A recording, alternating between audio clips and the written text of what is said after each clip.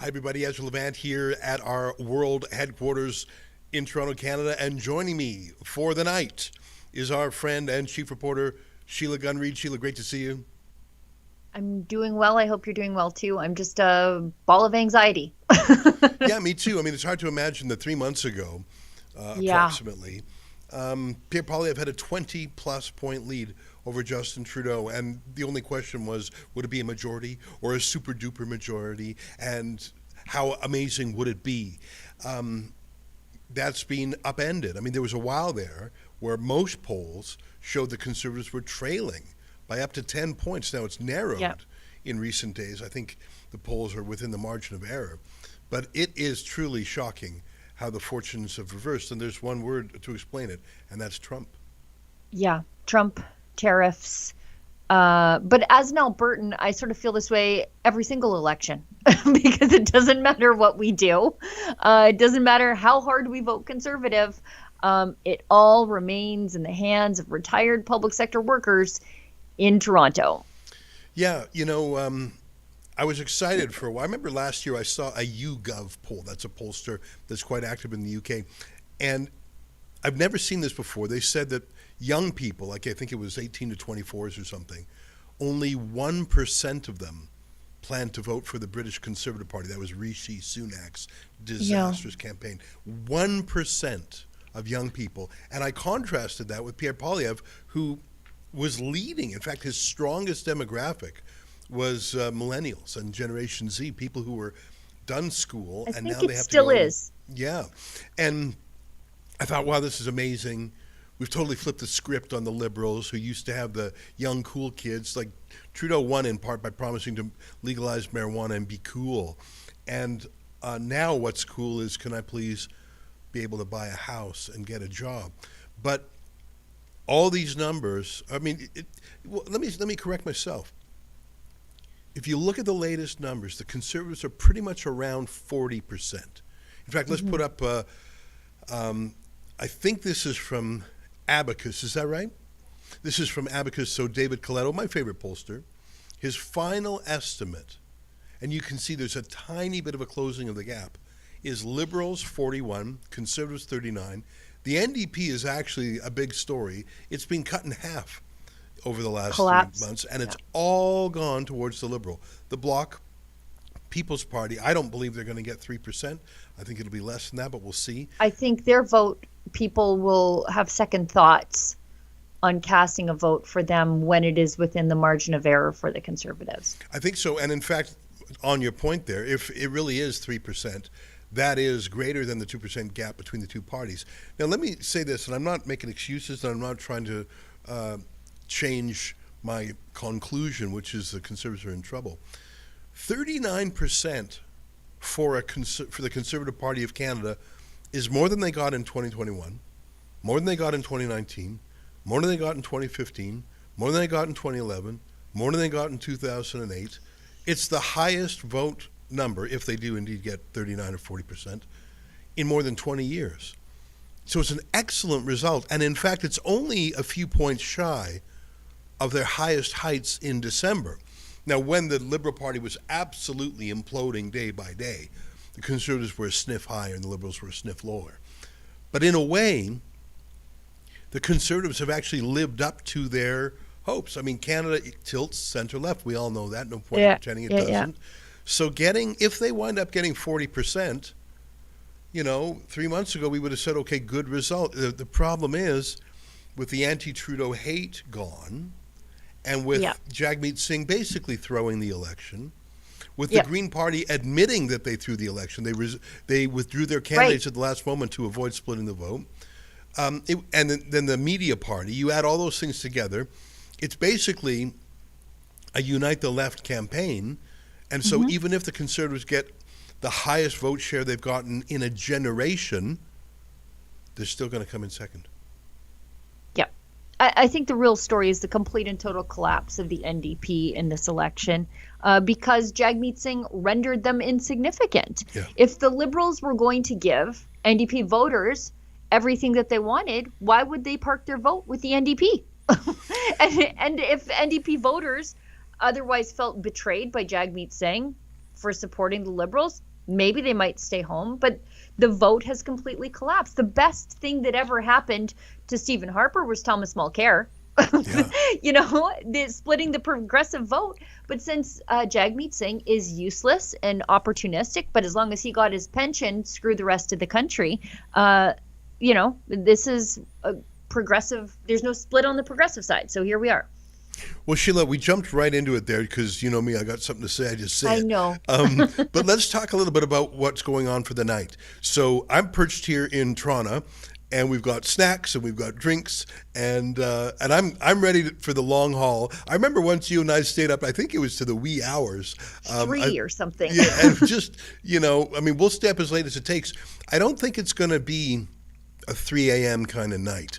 But it may well be. Look, this could be over quite quickly. It could be a total wipeout with the Conservatives in Ontario. I don't think it will be.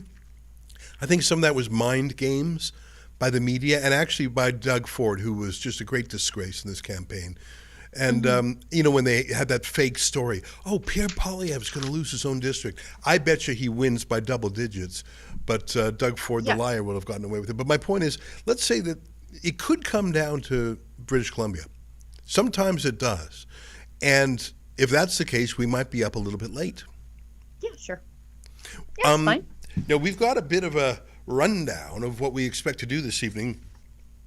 There have got to be almost 20 names of people who are going to be joining us from one place or another. Now, one place we're not going to be is the Liberal campaign headquarters, because although Mark Carney personally told me when I met him in Davos, Switzerland last year that he's fine answering tough questions from Rebel News, it was actually a lie. And when he sees Rebel News reporters, he sends police to arrest us. So I don't want our team to be arrested tonight of all nights. And so we're not actually going to attempt to do some journalism where the Liberals are around. And that's going to be actually one of my main fears as the proprietor of Rebel News. If Mark Carney wins, I suspect we'll have an onslaught of censorship. I suspect Bill C-63 will be revived. And they hate Rebel News. Sheila, I was just tabulating the number of views and impressions that Rebel News got over the last, since the campaign started. We added up our YouTube, our Twitter, our Facebook, our Instagram, our emails, our radio spots, et cetera, et cetera, et cetera. And the total number, I'm going from memory here, was about 320 million views and impressions. That's 1/3 of a billion. Not quite as much as we had during the trucker convoy, but it's still an astonishing number. In fact, if you look at the CBC's rate card, Sheila, on any given month they have around 320 million views and impressions. So for the last 5 weeks, we have been pretty much as big as the CBC, which is why they want to stop us so badly. And yeah, I'm a little bit afraid of that. I'm a lot afraid of that if they win. But we have, that was just me talking about the Liberals for a minute, but we have people hither, thither, and yon. We've got Alexa Lavoie and Tamara Ugolini in Ottawa at the Conservative Party HQ. And we're going to check in with them from time to time. That's going to be pretty exciting. We've got our friend David Menzies in London, Ontario, where Andrew Lawton is the candidate. You may remember Andrew. He was the lead journalist with True North, and he used to be a radio talk show host, etc. Now he's running, and it's a real winnable riding. But with the polls as they are, it'll be up and down. Who knows?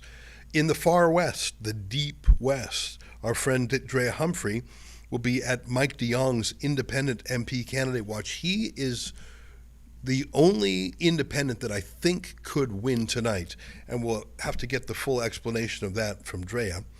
Also, on Vancouver Island, you may have noticed over the last month that Kat Canada, as her online name is, I think her real name is Katrina Padova, is going to be at Aaron Gunn's Conservative headquarters. Aaron Gunn, again, one of my favorite journalists and documentary filmmakers who is now running. So we will have people at some really fun campaign offices. Now, 3 out of 4 of them, I acknowledge, are Conservative, but I just don't want our people to be arrested by Mark Carney's goons tonight. That's all.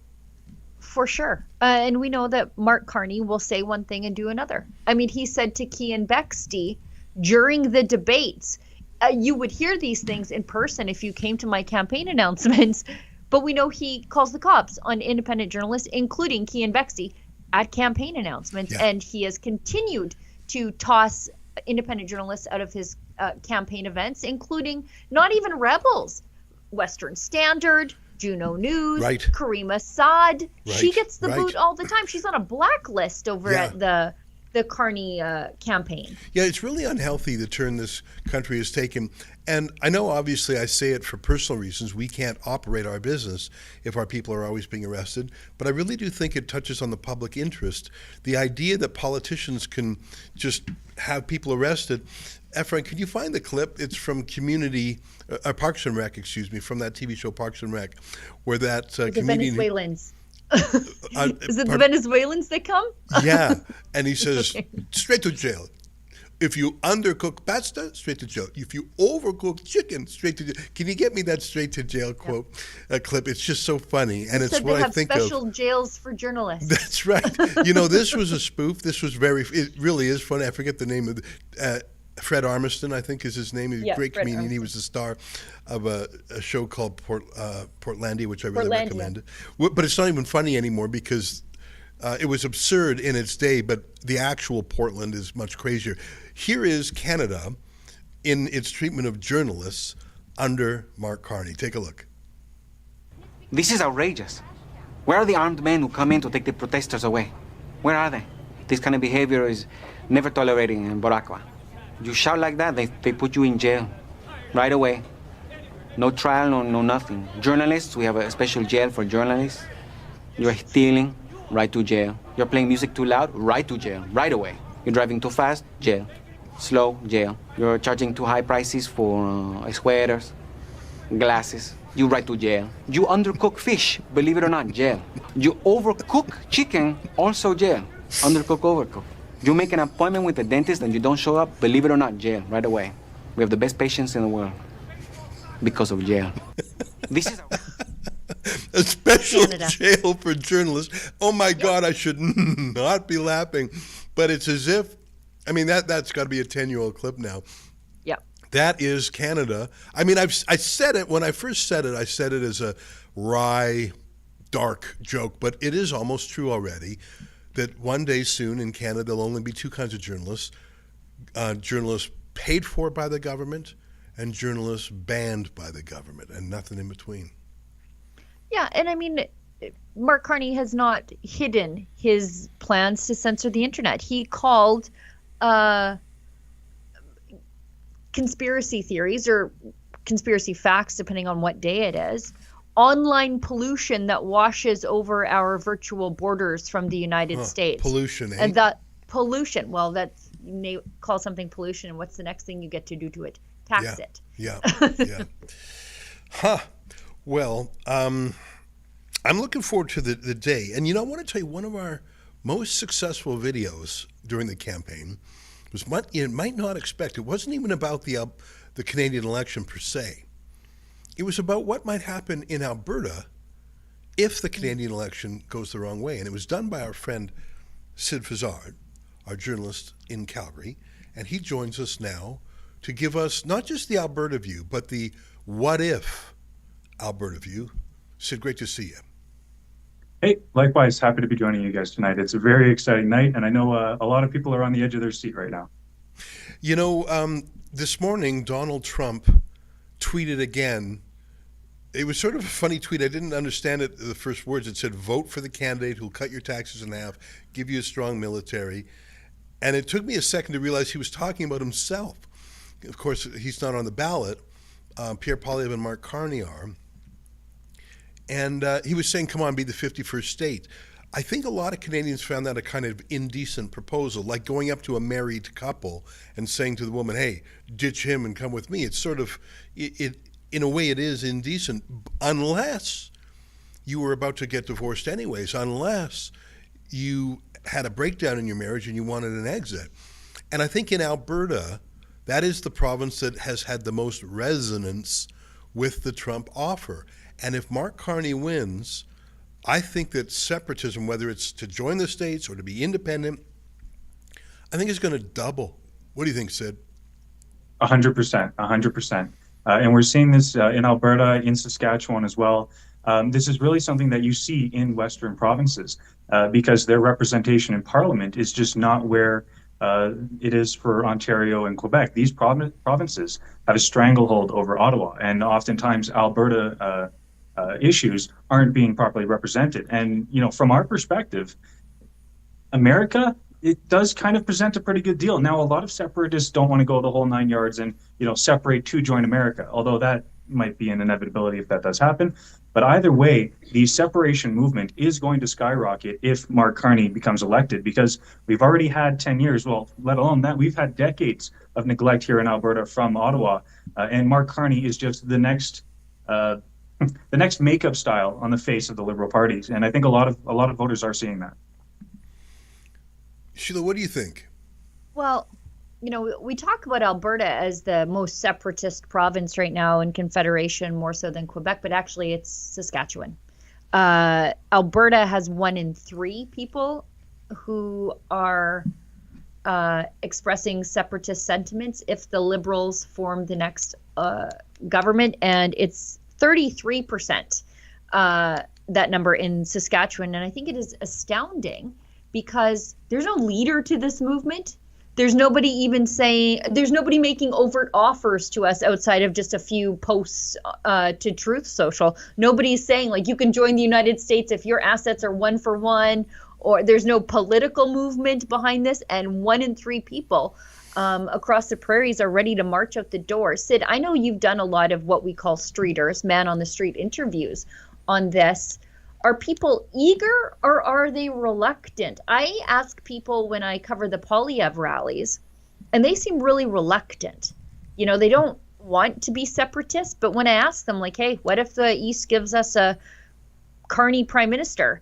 And they say, well, then there's nothing here for us. Are the people you talk to, are they eager or reluctant? Well, it's both, right? Because they do want a change. They do want opportunity. They do want the things that have been neglected for so long. And part of that is, well, there is dismay because look at myself, how many Albertans are actually from Ontario? I'm actually from Toronto, right? I've been living here for a few years. And it's just so palpable, the plight against Ottawa here and the fact that they have been neglected. So it is both. It is excitement to see, the opportunities that might be out there. But it is also, a bit of remorse because you want to have a good relationship with your federal government. You want to have a good relationship with the rest of the country. But if the ruling party simply doesn't want that, simply sees you as something that they can neglect, well, obviously you're not going to want to stick around. And this is, I asked people on the streets, and I asked some people at the Pierre Poilievre's event here in Calgary, is balkanization on the ballot? And a lot of people think so. They don't think that it's going to be, the immediate next thing that happens after the election, but that sentiment is going to skyrocket. Well, we'll find out soon enough. I have a text into the Premier of Alberta. From time to time, she hops on the Skype to give us an update at Rebel News. I think she'll want to very carefully see the results, and if it's a dramatic result, she may confer with her team before making a statement. But I'll see if I can get her to give some sort of comment tonight. I'm not saying it's impossible for the Conservatives to win tonight, but, a lot of people say don't believe the polls, the pollsters are liars. Could be. I mean, the pollsters said there was a microscopic chance that Donald Trump would win in 2016, and the pollsters were wrong. My favorite pollster in Canada, David Coletto, said that there's a shy voter or there's sort of a syndrome that sometimes people don't tell the truth to pollsters. They say a socially acceptable answer. They give sort of a peer pressure answer. He said that there was a kind of statistical error that could creep in, and that might explain things. But I think it feels like desperation when people are saying, oh, the polls are all wrong. 10 different pollsters, all trying to get the title of being the most accurate pollster. I don't think it's a conspiracy of pollsters, and I know people are saying that I shouldn't trust pollsters. I just don't think 10 people are trying to trick us. Yeah, I don't. Yeah, after you. No, I'm here all night. Well, it is very interesting to see the polls that have been coming out, and the fact that polls have been a dividing factor for some voters. Do they believe it? Do they not believe it? It is very interesting. And it has been, from a lot of their perspective, a difficult election because of, the influence that Trump has had on it, and because of the reskinning of the leader of the Liberal Party of Canada. But I think one thing that is interesting is the fact, and you guys have mentioned it earlier on in this live stream, is the Green Party and the NDP. They're both tanking to give support to the Liberal Party of Canada. And if I could add one note on that, it's that how disingenuous of a party do you have to be if your whole campaign platform is to help another party? After this election, if they still exist, I think that would be a shame. Well, I think both parties are tricksters, and I think some of their conduct was questionable. It would be as if someone faked a car accident to get a settlement, and both sides were in on it. That's how it feels like. That's how it's felt for the last couple of years with Jagmeet Singh. Like he was play fighting. He wasn't genuinely fighting. Sid, it's great to see you. And once again, congratulations. I think your video, your street. In fact, Efron, why don't we dig up Sid's video and play a couple minutes of it? Because I think that was actually the most viral video that we've had so far in the campaign. You obviously did two things. You struck a nerve, but you also gave people a voice. Here's the thing, and I'm so old, Sid. I remember Ted Byfield and the Alberta Report decades ago, before the internet, when Preston Manning started the Reform Party. And the Alberta Report magazine sort of made this promise to its viewers. We will report accurately on the growth of the Reform Party, and we will report fairly and honestly, and you can find out what's going from us. I mean, they were also supporters, but simply the act of not disparaging and not lying and not gotcha-ing the growing Reform Party made Alberta Report a very important magazine, and it made people love it because all the other newspapers in the country, all the TV stations, they couldn't talk about the Reform Party without like spitting. Mm-hmm. And I think that if Mark Carney wins tonight, and if that's the starter pistol for Alberta separatism, what can people expect from Rebel News? I think they can expect, that we will give a fair hearing to separatism. We will treat their people with respect. We won't mock them. We won't denounce them. We will listen to them and their genuine grievances, and that will distinguish us from the absolute total war that will be waged on these people by the CBC and the rest of the regime media. So that's my promise to Alberta, the province of my birth. Hey, Sid, let's close with some clips from your video. Do we have those handy? Yeah, looks like we do. Let's watch a bit from your viral vid, Sid. After generations of neglect and abuse by the federal government in Ottawa, many in Alberta have had enough and are strongly considering a move towards provincial independence. This feeling has escalated drastically in the past few months as the Liberal Party has not only provoked a trade war with the world's biggest superpower and our closest ally, the United States, but also allowed for the expat globalist Mark Carney to replace Trudeau's prime minister without an election, mandate from Canadians, or even a seat in the House of Commons. Now, recently, Rebel News conducted a poll through Ledger, showing that if given the option to separate from Canada and join the United States, 10% of the province would agree. And if the Liberals win the next election, this jumps to 15%. But remember, this is a poll on separating and joining the United States. Today, however, the topic is simply separating from Canada once and for all. Mere days ago, an election was called, but for many Albertans, the damage has already been done. For separatists, two outcomes have risen to the forefront. Either the federal party that wins will adhere to the provincial demands laid out by Premier Danielle Smith, and Alberta retains its confederation status, or a referendum for independence will be held in the near future, which could solidify plans for the province to separate from Canada once and for all. Canada would consider an energy embargo on the United States. And I want to, as leverage, what do you think, what do you make of what she said? Well, first of all, it's oil and gas is owned by the provinces, principally Alberta, and we won't stand for that. And you should never, ever threaten something you cannot do. If they were to proceed down that path for some reason, what would be Alberta's response? Well, they will have a national unity crisis on their hands at the same time.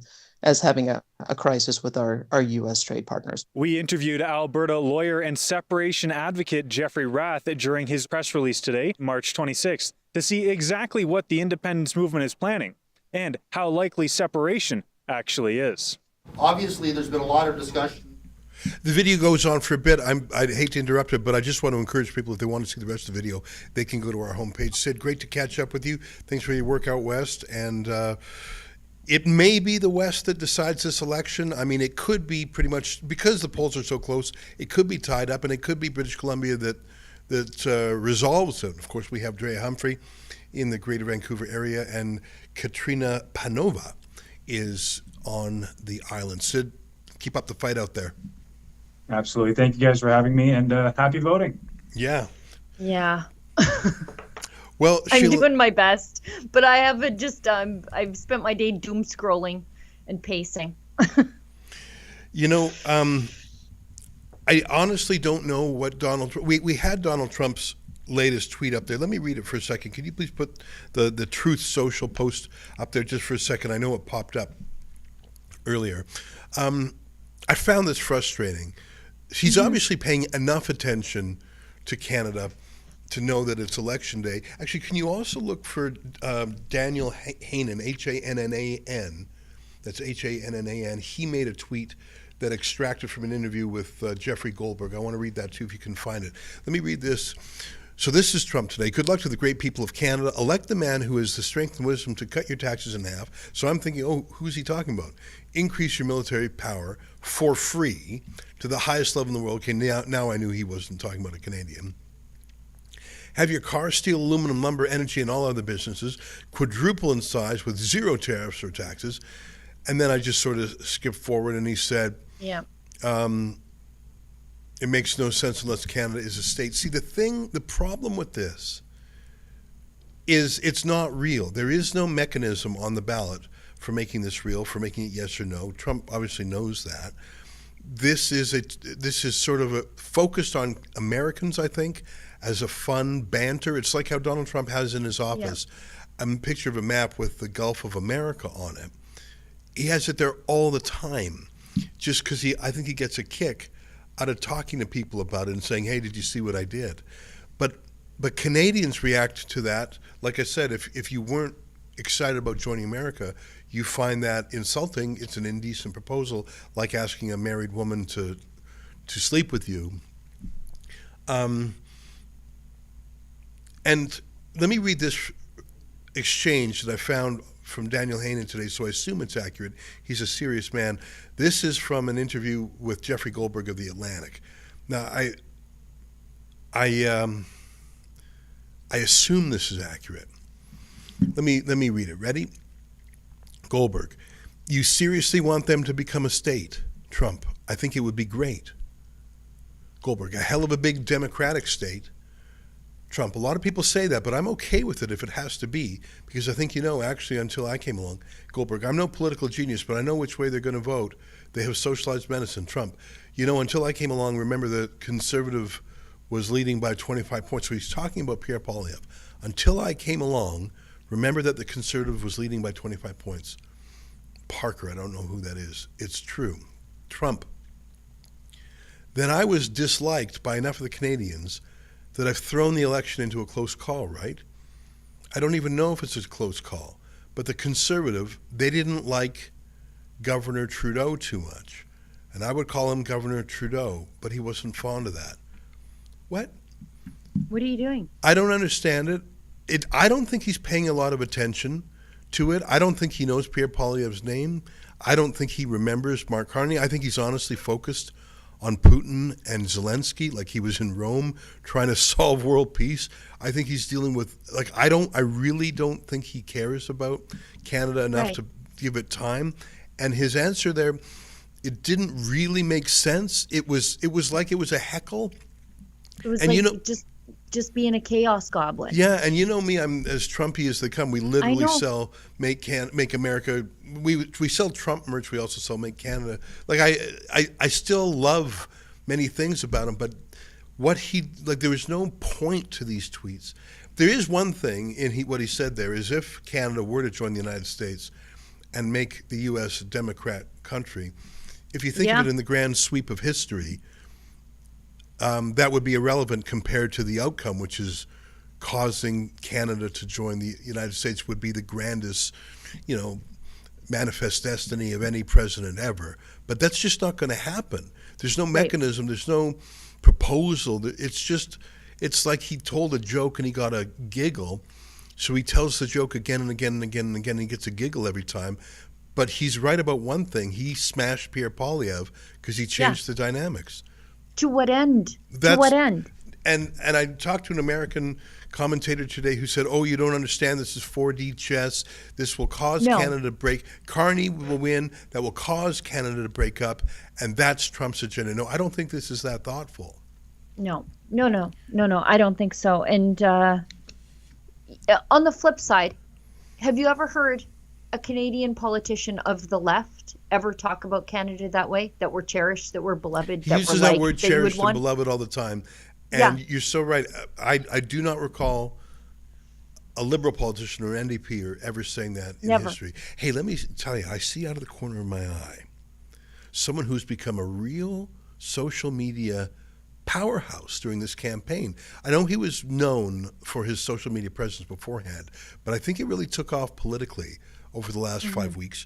I have never met him before, but I follow him, and his work is always being sent to me, so I'm really delighted he accepted our invitation to come on tonight. I'm talking about Mario Zelaya, who is active in many domains, TikTok, Twitter, etc., and he joins us now via Zoom. Hey, Mario, welcome to the program. Great to meet you. Likewise, Ezra. Thanks a lot for having me on. I really appreciate it. Well, tell us a little bit about yourself. I see you everywhere, and everyone sends me, you say, you got to check this out, you got to see this guy. Give us a little bit of a background for those who are not quite as familiar with you as we should be.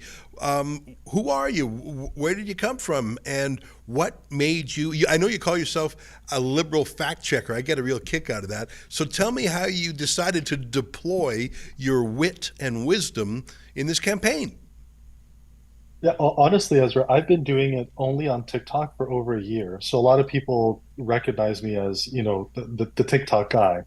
And I only recently, 'cause I don't have much time. Like I own a lot of different businesses in Canada and the US. And I'm very busy. And so I only do this when I have free time. And obviously, I've been putting a lot more time into it ever since the election happened. But it was only recent, about, I think my account on X is maybe 5, 6 months old. One of my social media guys on my team is like, let me just post all your old stuff. I'll do it on Instagram as well. And let's get it going. And he's like, just you post as you normally do on TikTok and I'll post it for you. And I said, yeah, if you could, that'd be awesome. I'm like, I don't have any time. And so those accounts are brand new, and I think in the past 3 months, I think I'm at over 100-something million views just on those two new accounts. And my only regret is not doing it sooner, to be honest. Yeah, the big joke is like I will fact check liberals whenever possible. I mean, and I got to be honest, Ezra. I think in terms of like depth of knowledge and breadth of knowledge of politics, especially historically, I don't come anywhere near close to you. Like, I mean, I see you talking about a lot of stuff, and I'm nowhere. I would say that my knowledge is really, my history is probably within like a 4 or 5 year time frame, and I think within that time frame, I have quite a bit. Well, I appreciate your flattering words, but the ability to connect, I think authenticity is the number one thing. Are you real? Are you speaking honestly? People can detect BS a mile away, especially Gen Z. I mean, young people have a BS detector. And so I mean, you look like you're probably in your 30s or 40s, but I think you've got that youthful vibe, and TikTok itself has that. So I think you probably have access to your stats. Are your viewers, I guess TikTok's a younger medium. What's the average age of your viewers? What's the gender breakdown?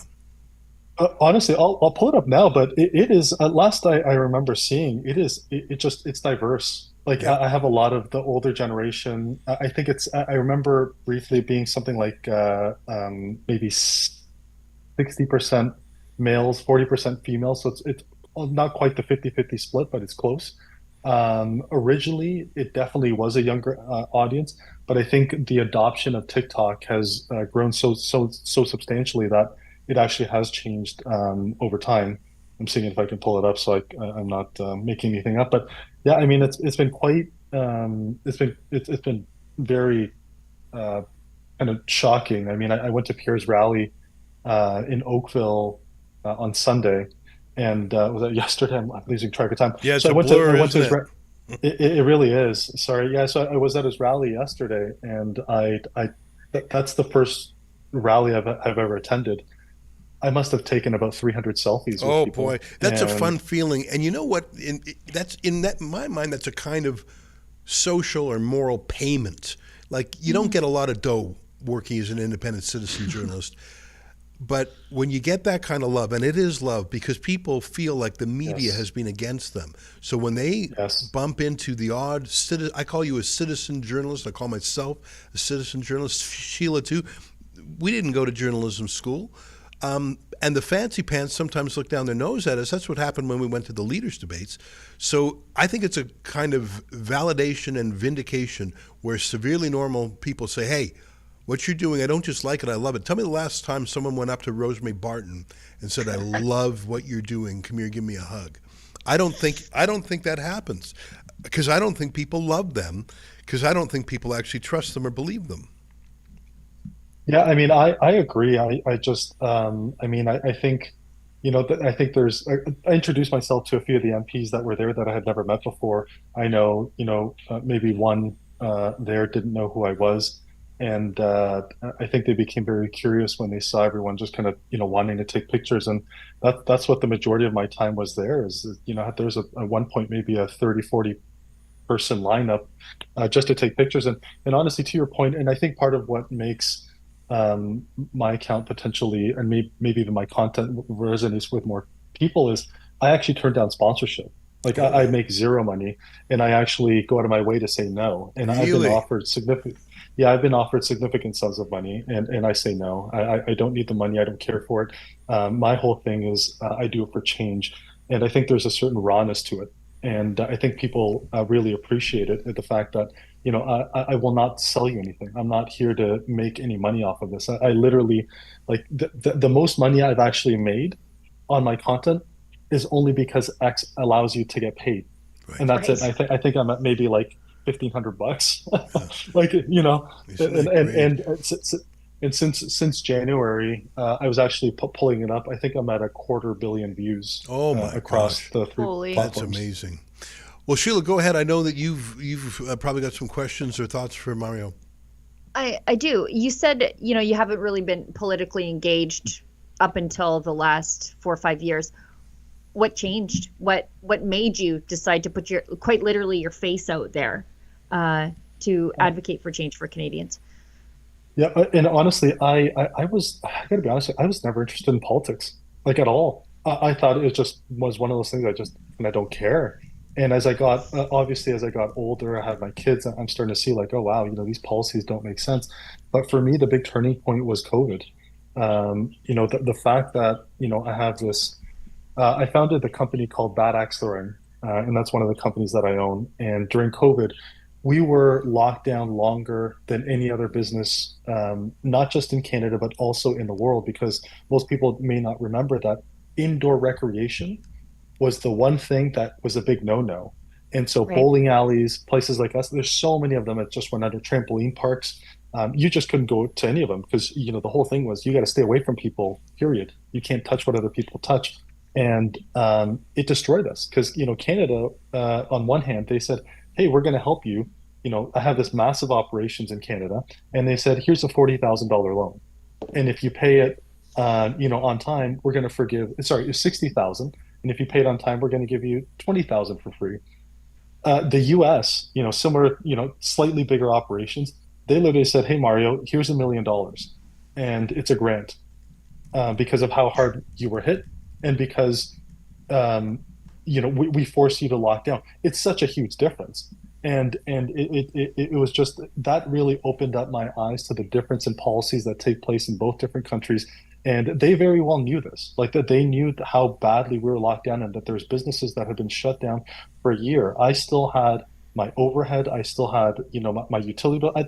I still have my insurance. You can't leave these places empty. They made you go to these locations like at least once a week. So I'm still paying my staff. And from then on, I was like, this is just pure tyranny, and nothing makes sense. And that really kind of shifted my mindset of, I really need to start paying attention to stuff because it really affects me more than I think. And that's when it started kind of just snowballing more and more, especially as I'm starting to see like, you know, I I own luxury vehicles, and my whole thing is like I can't even drive them anymore. Hmm. I literally can't take them anywhere without being worried about someone pulling a gun on me and taking the car. And so these things started becoming more and more apparent where I'm going to be in big trouble.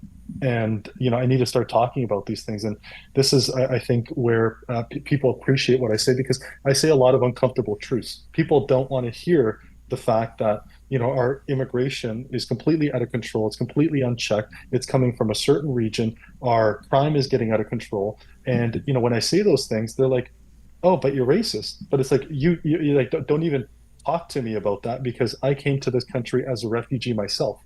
I am an immigrant. I am Latino. English is my second language. So don't you dare try to kind of point the finger and pull the is card. It's always racist, fascist. It's always some sort of an is that they accuse you of.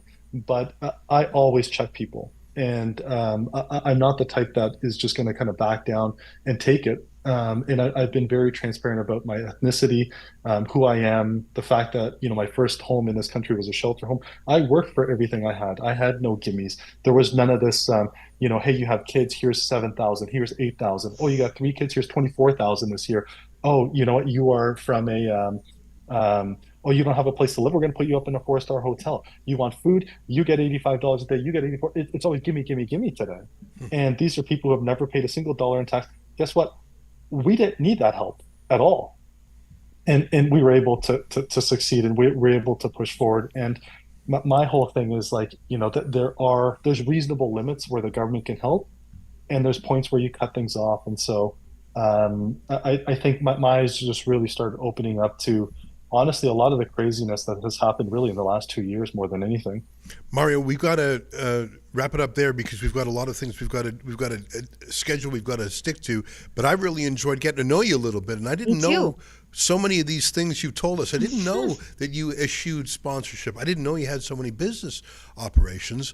And but I'm on TikTok. I know I shouldn't be, but I am. I love it, and I know that's your forte. But I'm so glad you moved into Twitter, which is a very political place, because I think it's made a difference. Keep in touch. I hope we can talk again, and we'll be watching with admiration. Likewise. Well, thanks so much, guys. Huge fans. Thank you. Thanks, Cheers. Mom. There is Mario Zelaya. We have only a couple minutes before our next guest joins us, and he has been on my show a number of times during the campaign. His name is Sam Cooper, and he has an independent news source called thebureau.news, and he's an expert on foreign interference. So we're going to say hi to him. That's a few minutes away, but I wanted to take a minute, Sheila, because I see that we've got some super chats, some of which are amazing. I mean, Donald Anderson, even before we started, said, "Hey, Ezra, hey, Sheila," and shipped in $50. That's amazing. Nice. Thank you. Donald, thank you for that. Alex Greer, $5.49, and it's a picture of a cat or a fox. I'm not sure which. Next, I see Paul Newman for $7. He says, if Carney wins, support for separatism in Alberta and Saskatchewan will probably hit 50% within the next 12 months. And honestly, it's probably for the best. It'd be interesting to me to see who steps forward to be sort of the leader of the movement. I think that's always such a key. This guy, Trucks, has $1. What do you think of the chances are of voter fraud concerning the use of pencils? I actually, I think that Canadian voting irregularities are likely to be less in America because we don't have the same computerization. There is advanced voting and mail voting, but it's not as widespread. I'll be honest with you. My entire life, I remember voting in pencil. So I don't think it's something new.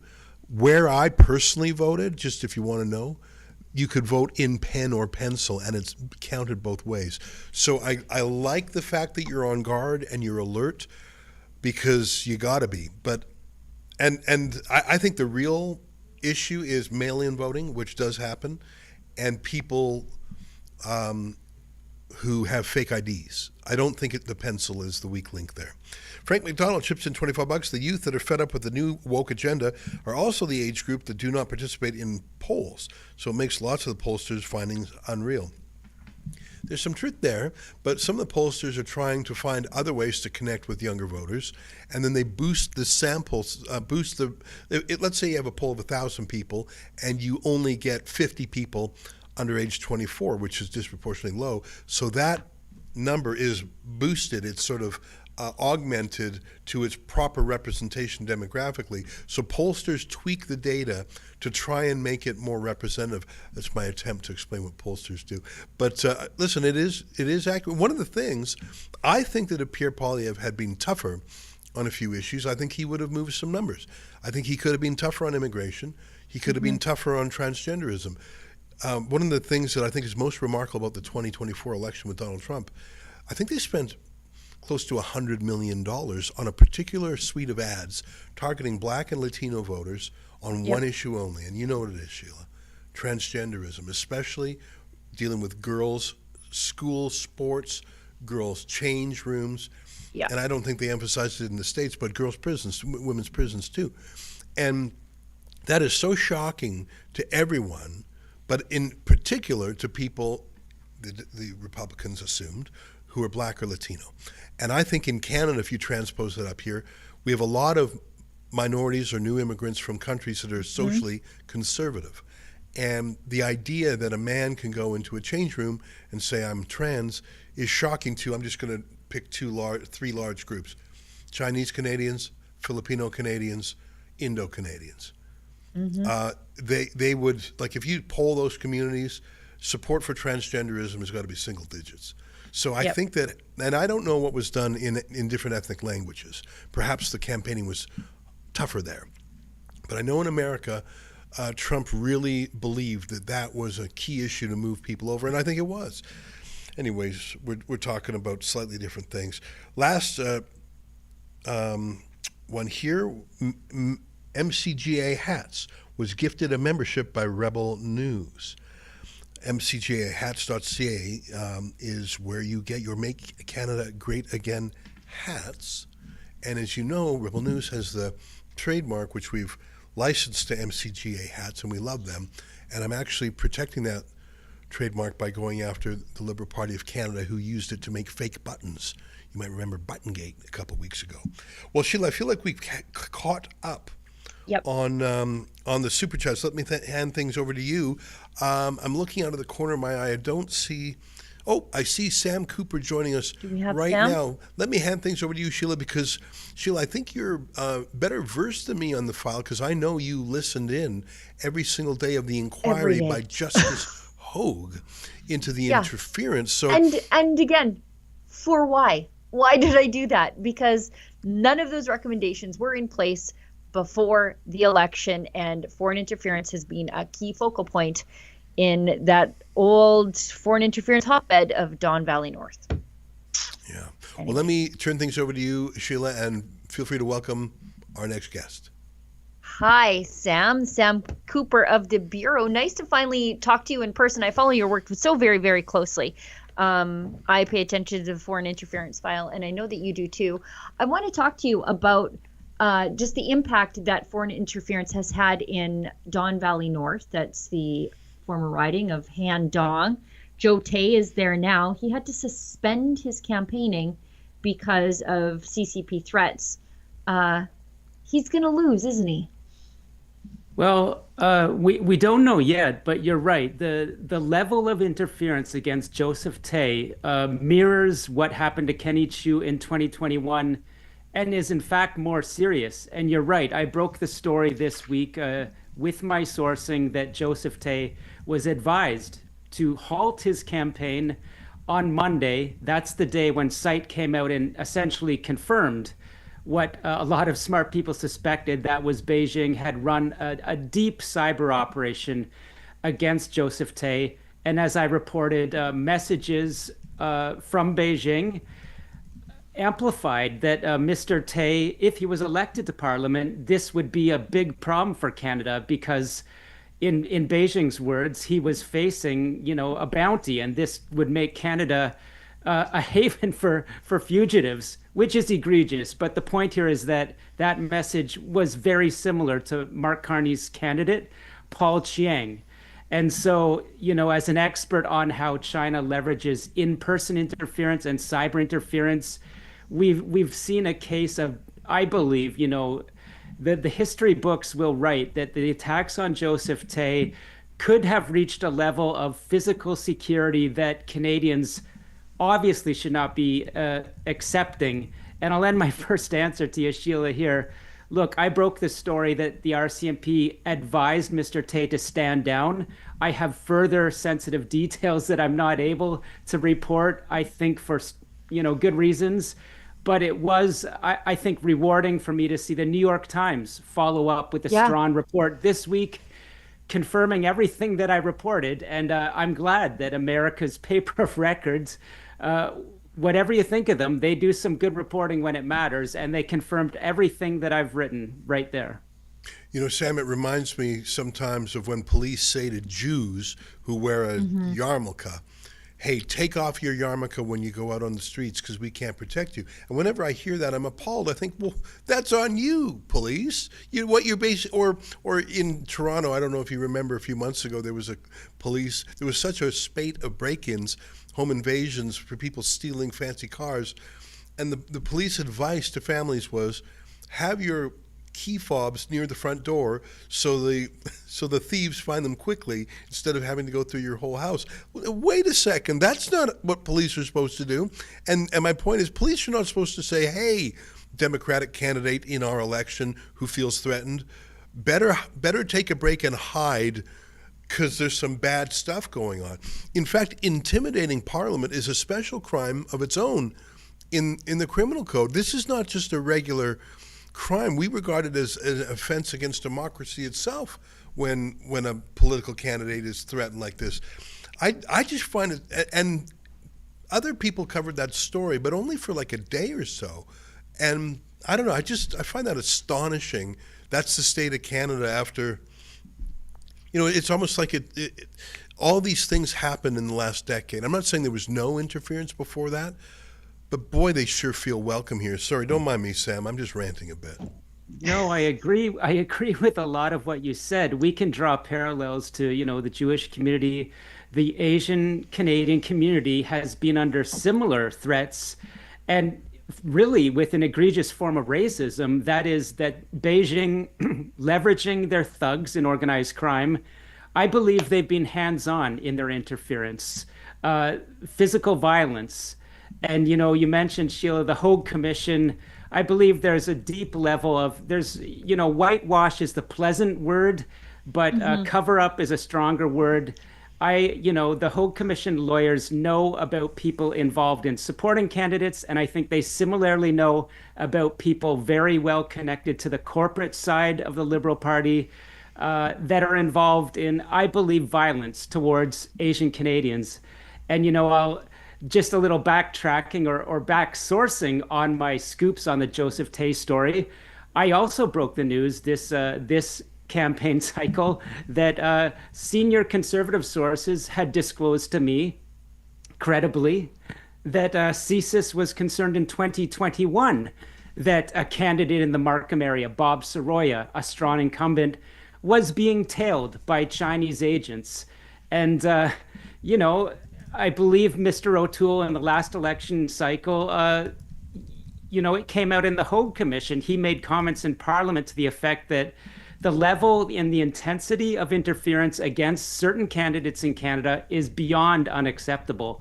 And so that's happening in Toronto. It's happening in the Vancouver area. And, Ezra, to your comment, the police throwing up their hands and saying, hey, you'd better not campaign because we can't protect you. Or, hey, you'd better, hide your Star of David under your shirt. Imagine, telling people, hey, there's people out burning crosses in a certain area. Better stay home. Don't exercise your rights. It's all bad. It is very bad. And I think it speaks to a deeper issue that, look, we need a change of laws in Canada around counter-interference, counter-terrorism, Terrorism, we've got some of the stronger laws, but very obviously anti-organized crime. And that just speaks to a lot of issues in this campaign. Yeah. You know, it reminds me, historically, let me go even further back, when some schools in the South were integrated by race. And the National Guard was sent in, and I'm going from memory here, but in one case, I think there were literally 30,000 National Guard that were sent for a girl to go into class. And my details might be slightly off. Like, that's a massive response that's as much a show of force as an actual use of force. And I don't know what the analogy would be in 2025, but you don't just fix the problem. You fix the problem and show such tremendous resolve and strength. But they didn't. They threw, and he seems like such a gentle man.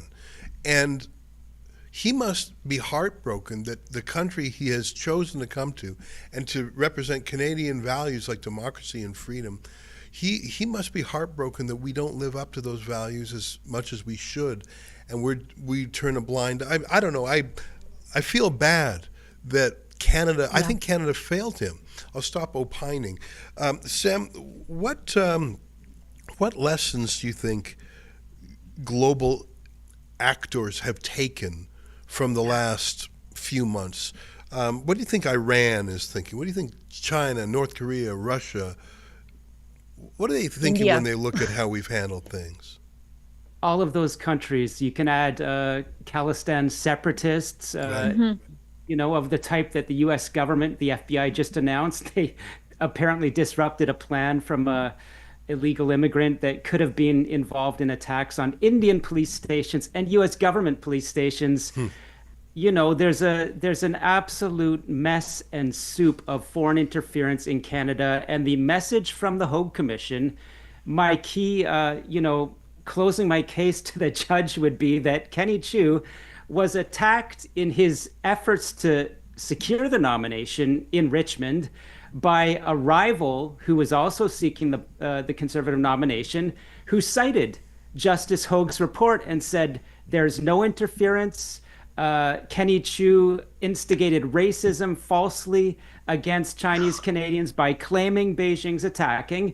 And look, I find it a little hard not to get worked up about that, but I say that Kenny Chiu was attacked again by the whitewashed Hogue Commission, and those lawyers, I think, wear that. You know, Ezra, we're not the United States, and I'm not a lawyer. I wanted to be one once, but you mentioned, a show of force, allowing a young black girl to go to school. We need similar, efforts in Canada legally with law enforcement. And, I would not be on saying there's a class action suit that needs to be filed for the diaspora people living under fear of thuggish foreign regimes that have been given the green light by Justice Hogue and the lawyers around her. And it's not me arguing this, Ezra. The groups that were behind telling, journalists that Joseph Tay was being attacked have made the same arguments. They said, thank you, Justice Hogue. You have made the problem in Canada worse. Jeez, unbelievable.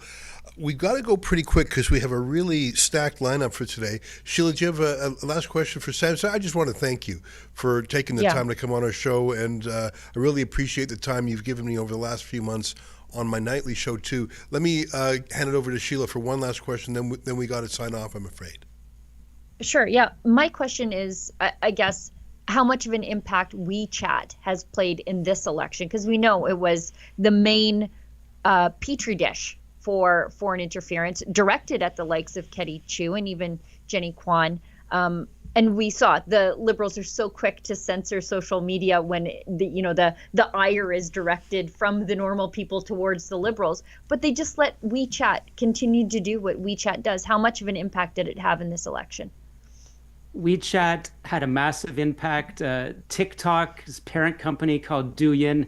What we know is that, I've been monitoring, due to my great connections with Chinese Canadian journalists that monitor WeChat for me, I've been, breaking stories on open source findings that, look, Pierre Poilievre and the Conservatives were attacked again as a just as Aaron O'Toole was. The message is that the Conservatives are anti-China. The Conservatives have pieces in their platform which are instigate racism against Chinese Canadians. Again, pure misinformation and being rolled out, I would say, very strongly on WeChat platforms.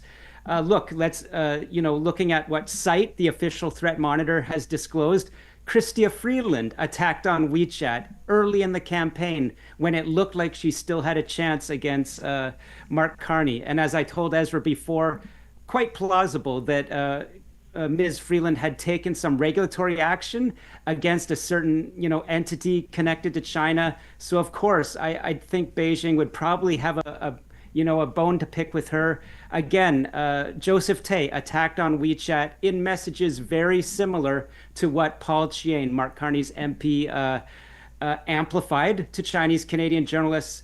So to wrap up my answer, that vector of Chinese intelligence and propaganda run into millions of eyeballs in Canada from the Asian community is running full steam, and Canada, at least we're being told while the election on that it's being used, but nothing's being done to stop it.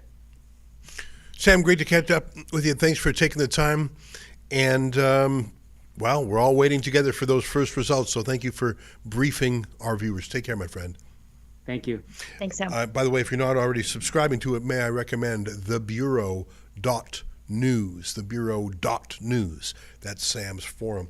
Well, Sheila, we just have about a minute or so before we have to switch over to Ottawa, where our friend Franco Terrazzano of the Taxpayers Federation will be joining us. But I just want to give you a super quick update.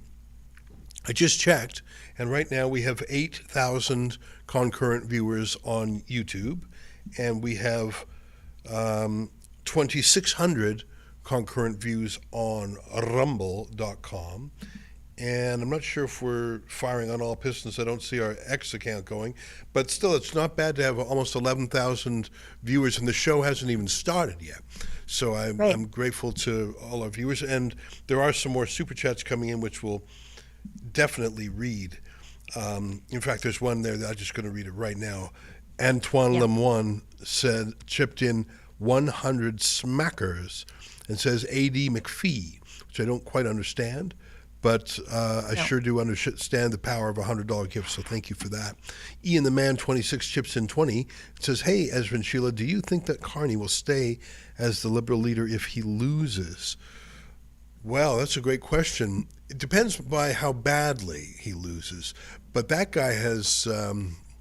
I don't know. It's tough. On the one hand, I think he's been planning this for a long time, so he has wanted to do this job. In fact, there was this whole excitement that maybe he was going to make a move a few years ago. On the other hand, I don't think he's built for opposition and being second banana. This guy was an oligarch. This guy flew private jets. This guy was a director of the World Economic Forum. This guy was a master of the universe. He was hanging out with Xi Jinping. You don't get to do that if you're the leader of the opposition. You spend your time on the rubber chicken circuit, going from riding to riding and church basement to church basement. He didn't want that. He wanted to go straight from the boardroom, the C-suite at Brookfield, straight to being PM, no election, and then just basically 5 weeks of reading a teleprompter. That's what he wants, and he just might get it, but... if he doesn't get it, I don't know if he's built for opposition. Hey, I see out of the corner of my eye, one of my favorite guys is in position to join us now. You know who I'm talking about. He's the boss of the Canadian Taxpayers Federation. His name is Franco Terrazzano, and holy macaroni, this election has been about taxes in a bad way, in not a good way. Franco, great to see you. What do you think of, the poor taxpayer? Lord Thunder and Jesus, has he been beat up? Oh, no kidding. I mean, hey, first of all, thanks so much for having me on. This is going to be a lot of fun. But you know what? It's not just taxpayers today. It's really all of our kids and grandkids that are going to be clobbered here. One of the things I was actually a little bit surprised about, and maybe I'm a little naive, but, I thought Carney was supposed to be better with the math than Trudeau. Yeah. I thought the banker was supposed to be better with the numbers than the drama teacher, but, I guess I was wrong. Carney's budget plan, if we can call it that, is going to rack up like $225 billion. of debt over the next 4 years. Ezra, that's about $100 billion more of debt that even Trudeau was planning to rack up. Like, guys, I didn't know it was possible to budget worse than Trudeau. I guess I was wrong. Yeah, we've got your commentary here. Liberal leader Mark Carney is planning to borrow more money than former Prime Minister Justin Trudeau. I'm just reading from the taxpayers' website. That's an odd plan for a former banker because the federal government is already spending more on debt interest payments than it spends on healthcare transfers to the provinces. Yeah, I mean, I remember when Justin Trudeau had that goofy comment. We had a bunch of them, but one of them was the economy grows from the heart or something, or the budget balances itself. Like he from had the heart outward. From the heart out. And people just rolled their eyes, but I guess boomer women just said, oh, he reminds me of his father. He's so handsome.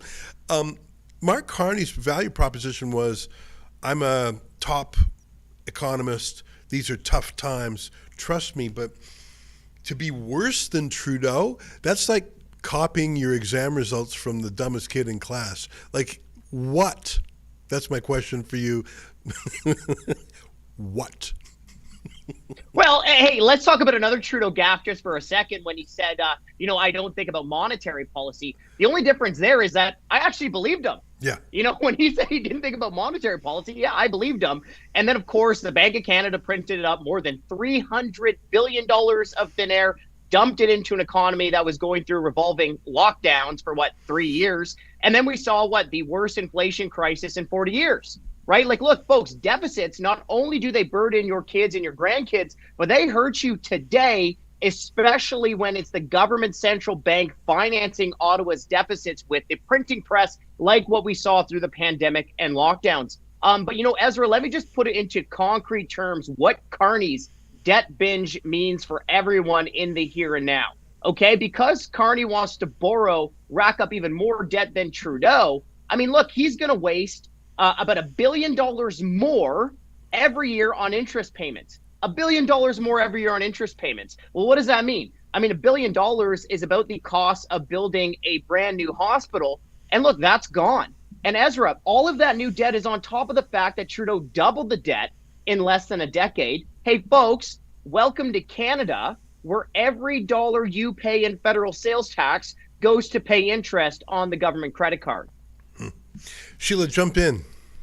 Sure, I'd love to. Hopefully you can't hear the vacuum running outside of my studio. Of all the times my kids decide to do their chores, it's when I'm live on TV. I can't hear it, Sheila. Okay, thank God. No, it's good though, right? It's like foreshadowing the need to clean up this mess in Ottawa. Right. That's one of the things I wanted to talk to you about because we saw that Privy Council report from Policy Horizons foreshadowing doom and gloom. Hunger Games style situations for the rest of the country or for the entire country by 2040. And that report was written in January. And now it just came out, but the report itself was written in January, which means that it was under the previous government's financial projections. And now they're $100 billion bigger. So my question for you is, are we like 2035? I'm strangling geese in a public park? Like, what can we look at here? Well, it's funny that you talk about 2040. There's another projection, this time from the parliamentary budget officer, that looked at what Trudeau's last budget and said, hey, folks, even at the best of circumstances under the Trudeau government, you're not going to get a balanced budget until 2040. Right. So I guess the budget doesn't exactly balance itself. But even under those projections, right, essentially the federal government had to say no to any new spending. Like, that would have been great, but it's kind of like me saying no to that second piece of pumpkin pie on Thanksgiving. Probably not going to happen if you look at the record. But look, I mean, things are already bad right now. I mean, look, if you look at all three levels of government, right, because you got federal governments, you have provincial governments in Canada, and then we all know how bad some of the municipal governments are. Well, like, almost half of your paycheck, rip your paycheck in half, because that's the tax man's, right? Already, Sheila, like, let's think about what we're going through right now, where people are spending more money going to the tax collectors than what they're spending on the necessities of life, like food, shelter, housing combined. So things are already in pretty bad spots here in Canada when we look at the mess that is our finances. Hey guys, I want to jump in for 1 second while you guys are talking smart stuff. I was Googling. I was on the Elections Canada page, and believe it or not, the first results have come in. And they will mislead you, and they will make you optimistic because, of course, it's just one poll in Newfoundland is reporting. I'm referring to central Newfoundland, where precisely one poll has been counted, one of 233.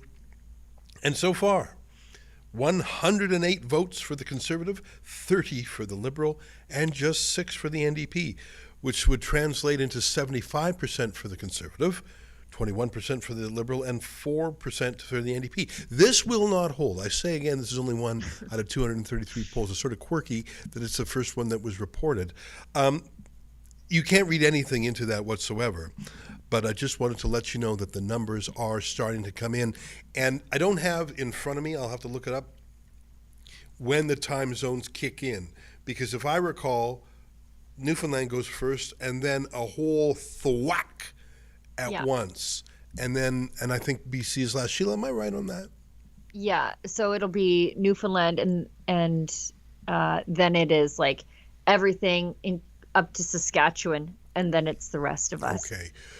Well, Franco, I know that you guys are absolutely nonpartisan because you've got to criticize every politician, because at the end of the day, every politician has the same instincts.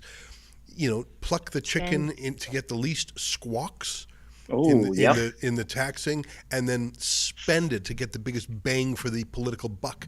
And every politician is that way. Some are merely worse than others. And it's so important, by the way, that freedom-oriented, small government-oriented NGOs criticize conservative parties, because otherwise they will be the worst of all. They should live in fear of you, Franco. I know you're a very friendly guy, but they should be afraid that Franco Terrazzano and your ally Chris Sims, and you got a great team, they should be slightly afraid of you whenever they see you coming. And it's because they don't control you, because they don't pay you. That's one of my favorite things about you, Franco. Well, hey, just ask the previous Conservative Party leader. What was his name again? I totally forgot. Exactly. Must have just slipped my mind. But just ask him what happened after he flip-flopped on the carbon tax. You know what I mean? So, but you're absolutely right. Look, we have never will take a single cent from any government, and we got to hold everyone accountable. Look, if you hike taxes, you waste money, we're going to come after you. You know, we only have a minute or so left with you, but I want to refer to your book, because although it was themed around the election, I think its value is enduring. So give us 1 minute on the book. Axing the Tax, the Rise and Fall of Canada's Carbon Tax. It details the true David versus Goliath fight against all the big elites in government, political circles, taxpayer-funded academics that were essentially trying to force carbon tax down all of our throats. People push back. But look, the fight is not over yet. Right? We already see Carney. He doesn't want to scrap the carbon tax. He wants to change it. He wants to hide it on Canadian businesses. And that'll mean higher prices for you and fewer jobs for your neighbors. So look, Canadians have fought back, but the fight against the carbon taxers is not over yet. You're so right. We just showed the cover of the book. It's a great cover, The Rise and Fall of Canada's Carbon Tax. God forbid if Mark Carney wins, we will have so much work to do because, of course, as everyone has noted, he did not scrap the carbon tax. He merely set it at zero, which would be like taking a car that the engine is still running and putting it into neutral. You can easily be put into drive. And that's the problem here. I truly fear that Canadians have been tricked, but I know you're on the case. Franco, great to see you. Thanks for joining us tonight, and good luck to us all.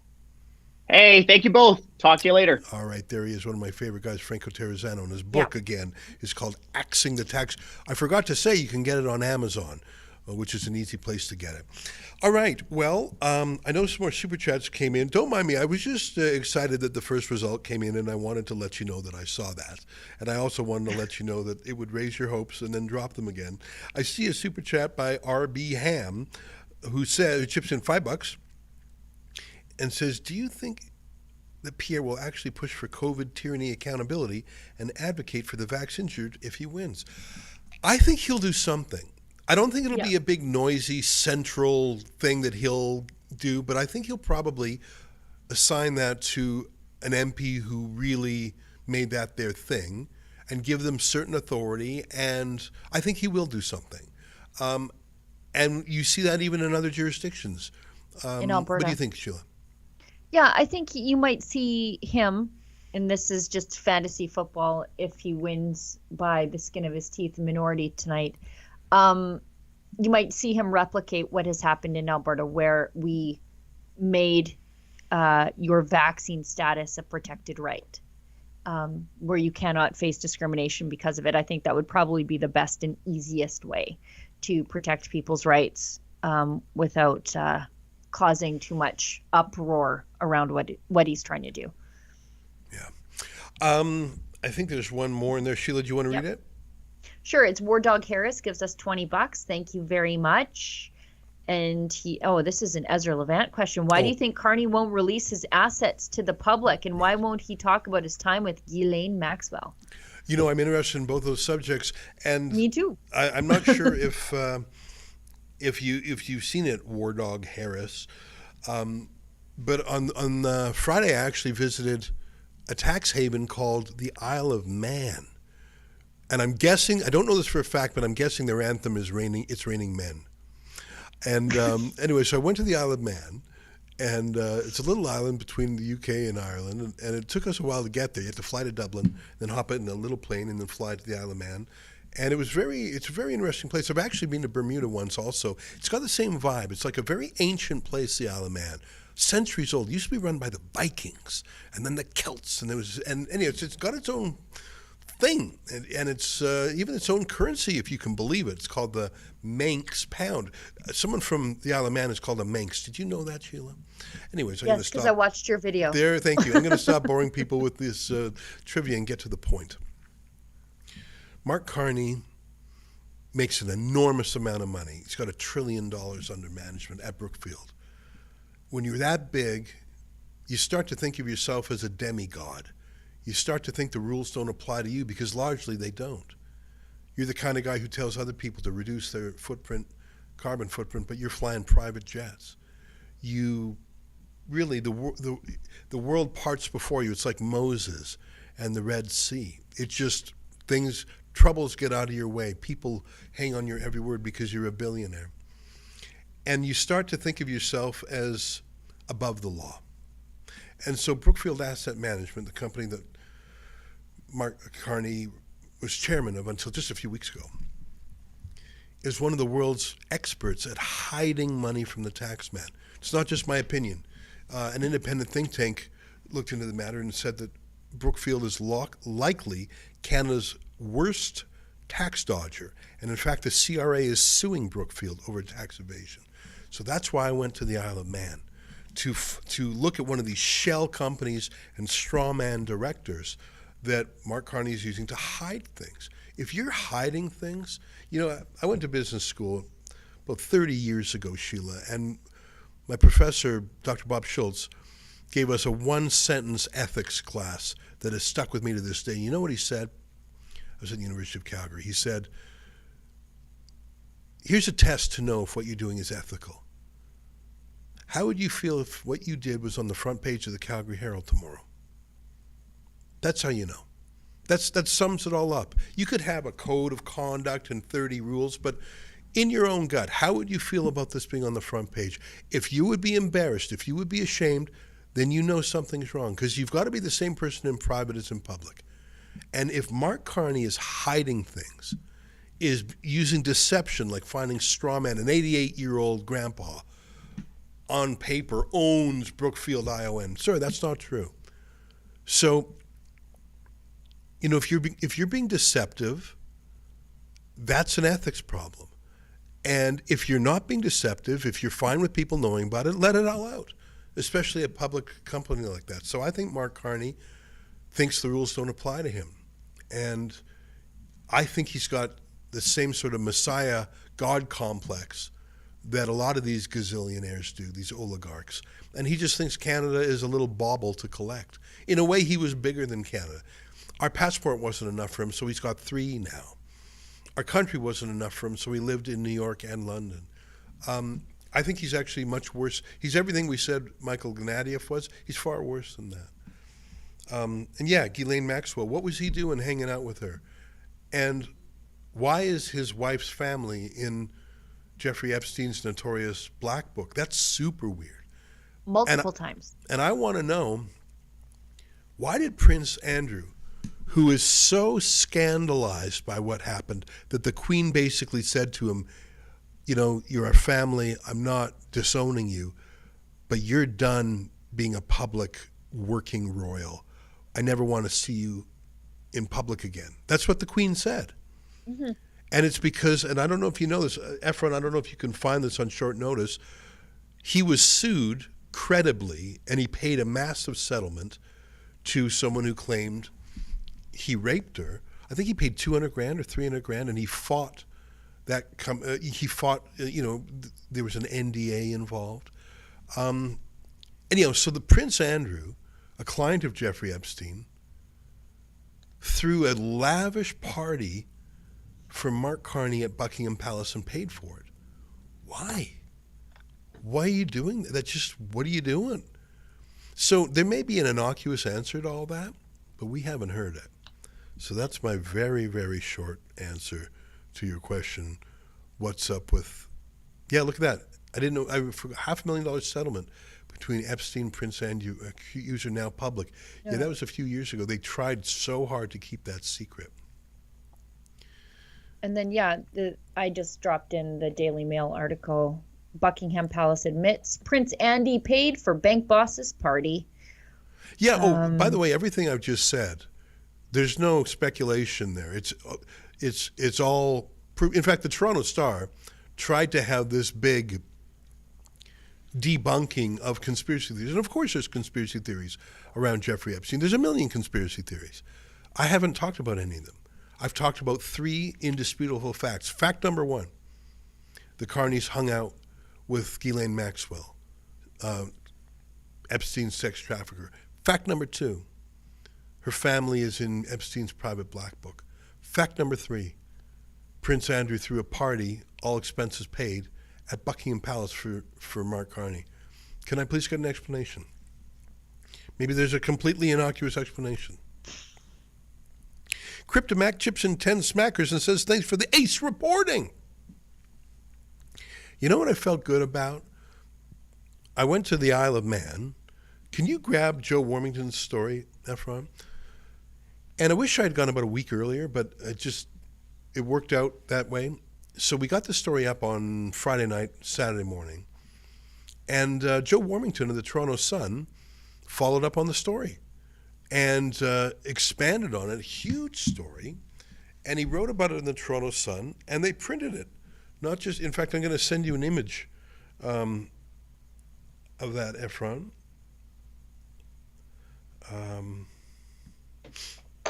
Just because I'm not so good with my computer, I sent it to you on Signal. It's a full-page story inside the Sun. I just signaled it to you if you want to.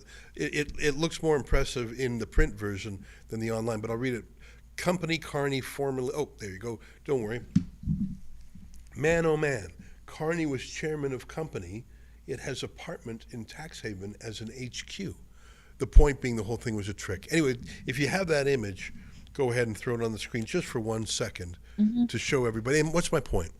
That was rebel journalism that was picked up by, I'm going to say the Toronto Sun is mainstream media. Of course it is. It's one of Toronto's largest newspapers. There's an image of the print version. There's our buddy Joe. And and they were courteous enough to throw us, to mention our work, give us credit for it, so I was very happy about that. Thank you. Sheila, I'm looking at our lineup, and in a few minutes we're going to join. I'm very excited to catch up with Alexa and Tamara. Actually, I think that perhaps our order of operations has changed. Yes. Let me give you a super quick update on viewership. We have about 8,000 watching now on YouTube. We have about 3,500 watching on Rumble, and we just got our Twitter going, so we have 300 people watching on Twitter. So you add all that up, it's a pretty respectable show, even though the results have not yet come in. But Sheila, while I'm distracted and trying to catch up here, let me hand it back to you. Sure. It sounds like we have our next guest waiting on us. So let's bring her on. And this is an issue that we said didn't get enough coverage during the campaign. It was something that I think Conservatives win on across the board. It's the issue that propelled April Hutchinson into our lives. Canadian powerlifter April Hutchinson is joining us now. April, there you are. Hi, April. How's it going? Good. Hello, Rebel family. How are you? It's great to see you again. And your issue, and we've dealt with other people fighting the same battle, including Amy Ham, the nurse out in Vancouver who was fired and investigated and harassed. Your issue really is on the cutting edge of public discussion, isn't it?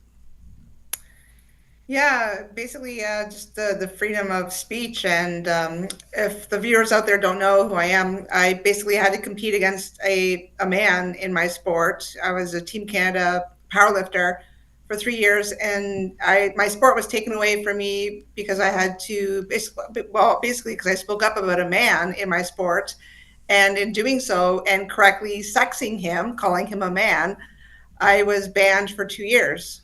So yeah, so not only was my sport taken away because I had to compete against men, which our government allows, but also my freedom of speech was basically taken away. You know, I'm sometimes asked, why don't moms of girls stand up, or why don't the girls stand up? And it's a question, it's a fair question, but it's typically by someone who doesn't have family in the sport. And the reason is you're going to be kicked out.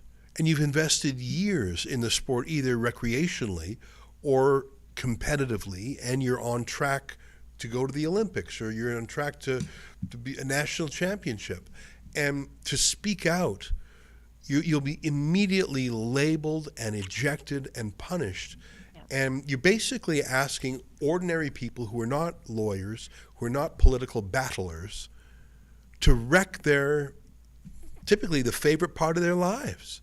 You know, if you're an intensely competitive athlete, that's something you love very much. And if you dare speak out for it, you'll be sacked. That is the answer when people say, how come more people don't stand up? That's why you're so rare, April, is that you were willing to risk the thing you love the most. That's unusual. It's definitely rare in Canada. You're definitely seeing more of it happening in the States. You know, and definitely see more of it in, I guess, team sports.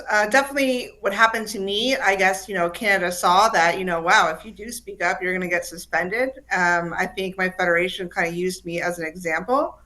Yeah, you definitely just don't see it happening in Canada. But I mean, I do see, I mean, there's a lot of sports out in BC that it's happening too. You know, you see the basketball teams, the volleyball players. But I mean, like I said, like I think you guys know, I have this merchandise line, you know, keep female sports female. If people can't use their voice, I just ask them to be kind of like Billboard Chris, walk around, wear a piece of clothing, right, that says keep men out of women's sports. So, I mean, with my case, you know, Ezra, it was kind of like it went against their code of conduct, right? Their rules of the federation. So, I mean, I keep speaking up. I mean, it's been 3 years now, and I still use my voice. I still, you know, call out a man in, you know, the bathrooms or in any situation. I don't use pronouns. I've never used pronouns to this day. So, I mean, you're strong. Yeah. You're stronger than most. Hey, I got a political question for you because we are on an election night broadcast. The trans issue was very powerful. Yeah. In the United States. It was a very high priority for Donald Trump. This, I don't know, Efron, if you can get the video of it, there was this iconic moment where Trump was in the Oval Office surrounded by dozens of young girls and women in sport. And he was signing the executive order, and they all sort of came close around him. It was this wonderful, wonderful image. And it was very early in his term, and he was very demonstrative about it, because it was such a powerful issue. And I mentioned a little bit earlier in the show tonight that one of the most powerful ads the Republicans ran, particularly in Latino and Black markets, like African-American markets, was about the trans issue, because for culturally conservative groups that's just such a shocking issue. I don't think that issue got the same focus in Canada. There was one question asked by Juno News of Mark Carney, and one question asked by CTV of Pierre Poilievre, but I really don't think that it was aired out. I think the Conservatives were a little afraid. Did I miss it? Correct me if I'm wrong, but I think they were a little timid. What do you think? They were timid, and like I've been saying this forever, Ezra, that I mean, we know that Pierre has dabbled. He has said it a couple times that men should not be in women's sports. I met Pierre last month, and he recognized me when he saw me. But the funny thing is, I had to take my sweatshirt off that said "Keep Female Sports Female" when I had my photo taken with him, because his PR team were like, "Oh, we can't have a photo op with you wearing that because the left will destroy us." So I said, "Okay, cool. I understand that." But he shook my hand and he said, "Female sports are for females only." He has said this many times, and he said numerous other things, such as keep men out of women's prisons. He's on board with this. Okay. Policy number 102 in the Conservative Party platform actually states keep men out of women's sports and spaces. Okay. It has been voted 80% to actually keep men out of women's sports. I don't know why they're so afraid of stating it, because you know what? It's a slam dunk issue. Yeah. Even Liberals and NDPs have agree with keeping men out of women's sports. So I really don't know why Pierre could have just come out and said, like, even just the week of the election, to come out and say that. But I do know he's on board with it. If he does become the PM, I'm very hopeful. I do think that Pierre will win with very minimum, maybe a minority government, but I do think that will be on the forefront of him changing things for sure. I have in front of me the full Conservative Party platform, and I type in the word trans, and I can't see anything. I type in the word women, and this is what comes up. It's under Restore Public Safety. Defend women's safety by repealing Commissioner's Directive 100, which allows male offenders to be housed in women's prisons, and ensure that women's spaces and services remain protected in federal institutions and policy. So that's the only place where the word women pops up. I'm just searching. Transgender is not in there. So policy, because I do believe policy number 102, because they voted for it at the convention. So I was talking about the convention. Right. Now, the thing is, that's the grassroots, but yes. the actual campaign platform, unless I just searched it incorrectly, I typed in a number of words. I typed in girls, I typed in trans, doesn't show up. Only that one. Now, obviously, keeping men out of women's prisons is a very important policy, and we support it completely. And we have talked on several occasions with Heather, who is a female prisoner who was in prison. Yes, yeah, Heather Mason. And she's a great advocate, and I really admire Heather Mason. It's an important thing, but a far more frequent, there's only a certain number of women in prison in Canada. I think it's in the low hundreds. I could be wrong on that. But the number of women who are exposed to men in sports is in the thousands. And I think the Conservative Party is silent on that. I think that instead of being afraid of that, they should have embraced it very boldly like Trump did. And I really think that moved a lot of women over to Trump's side. I really think so. Yes, no, big time. Yeah, I mean, I was talking to Billboard Chris today. He called me this afternoon and gave me a little pep talk today, a little boost to my spirits. And, we both just agreed that, whatever happens tonight, we just have to keep fighting and just keep at it.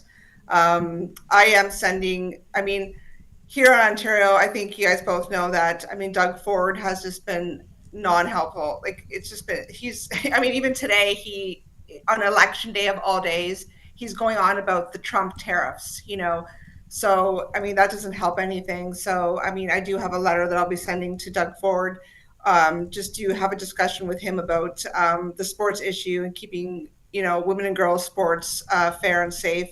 So I'll be sending that to him next week to see if I can arrange a meeting with him. So, I mean, it would be wonderful if Doug Ford could be, encouraging and supportive of Pierre. But I mean, we haven't seen that. And I'm sure that has been, the effect of why, Ontario has been showing the way it has been in the polls. Yeah. Well, listen, it's great to catch up with you, April, and we wish you good luck. And this is not an issue that's going to go away. It's an issue that people are afraid of talking about in public because they'll be smashed and canceled.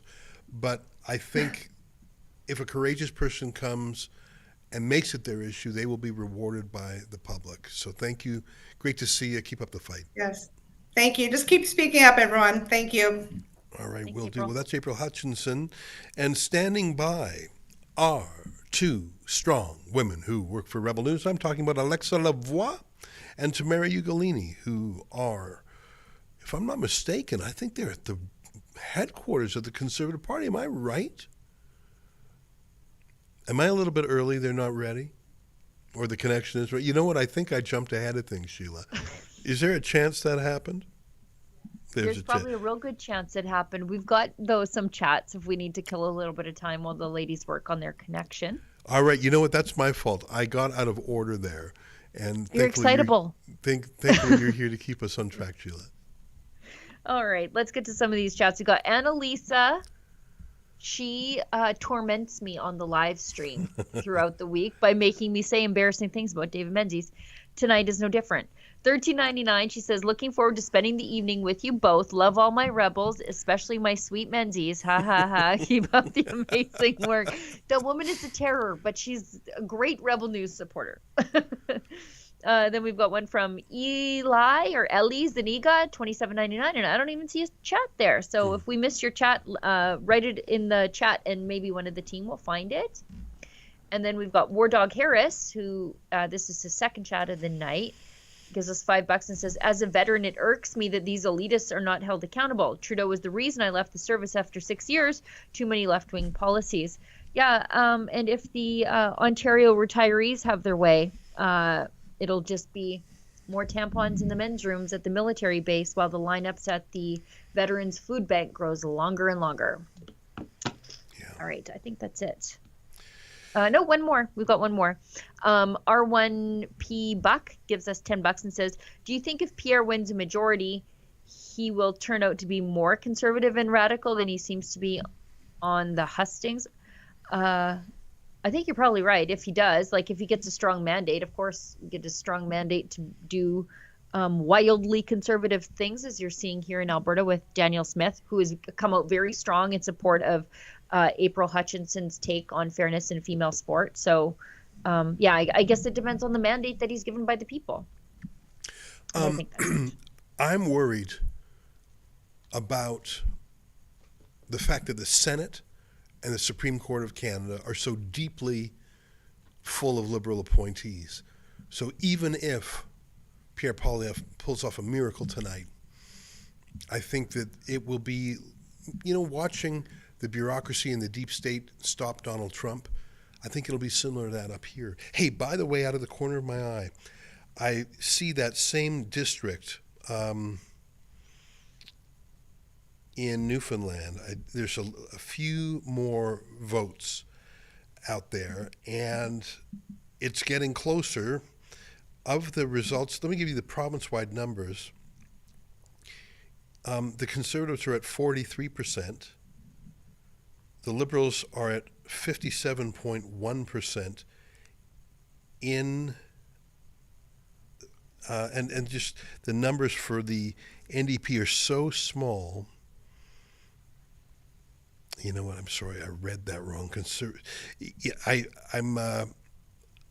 I will wait till there's more results in. I'm sorry, I didn't mean to confuse you. The number that what? I'm too excited. Those first trickle of results, I'm not going to read them now. Will you forgive me? I see out of the corner of my eye Alexa Lavoie and Tamara Ugolini at the Conservative Party. Hey, great to see you guys. And it looks like you're on a riser there with a great view of the main stage. Tell us what it's like over there.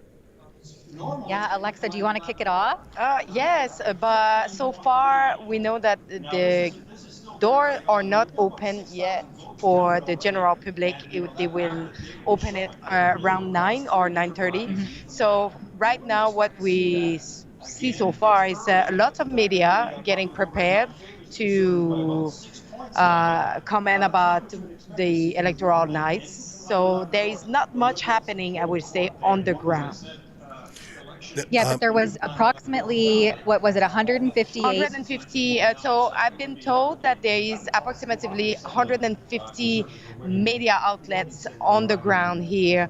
So I don't know if all of them are here, but I've been told at the start that yes, they are attending 150 media outlets. 150 members of the media are here. And so we're actually one of the closest to the stage. So you can see the stage behind me, and there's people sort of trickling in.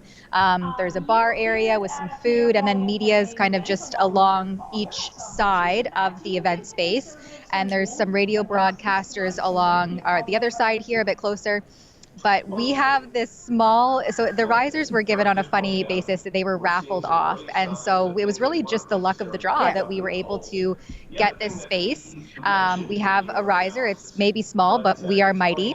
And so it's funny because you can compare, and I posted a video on X just kind of giving the lay of the land so that people can see from our perspective what it looks like inside here at the Conservative Watch Party.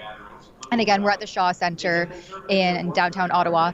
And you can see the very clear differences between the amount of gear and equipment that the mainstream media has. I mean, the one I'm looking at, the one one media organization just adjacent to us, and the wires that are coming off of all of their gear and equipment. We have a modest setup here, but it's a great little setup that we do have with some microphones and headphones.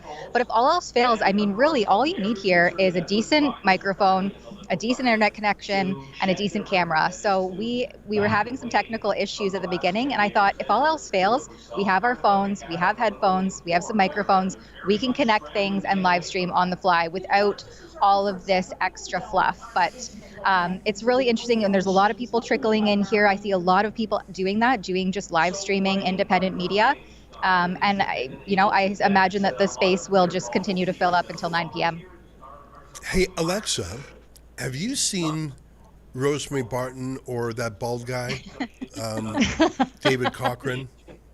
No, but I'm pretty sure that if they see me, they would probably run away. Who was the one that had the complete meltdown with the mustache? Was it from the? No, I didn't see the hill. him. I saw him. Oh, you saw him? Yeah, I saw him. He would probably don't come to talk to us. If you see Rosemary Barton, walk near her and then go, boo! No. And she would have to go and change her pants. Or maybe she would start the challenge, the diet challenge. That's right. I think she's terrified of Rebel News. I think she and her buddy, that bald guy, I forget his name, he gets so revved up. David Cochrane is so revved up. Oh, I did see by him. Rebel News. Are you saw David Cochrane? Don't go near I believe him. so. He'll claim you took him hostage. Yeah, if you looked at him the wrong way, he might complain about your presence there. I mean, he is a very sensitive New Age man. He's the kind of guy who uses pronouns, and seeing Rebel News is a trigger for him. He needs a trigger warning. He needs a sort of a safe place. So you guys, I mean, between the two of you, you're petite ladies, and so, that's... But David Cochrane will find you quite menacing, so I would just like to ask you to restrain yourselves, because otherwise he might cry again. I need to tell you, Ezra, you went so politely. You waited for the had time to go and talk to him and have the right to reply.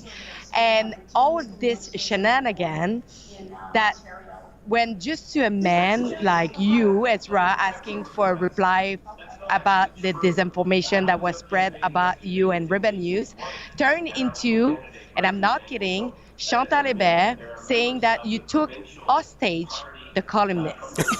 Oh my God. She said that. You know what? I She think said that. they're losing their mind. Hey, if David Cochrane, now he would never do it because I don't think he has the courage, but if he ever comes up to your little riser area there, and if he says, I'd like to say something, I think, the rebel way would be to say, sure, because we've got some questions for you. Now, I don't think they would ever do that because they actually look at citizen journalists as beneath them.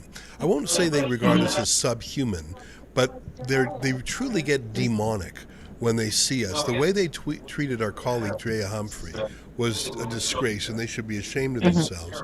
But you guys show courage, and if you encounter a government journalist, don't be too mean because they might cry, okay?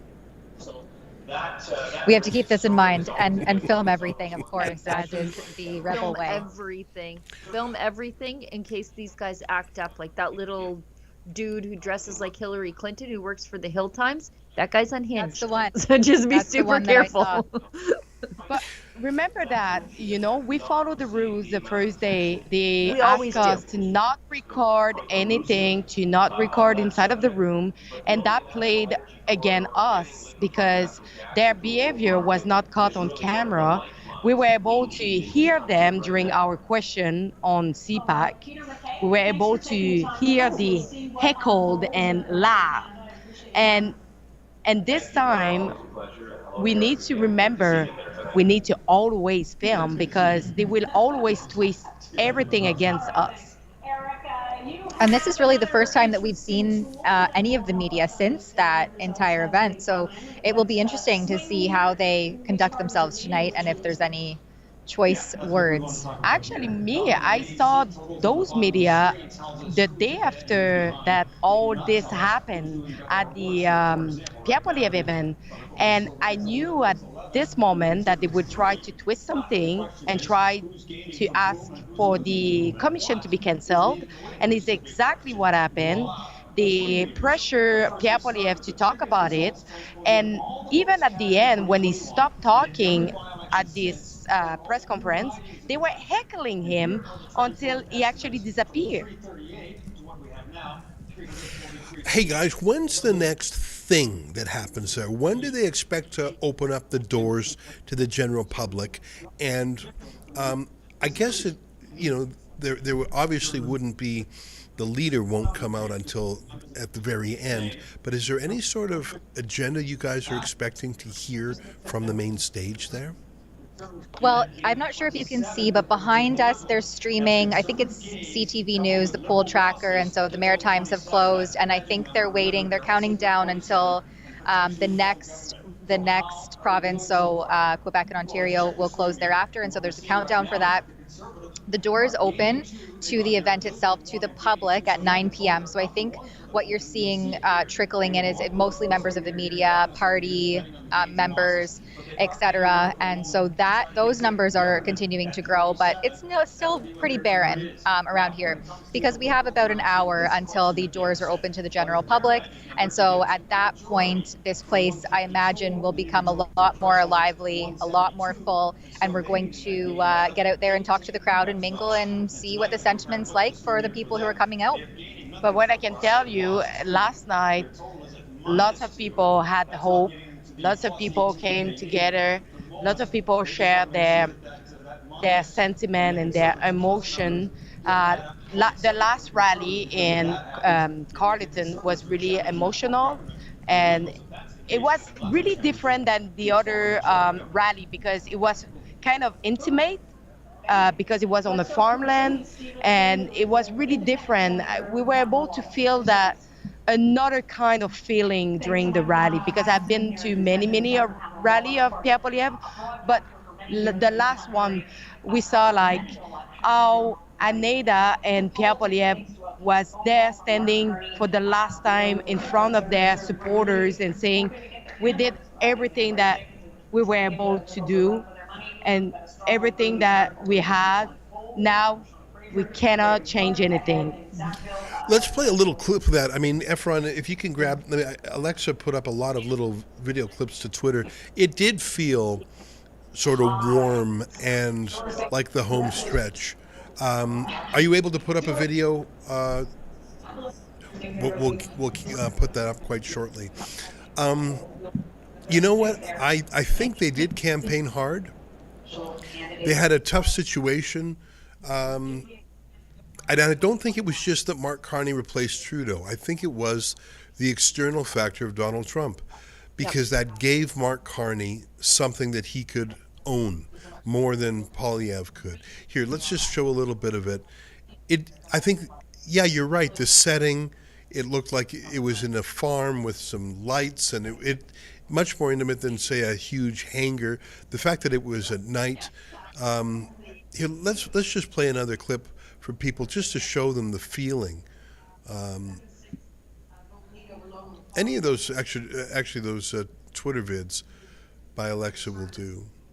What was the crowd estimate at the event last night? I think between 1,000 or 2,000 people on the farm. I will say that the farm owner probably regrets something, or probably not, because he doesn't have any grass left on his land because of all the cars. All right, looks like we have a clip of Pierre Poilievre. Go ahead and play that one, guys.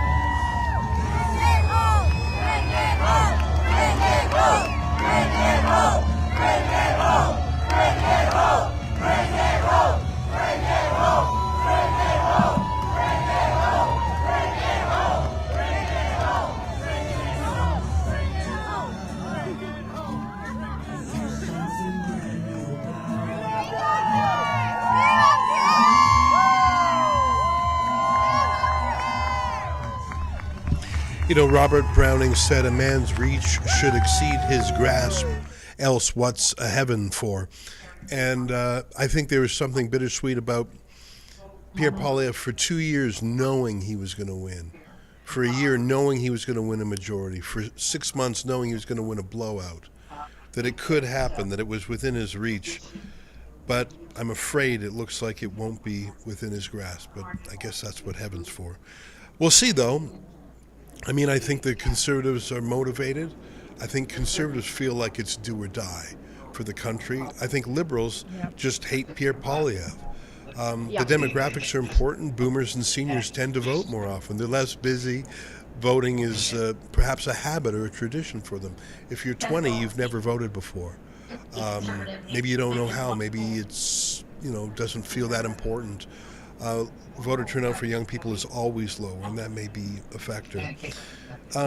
Hey, there are some results, and I'm just looking on the Elections Canada page, that the Conservatives are leading in 3 districts out of 14. The Liberals are leading in 11.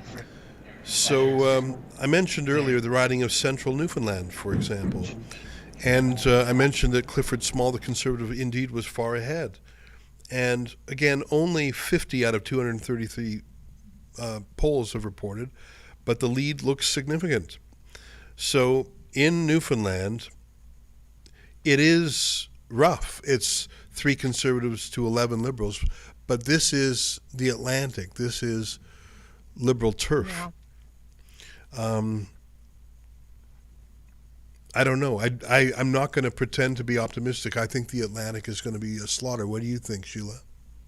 Yeah, I do too. I mean, looking at the provincial elections from out there recently, I won't be surprised that it will be a blowout in favor of the Liberals. I'm completely unoptimistic and emotionally prepared for the disaster of this country, rewarding the Liberals for 10 years of corruption, kleptocracy, crime, opioid deaths, taxes, out of control immigration, and the absolute hopelessness of our youth. I'm prepared for that in my mind, and anything more than that, I think, is a win at this point. Yeah.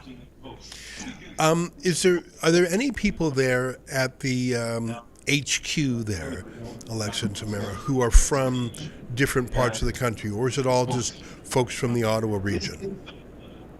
Yeah, not really that I've seen so far. As I said, the people are starting to trickle in now since we've joined onto the live stream. I believe doors opened for the media and more of the party members at 6:30, so only about an hour ago, really. And once we're off the live stream, we're going to go out and mingle, see what we can find out, see if we can get any visuals, any video clips, and of course we will be, I believe, tuning back in later tonight, depending on how things go, and we'll have videos coming out both tonight, and I think we're planning to do some additional reporting tomorrow, depending on how things go tonight. So we'll see. There's still a lot of space to fill in here, and I think when the doors actually open at 9 p.m. in about an hour, that we'll see a lot more influx at that time. But right now, it's still pretty tame. Still relatively empty. I think you can see most behind us. There are some people out gathering in the other event space in the hall area, but there's still a lot of people trickling in. All right, well, we'll come back to you guys when there's a little bit more action there.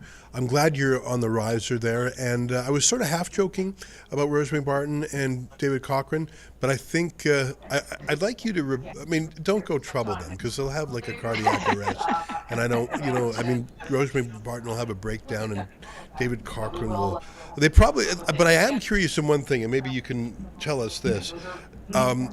Do they have like 30 private security there? Like, have they put themselves behind a wall of steel because they're so afraid that a conservative might say a mean thing to them? Believe it or not, when I arrived this afternoon, I recognized straight the security for Radio Canada, so CBC, that was there at the debate, and she recognized me and she said, "Oh, did you bring me a rebel toque like Benny?" I was like, "Oh, I'm sorry, I didn't know you will be there." But she is friendly, but yes, they brought with them their own security, yeah. Well, I'll give this, I think I met that same CBC security boss, and she was actually quite pleasant to me. I think that she knows she has a couple of prima donna divas on her hand. And I've met you both, Alexa and Tamara, and there's a lot of things I like about you, but you're not particularly terrifying. And so I think for big David Cochrane to crumple into the fetal position and call security is a bit of a laugh. And as you say, the security person is a woman, and I guess she's a little bit tougher than David Cochrane. But if you do see security, take a picture or a video. I'm curious about how much money taxpayers are spending to protect David and Rosemary Barton from mean words, because there will be a temptation by conservatives in that room to heckle the CBC, because the CBC is a party. I know they're not called a party, they didn't register as a party, but they are as partisan as any party, as vicious as any party, and they are dedicated to winning. And the CBC is an issue in this election. They're on the ballot. And by that I mean their name is not written there, but if you mark Pierre Poilievre, you're saying defund the CBC. If you mark Mark Carney, you're saying give an extra $150 million to the CBC. I tell you, if someone said, Ezra, I'll give you $150 million if you boost Party X or Party Y, I might try and be principled, but then my wife would hear about it and say, you take the $150 million, Ezra. I'm kidding, of course. This is all a fantastic hypothetical, but my point is it's not a hypothetical for David Cochrane and Rosemary Barton. $150 million gratuity if Mark Carney wins, and you're fired if Pierre Poilievre wins. These people are the most partisan in the place. Anyways, we'll keep in touch with you guys. and let us know when things are cooking there at the HQ. Mm-hmm. Thank you. Okay, thanks you soon. guys. Well, it's so early that even the ridings in which parties are leading, it's still premature pretty much to call even some of the Liberal wins in the Atlantic wins. Although I am looking at some stats here that there are 15 ridings in which the Liberals are leading and 5 in which the Conservatives are leading, and yet the Conservatives have more votes, which suggests, again, a problem that plagues Conservatives all the time. It's called how efficient is your vote? Mm-hmm. See, the Conservatives rack up huge wins in the rural parts, say. So Red Alberta. Deer, Wetaskiwin, or Peace River, you're going to get a Conservative winning with 10,000 extra votes, whereas you're going to have a lot of Liberals eking into first place by just maybe less than 1,000. That's what they mean by how efficient is your vote. Let me give you an extreme example of that. I was in the United Kingdom last year, and the Reform Party UK literally had millions of votes, but they had 5 seats because they came in second everywhere. And I'm afraid that will plague the Conservatives tonight. Who's next on our list? I see that the firearms community is represented by the CCFR. Now, Sheila, you are more firearms fluent than I am, so I'm going to make sure you do the bulk of the question asking here, just so I don't sound more dumb than normal on my part. I am a believer in firearms because I believe it's a right, and I think that the scourging firearms is really a proxy way of saying you hate rural and Western Canadians. When Justin Trudeau and Mark Carney call for stricter rules on firearms, they don't actually mean cracking down on crime. We know that because of how they treat criminals. It is just their way of antagonizing people who they know are culturally and politically different from them, and blame storming as if the murder and crime sprees in Toronto, Montreal, and Vancouver are committed by long arms, rifles, and shotguns as opposed to handguns and submachine guns. Let me hand things over to you, Sheila, to stop my errors. No, you're doing good. You're doing good, Ezra. You know what? I listen to a lot of Liberals talk about guns, so it can be a lot worse than what you're trying to do right now. This is one of the things that the Conservatives really differ from all the other parties on, and that is their adoption of firearms rights and their commitment to repeal what seems like a never-ending slate of Liberal gun bans. If it's not, 2,000 models of long guns, then it's, grandfathering out handgun ownership. And the Canadian Coalition for Firearms Rights and my friend, Tracy Wilson, has been one of the people really just fighting hard for families just like mine to stop the gun grab. Tracy, thanks for hopping on with us. Where are you? Well, I apologize. I'm not in my studio where I normally am. That's okay. I have been slaving away, volunteering for my local candidate. So I'm at the Corner Bar in Orleans tonight, where we are hosting our election watch party. So I'm kind of in charge of this thing. So I've got the balloons going and we've got signs going up, and hopefully you can hear me okay. But no, yeah, just doing everything we can. You sound great. Now I want to ask you, I've been doom scrolling all day. I had to go for 2 runs today just to burn off some anxiety. Tell me, what are your predictions for tonight? Because it's just, and I don't blame the Conservatives for how this campaign has turned out. You've got Trump and you've got the total collapse of the NDP. Yes. What are your feelings for tonight? I mean, what I see in the polls, excuse me, versus what we see at these rallies and on the street are 2 very different things. However, if we believe the polls 3 or 4 months ago when we had the Conservatives polling for a supermajority, then how can we not believe them now? So, I mean, things don't look great, and I don't know what that's going to mean for firearms owners, because another Liberal term will be the absolute end of sport shooting. In fact, we're well on our way there now. So, yeah, this one is for all the marbles. And I think every election, feels like the most consequential. However, this one really is for gun owners. It really is, and we can see by Mark Carney's selection of Natalie Provost to be a candidate for the Liberal Party. She is a survivor of gun violence, but she's also one of the most radical anti-gun activists in this entire country. In fact, she quit Justin Trudeau's gun grab panel because they weren't grabbing our guns fast enough. So, when Mark Carney paints himself as a moderate on a lot of issues, all we have to do is look at the people around him to know that he's really not. Yeah, that's exactly right. And let's say if by some chance the Conservatives are able to pull off a win, even a minority win, she is still slated to win that riding. She's polling to win.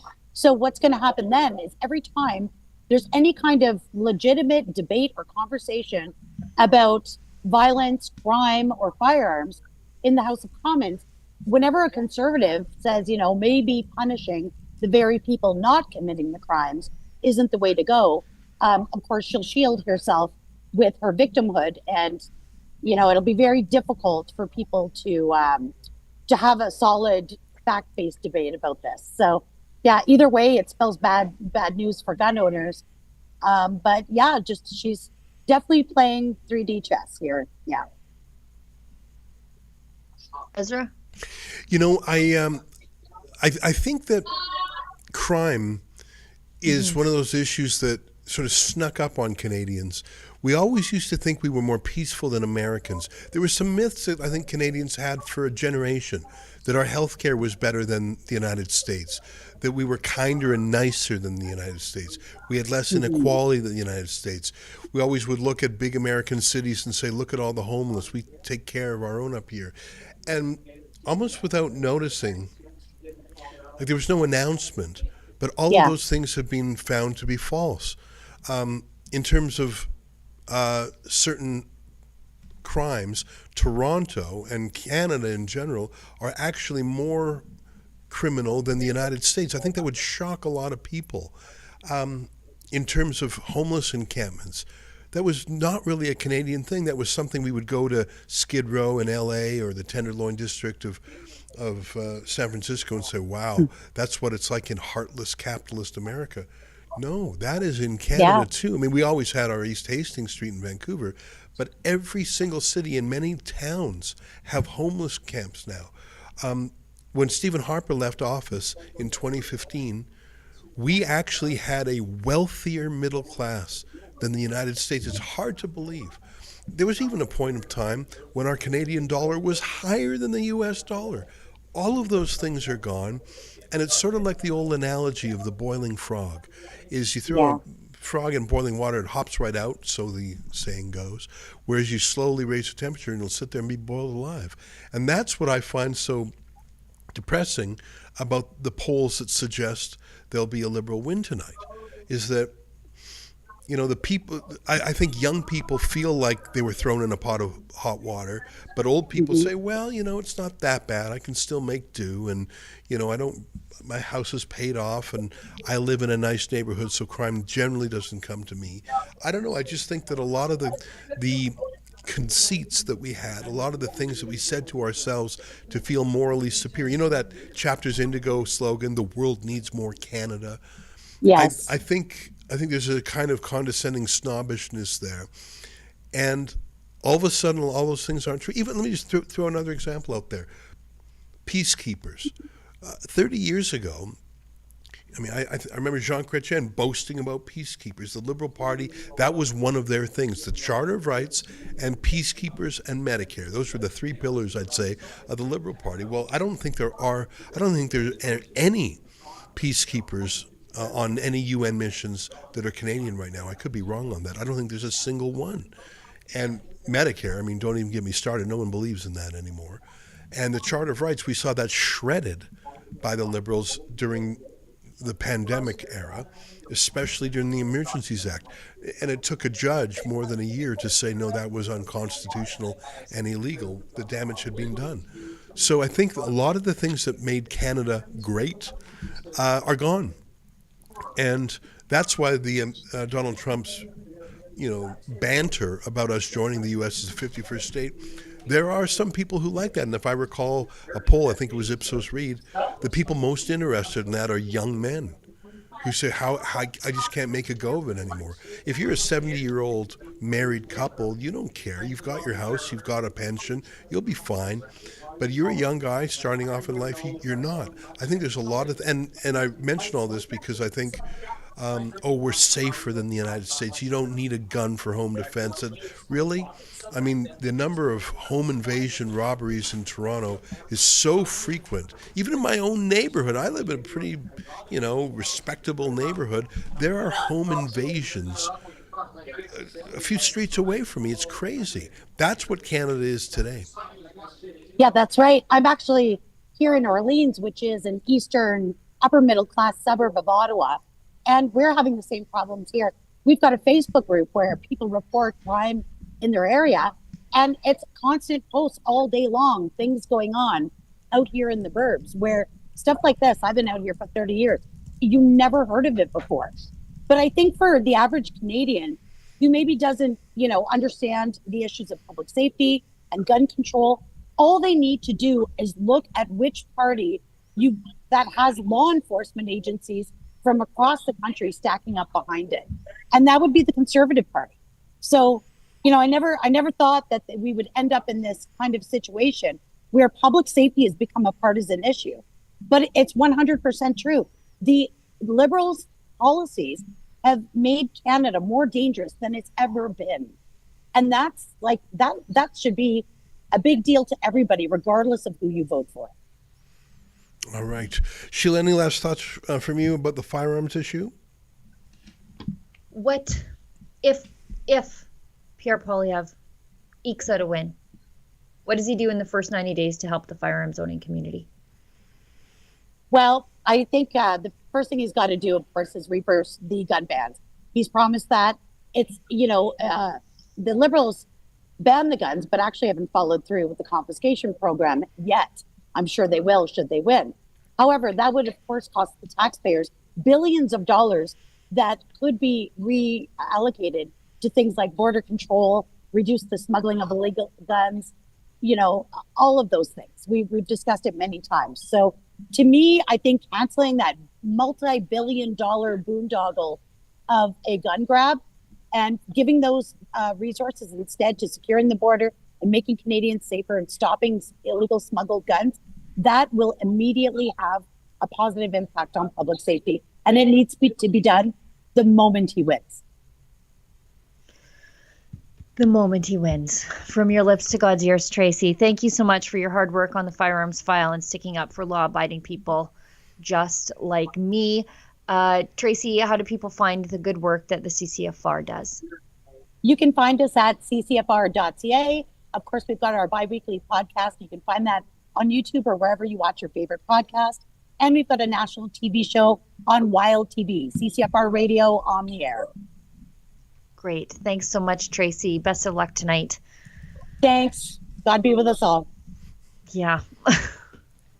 It's funny. Mark Carney claims to be a Catholic. He claims to be a religious one nonetheless. But I think there is nothing he believes in that he won't temporarily lie about to get into office. Obviously, him setting the carbon tax to zero the guy was literally the co-chair of the Glasgow Financial Alliance for Net Zero, GFANZ. It doesn't exactly roll off the tongue.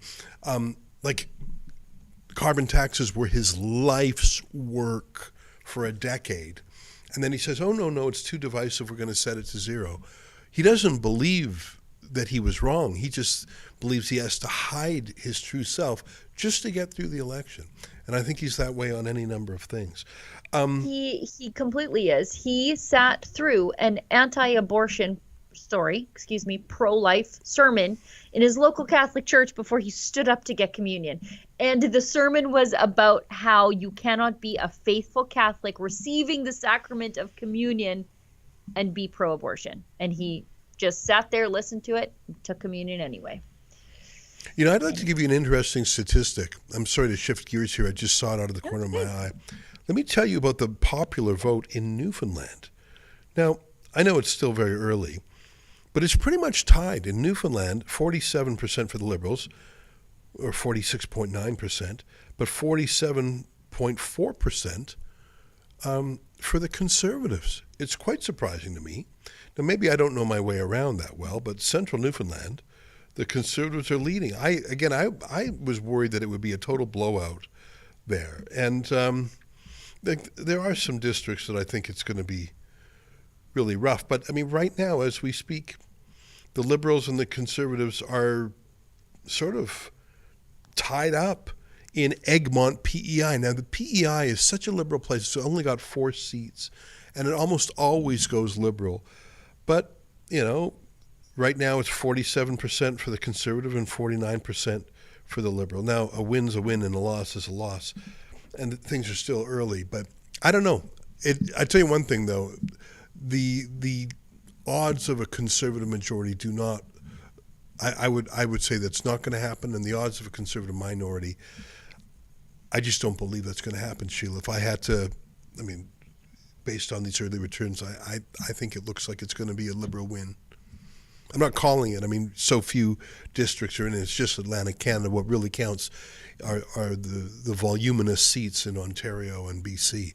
But I don't think it's optimistic. Well, can I just give you an anecdotal report? The Elections Canada website has crashed. My daughter is at the polling station voting for the first time, so she doesn't have a voter ID card. So she's down there voting with her ID. And they're having problems because they're saying, well, you shouldn't be here. And she said, well, my parents voted here. And so it's just chaos right now because the Elections Canada website has crashed. Huh. You talking about the whole Elections Canada website everywhere? Yeah, I'm trying to get into it on my phone and it's down. Isn't that interesting? Well, I wonder what sources other media are relying on. I mean, there are anecdotal reports. I'm slightly shy about relying on other media as opposed to Elections Canada. What I'm excited about right now is that our friends at Rumble have put our live stream on the front page of the Rumble website. So I'd like to say thank you to our friends at Rumble. We're fans of Rumble as a technology, but we love it especially for its commitment to free speech. I don't know if you know this, but a few weeks ago, Rumble and Rebel together sued the Canadian government for trying to cancel a convention we have, a conference we had last year at which Donald Trump Jr., Glenn Greenwald, Viva Fry, and others spoke.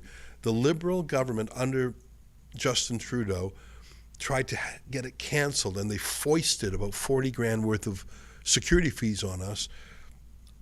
We couldn't pay it, but Rumble paid it. But now we're suing the government for breach of contract and, basically abuse of office. We'll see how that goes. But I'm delighted to say we right now have 30,000 viewers on Rumble. And it's such a pleasure to have you. I know a lot of folks are in America, the United States as opposed to Canada. So let's just take a minute, Sheila, to talk about the American Trump effect on this election. And let me start by saying to people on Rumble who may not be familiar with Rebel News, is that we are the Trumpiest media outlet in Canada. We were, other than Conrad Black's columns in the National Post, we were the only media in Canada that supported Donald Trump in the primary, presidential primary back in 2015, 2016. The only ones. We were the only media, other than Conrad Black, the columnist, to cheer for and write about and endorse Donald Trump in 2016. And in 2020, in fact, we lost our monetization from YouTube because we were so Trumpy. And again, we were for Trump in 2024. I tell you this to show you that we are not Trump haters, as many Canadians are. We're very Trump positive. And yet, I must concede that Donald Trump is the reason Canada's Conservative Party is on the route to losing. Now, I could be wrong, and things might turn around later tonight, but so far it's not a promising start. And I know that Donald Trump has historic visions, solving the Russia-Ukraine war, Abraham Accords Round 2. These are grand things that will shape history. Greenland, I understand it. Greenland is almost completely uninhabited, and it's a massive landmass in the Arctic. I understand that. I completely understand his plans in Panama. That should never have been yielded to the locals or to China. But I think Donald Trump was so enthused with his global thoughts that he said, almost as a joke to Justin Trudeau, you know, you should join America as a state. And Trudeau didn't respond well. He sort of, you know, he just didn't. And I know this because, can you call this up, Efron? Catherine Herridge's interview with Secretary Marco Rubio. Let me know if you need help to find it. Marco Rubio explains where this whole 51st state thing came from. Do you have that, Efron? And it was, I'll tell you the conversation, then I'll play the clip from Secretary Rubio. Trump said, you know, we have a trade surplus. You have a trade surplus with us of hundreds of billions. What would happen if that was balanced? And Trudeau said, and this was the stupid moment, Trudeau said that would end Canada as a country. To which Trump quipped, oh, well, you should become a state. It was Trudeau that did the inception. It was Trudeau that put that idea in Trump's mind. And then Trump knew that got under Trudeau's skin. So he just kept saying it again and again and again, just sort of like a banter, like a nickname. Here, we've got the clip of Catherine Herridge. Let me just play it for you. I just want you to see where this whole 51st state thing came from. And that was the first domino that has kept falling for about 4 months. And that, God forbid, may it not happen, but I think it will, it's going to put a globalist World Economic Forum director, a man with 3 passports, a friend of Jeffrey Epstein's sex trafficker, Ghislaine Maxwell, going to put him in power in Canada. Take a look at how it all got started. This is Catherine Herridge and Secretary Rubio.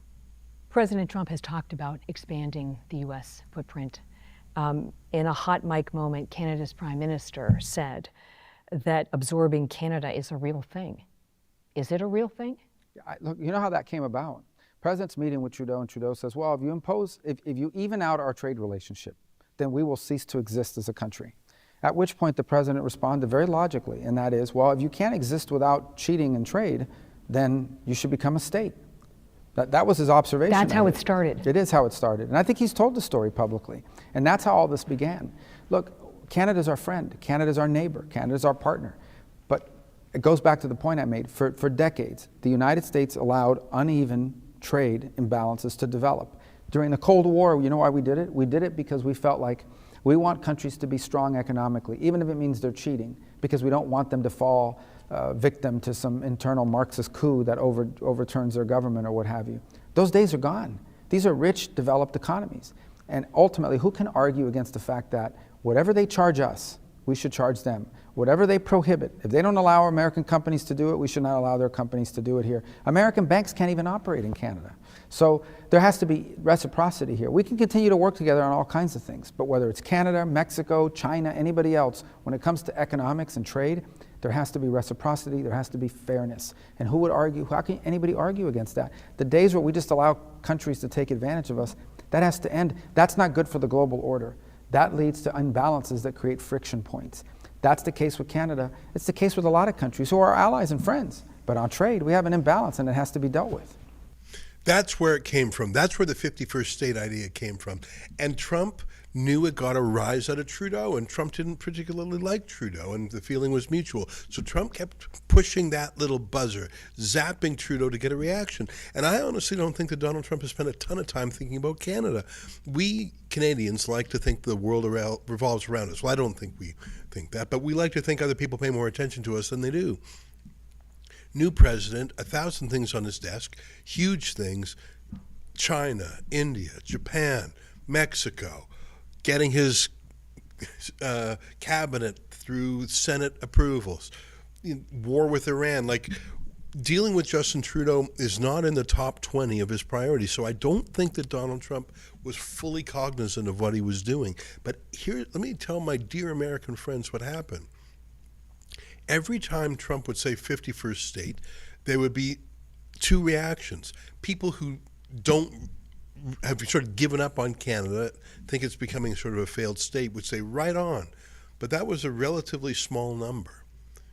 And people who would say, oh my God, that's an indecent proposal, I'm sort of offended, that was a larger number. And some kooky left-wing mask-wearing Canadians, the kind of people who would wear 2 masks during COVID, actually thought Trump is going to invade. So what happened is Pierre Poilievre, the Conservative leader of Canada, who was on track to smash Trudeau to bits, who was polling 20 points ahead of Trudeau, it was all done but measuring for the drapes. Suddenly, a lot of those centrist Canadians said, yikes, we need someone who's going to be the anti-Trump. And Pierre Poilievre wasn't really the anti-Trump. I mean, he said, never, you'll never take Canada, but it wasn't enough. Canadian anti-Americanism, there's always been a bit of a vein of anti-Americanism in our country. And Donald Trump caused that to flare up. And we have a very hostile media. We do not have a Fox News in this country. So there's Trump derangement syndrome is pretty common up here. So you have general latent anti-Americanism plus acute anti-Trumpism, plus you remove Justin Trudeau and you replace him with Mark Carney, Trudeau 2.0, and you have a perfect storm. And as I was saying about an hour ago to Sheila, the Conservatives are actually doing fairly well. It looks like I think they'll get about 40% of the vote tonight. Looks like they're outperforming, sorry to interrupt, looks like they're outperforming Harper's numbers in Atlantic Canada. So there you go. I don't know. And now for our American friends, 40% sounds disastrously low, but remember, we don't have a 2-party system. We have a 4-party system plus. For example, we have the Conservatives and we have the Liberals, but there's a Socialist Party. Imagine if Bernie Sanders had his own party.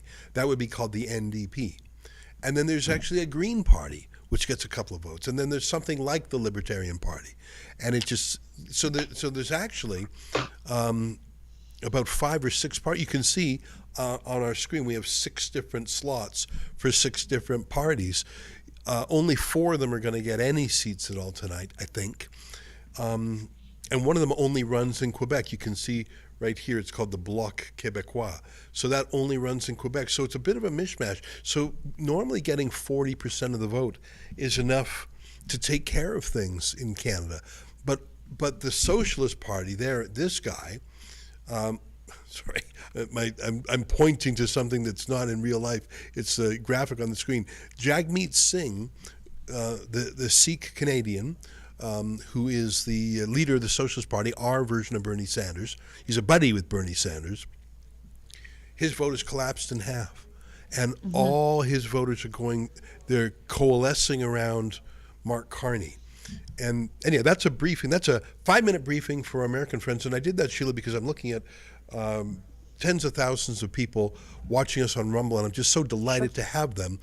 And I'm glad you've come to chat with us as opposed to listening to the state broadcaster. We have a state broadcaster here that is larger than all private sector media combined, which is an astonishing thing for people to hear. Imagine if PBS, which instead of being some wacky channel on its own, imagine if PBS was larger than Fox and CNN and CNBC and all these combined. Imagine if PBS was that big. That's how it is in Canada. So you can see what I mean about having the media just so distorted. Anyways, it's 8:30 Eastern time, and so we're about to get some more news. But I want to talk about an important moment in Canada's democratic history. And it was the truckers. It was that populist, organic, authentic uprising against COVID extremism. And Trudeau panicked. He was embarrassed. He couldn't allow these critics, these dissidents to run things. And more than that, he thought, I'm going to do a judo move. I'm going to flip this around on them. They're going to fall into my trap. This will be our January 6th story. So, sure, they're not actually storming into Congress. Not that I call the January 6th the great meandering. I got that from Gavin McInnes. The truckers didn't go into any building. The Parliament was actually closed for renovations, by the way. The truckers stayed in their trucks. They honked their horns a bit until a judge told them to stop. They cleaned up all their litter.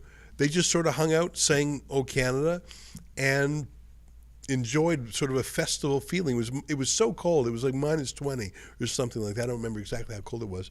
It was a very Canadian moment. Trudeau thought, I'm going to make this my January 6th moment, but the truckers refused to read from his script. They refused to cooperate. Nonetheless, Trudeau pulled the ripcord on martial law. He invoked the Emergencies Act, something that hadn't even been done on 9/11. He brought out the riot police and the riot horses, and he arrested people, and he seized hundreds of bank accounts without any legal process at all. Basically, if anyone had been a protester whose name popped up on the CBC state broadcaster, immediately their accounts were frozen. And of course, if a man was protesting and if he was married, a lot of married couples have common bank accounts. So guess what? The missus is in line at the grocery store and suddenly none of her cards work. That's what happens when you seize and freeze bank accounts. Anyways, that was an incredible moment for our country.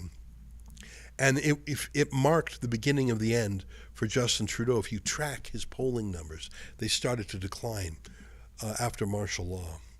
I want to go now to one of the spokesmen and organizers for the truckers. I say again, it was a very organic, grassroots, bottom-up thing, but a core of people did emerge who helped lead it and direct it. And our next guest is one such person. He's a freedom activist. His name is Tom Marazzo, and he joins us now. Tom, great to see you again. Hi, Ezra. Thanks. Nice to see you again, too. Likewise. Hey, Sheila. It's been a while, Sheila. Hi, Tom. How's it going?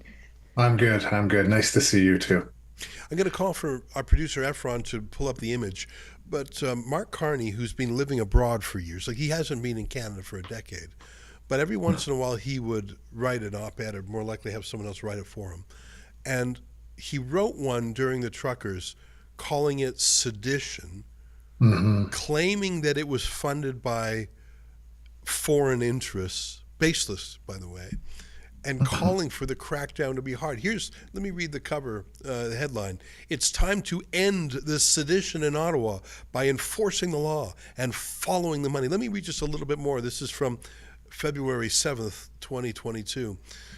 Scroll down just a little bit, or feel free to log in there or go to archive.ph. And yeah, it's behind a paywall. Here we go. Yeah, pump it up. Let me just read a tiny bit, Tom, because I just want to tell our viewers, especially our American friends, who we're dealing with here.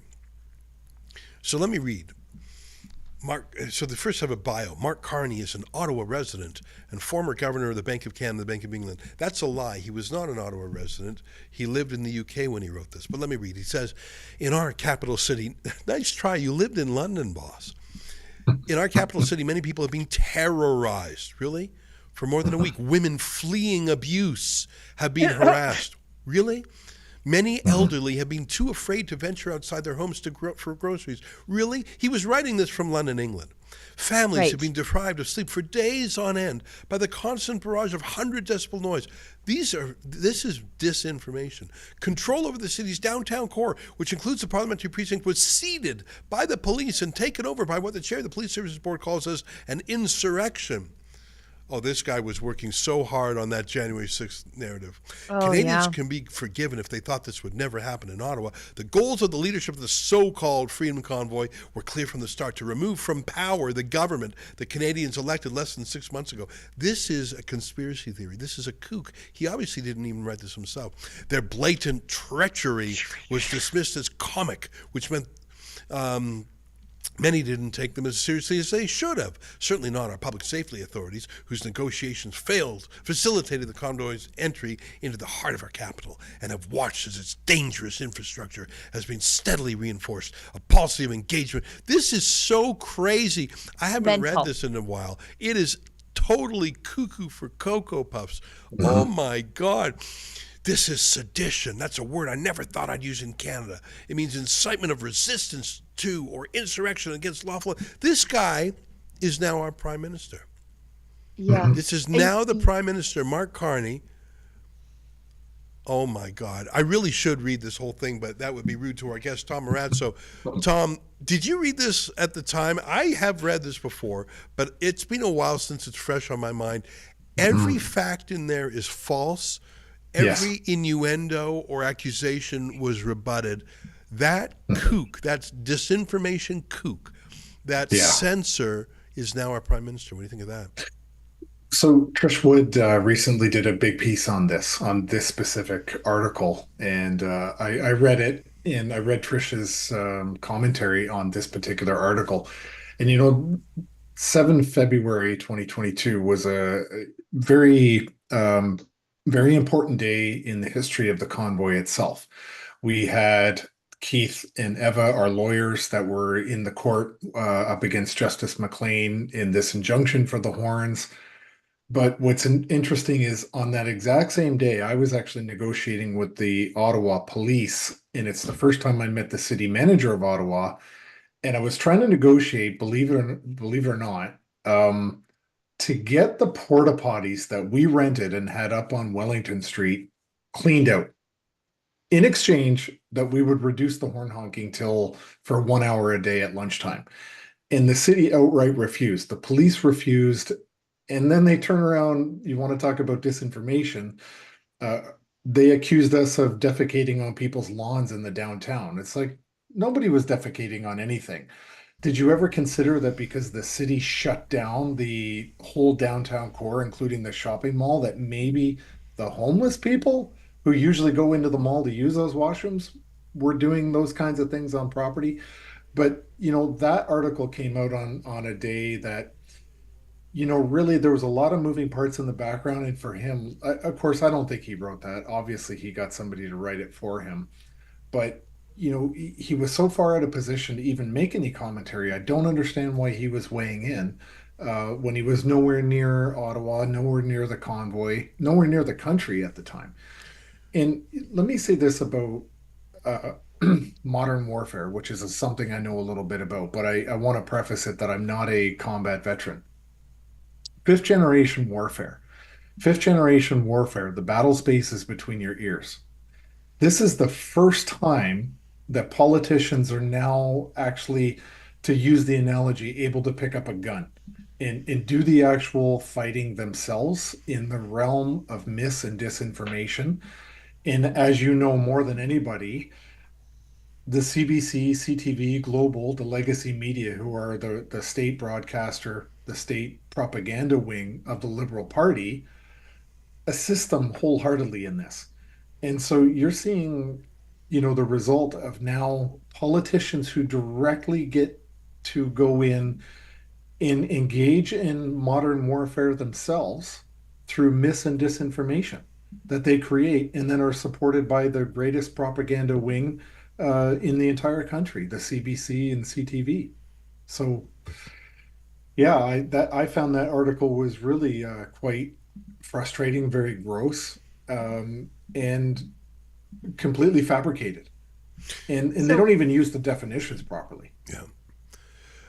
They really wanted that same movie script for January 6th, but they didn't get it. And if I can toot the horn of Rebel News for 1 second, Tom, forgive me. I think part of it was because of citizen journalists. The regime media were writing their pre-prepared lines. In fact, they said, we're too scared to go out to talk to the truckers. They'll hurt us. And a handful of citizen journalism just went out amongst them and showed the reality. I was saying to Sheila, during this campaign period, we just added it up today, and Rebel News has had about 320 million views and impressions over the last campaign. I think that's a lot. But during February of 2022, we actually had 400 million, Tom. We had more views of the trucker convoy than we've even had of this very intense election campaign. 400 million. We were actually larger than the average month of the CBC, that state broadcaster I was mentioning. I truly believe that ordinary people with cell phones speaking the truth, out-argued, out-convinced, out-videoed in this information battle, this fifth generation battle you were just talking about, as Alex Jones would say, this information war. I believe that cell phones and citizen journalists is what won it. And We'll see what happens tonight. Go ahead, sir. I agree. No, I agree. I mean, you got to think Alexa Lavoie, there, I was there the day, I wasn't with her at the moment when she got hit in the leg by the projectile from the police, but there she was, the only, media outlet that was right there on the front lines. And who did they single out? Who did they single out? It wasn't the CBC or CTV that was on the front lines. There it is, right there. It was Alexa, and it was because it was Rebel, and the fact that they were covering an event that was extremely violent in our nation's capital. She was clearly wearing, you can see it there, she's got her media credentials on. Everybody knows who she is. There's a camera with her and a microphone, and she was the one who was singled out. I mean, this is the type of behavior that we expect to see in third world countries, not here in Canada. Right. So I'm glad to hear that you have an enormous reach and an enormous amount of coverage, because the world got to see the truth of what this government was willing to do to its own people and how far they were willing to go. And on top of that, how far the police were willing to go to do the bidding of the people that just paid their salaries. You're so right on that. And let me just talk about Alexa, who is one of my favorite people in the world. And she's right now at the Conservative Party headquarters, which shows you that the Conservative Party itself has changed. Tom, I know you remember that at the time, the leader of the Conservative Party was a red Tory. Now, for our American friends, that would be like saying a rhino, Republican in name only. Red Tory is what you call it in a place like Canada. His name was Aaron O'Toole. He was for the carbon tax. He said, I'm calling it a carbon levy. That's different. And when the truckers came to town, he issued a fatwa to all of his MPs saying, don't talk with them, don't meet with them. Well, that was too much. And the first political victory of the truckers was to eject Aaron O'Toole as the leader of the Conservative Party, which led to Pierre Poilievre, who, like all men, is flawed and has his weaknesses, but is much stronger on this issue, went out to greet the truckers, and I think believes more in freedom and conservative ideas. The truckers were a catalyst for that. And what's so amazing about the truckers is there was no party backing them, there was no financier, there was no regime media, there was nothing in the establishment whatsoever. It was severely normal people, working class people, people from a variety of backgrounds. The trucking industry in Canada is very mixed race. There's Indigenous people, there's lots of Francophones, there's lots of Sikhs. So you have all these people of different backgrounds. And again, it defies that narrative of January 6ers. It just didn't work. It was, I say again, that was the moment. You can look at Trudeau's polls. That's when it started to go down. Unfortunately, Trump's taunts of the 51st state have scrambled that. Sheila, let me bring you in. I've been yapping too much, but the convoy is one of my favorite things in the world. I think it was I think when I go to my grave, I'll look back on my life, and it will have been one of the most consequential things in my country. And the role Rebel News played will remain one of the proudest things I've been involved with in my public life. And to meet people like Tamara Leach, for example, the great trucker, I call her like the Joan of Arc, the spiritual leader of the trucker movement, was one of the great moments of my life. And we've been affiliated with her in a number of ways. But let me hand it over to you, Sheila, because I've been just reminiscing too much. Tonight is not about reminiscing, but I wanted to set the table for freedom issues and populist issues. That's what the truckers were to me. Freedom, populist, grassroots, upending the establishment, defying media name-calling. That's why the truckers were so wonderful. Over to you, Sheila. Tom, I want to ask you about that article that Mark Carney wrote. Now, we've heard a lot about Telford op-eds, remember, during the SNC Lavalin scandal, and they said don't worry about it, we'll just plant some op-eds. That's what Katie Telford said. Now, do you think that article written by Mark Carney was at the urging of the Liberal Party, or was he trying to tell them, this is what you have to do? You have to treat them as terrorists and trace the money, and you have to treat them as seditionists. Who's responsible for that, him or the party? I think if I had to guess, I would have said that he probably wasn't seeing the party go exactly where he wanted them to go. So he got out front and decided to nudge them along with an article such as this. And then they said, okay, he's going to lead the way on this. We'll follow in behind. But you got to remember, you back up, at least a week and a half before that, before the convoy even arrived in Ottawa, we saw that the Liberal Party, the PMO, there was memos that went around where they were basically saying, don't put too much pressure on the convoy before it arrives in Ottawa, because we don't want to, quote unquote, push out the crazies. And so they wanted to make sure that the convoy arrived with the most controversial people they could find in there, because they knew that they had a media strategy in place already to vilify the convoy as it was driving towards Ottawa.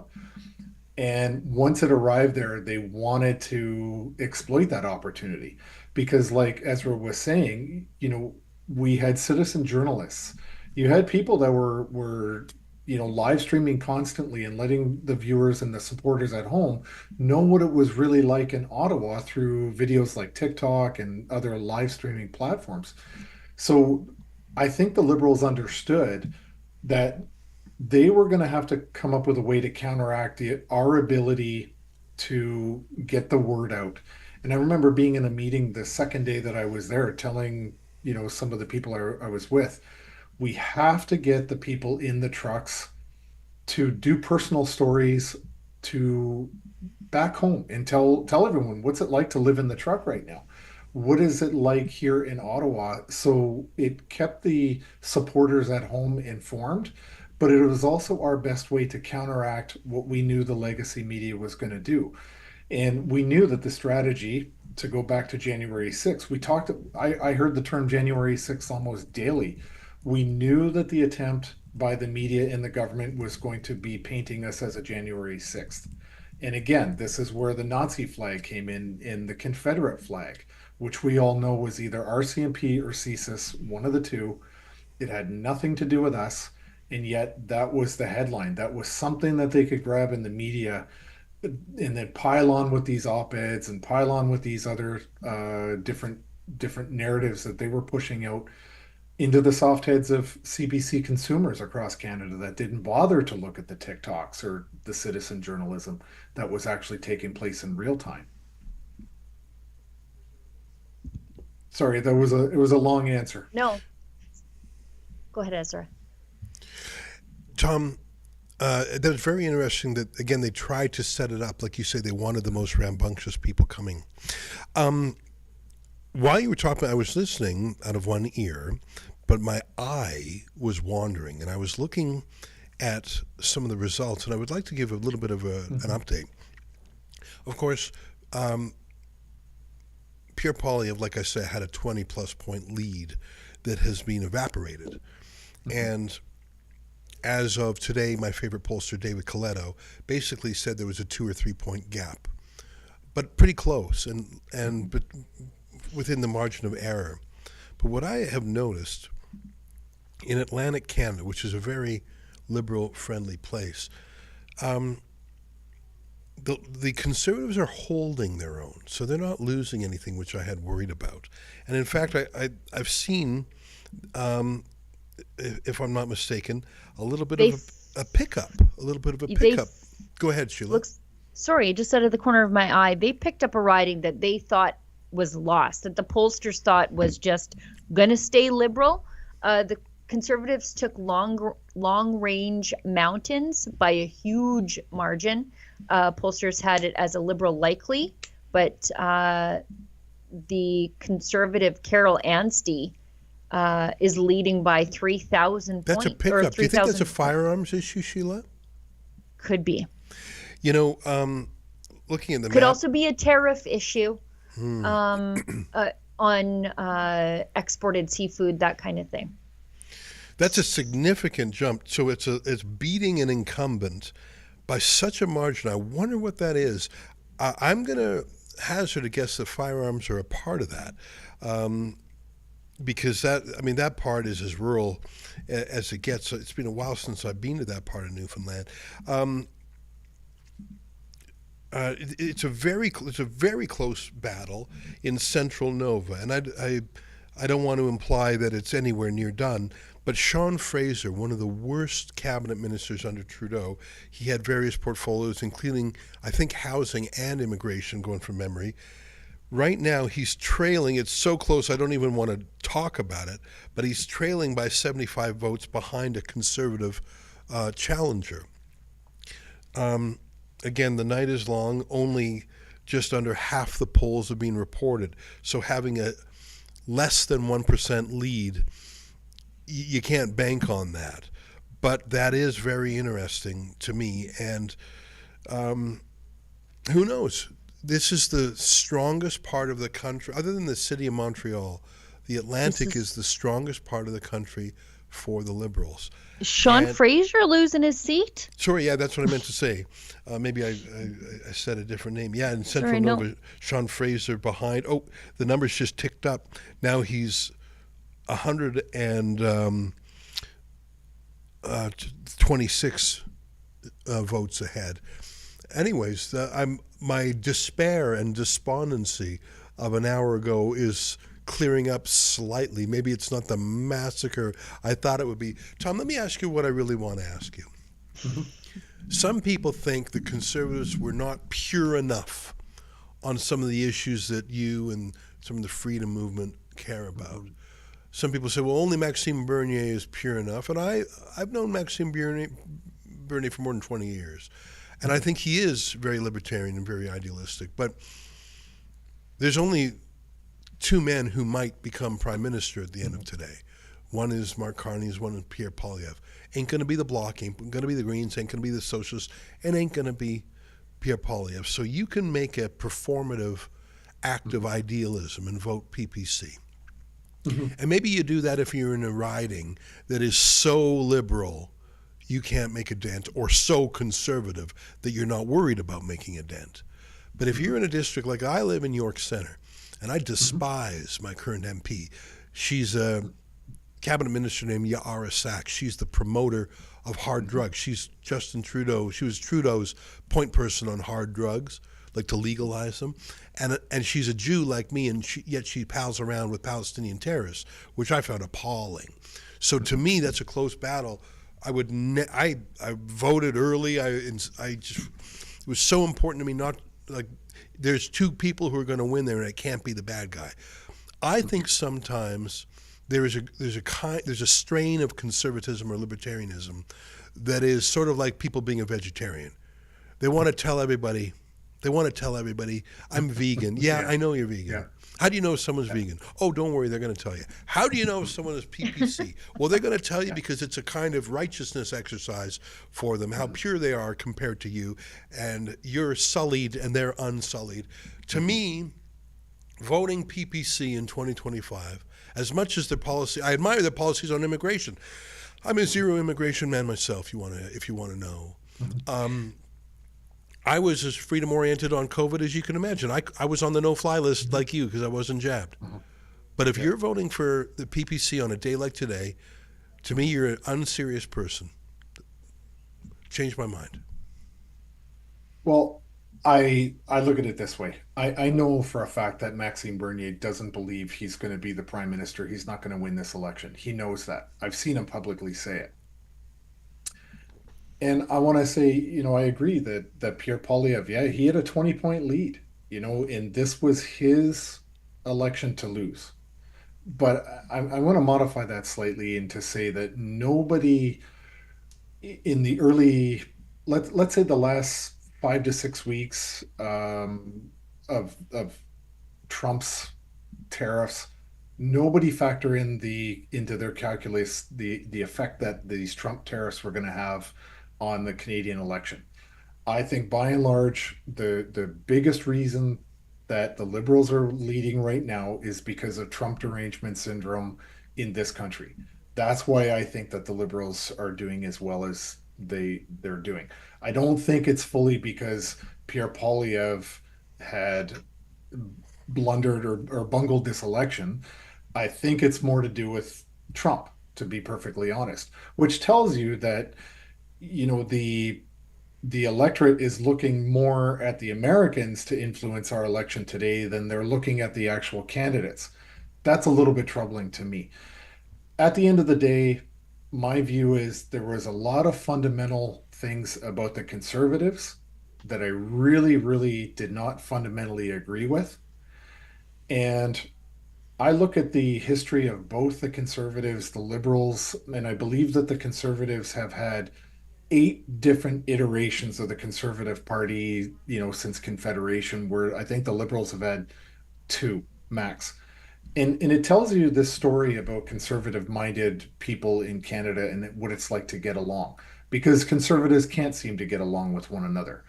And to go to your point about the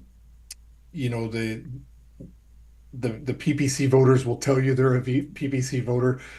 I would say this. I really don't like the way that the PPC voters treat conservative voters, and I really don't like the way the Conservative Party voters treat the PPC. I think, and I've been saying this for over a year, the behavior of both people, both groups or both camps or both tribes, let's put it that way, has actually been pretty disappointing and really frustrating. I don't think it's necessary. I don't think shame should even come into this debate, but somehow it does. We're supposed to be freedom-minded people, but we get upset with other people's freedom of choice, and we make it known, and we vilify, and we attack each other. But I will say this. I think in a sense it's a good thing that we've uncovered this multi-level of division that Canada is now experiencing. I've never in my life, in my 52 years, I have never seen a Canada so divided and so angry with fellow Canadians and so far apart on just fundamental issues.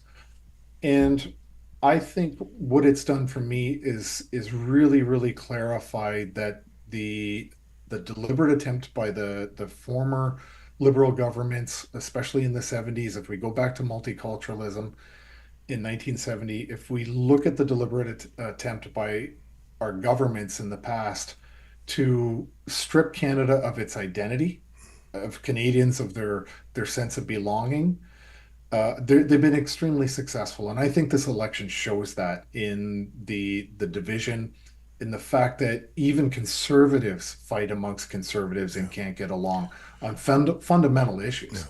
Tom, and I got to jump in because I got my eye on the clock, and we have to have a few things. We've got to read some super chats, and we got to clear the decks because our next guest speaker is getting ready. But Tom, it's great to connect with you. I will go to my grave with the satisfaction that we were on the right side of history during the trucker convoy. And I myself am not a trucker, although now Rebel News has a truck, I'm delighted to say. But we were, the whole world was inspired. I travel around the world from time to time, Tom, and I talk to freedom-oriented people around the world, and almost invariably, someone mentions the Canadian truckers. It actually was a moment where Canada inspired the world in a good way for freedom. And you can be proud of your role in that. Thanks for your time tonight, my friend. Thank you. There it is, Tom Marazzo, who, of course, was part of the freedom movement, which was a very challenging job. Hey, Sheila, I want to make sure we take care of business, including Super Chats and Rumble Rants. Yes, I'll get to those right. We've got an hour's worth of them sitting there we need to read. We've got one from Dutchy71, gives us $139.99 Canadian, says thank you, Rebel News. Oh my gosh. Yeah. Carlos Y gives us $5 and says prediction: if a conservative minority wins, NDP and Libs will make a coalition taking over. This will trigger for Alberta separation. Strong possibility there. We talked about that off the top of the show. The Rubicon gives us $5. Looking up from below the 49th in Portland, and I really hope Mad Max and the PPC has a stronger than expected showing. Praying for Canada. I think Let me jump in for 5 seconds on that. Yeah, please. You know, there are some countries where if you get 5% everywhere, you get a seat. Italy, Israel, Australia. But that's not how Canada is. It's a first past the post system. So you can get 20% in every district and not get a single seat. You have to be in first place in a local geography. And that's the thing. If the PPC, the People's Party of Canada, Maxime Bernier, if they went from 2% to 4% or to 8% or to 10%, I'm sorry, but our system still means they're going to get 0% of the seats. So after a while, the math becomes who are they taking those votes away from? And is it likely that it would be Pierre Poilievre? I just wanted to say that for our American friends. I say again, I've known Maxime Bernier. I've known both of them since before they were MPs. And there's a lot of things I like about Maxime Bernier, but he will not be prime minister tonight, and he will not get one MP. I'm just living in the real world, trying to fight against the man every day. Here, let's pick her up. Let me read a couple. By the way, just some that $139 super chat, just amazing. The Rubicon, $5. Looking up, we just read that one. Denny Levesque, $14. Thank you so much. Anita D, $28. Thanks for giving Truth a microphone, Rebel News. Let's bring it home tonight, folks. Well, I'm slightly less pessimistic than I was an hour ago. Let me read a couple more, Sheila, then I'm going to hand it back to you to read some more. Kamida says, for freedom of speech arguments, why are we not using Charter Article 29, particularly regarding abrogation or derogation of denominational, separate, or dissentient schools? I have to confess I'm not an expert in Charter Article 29. I presume you mean the Charter of Rights and Freedoms, and I'm sorry that I don't have a strong command of that.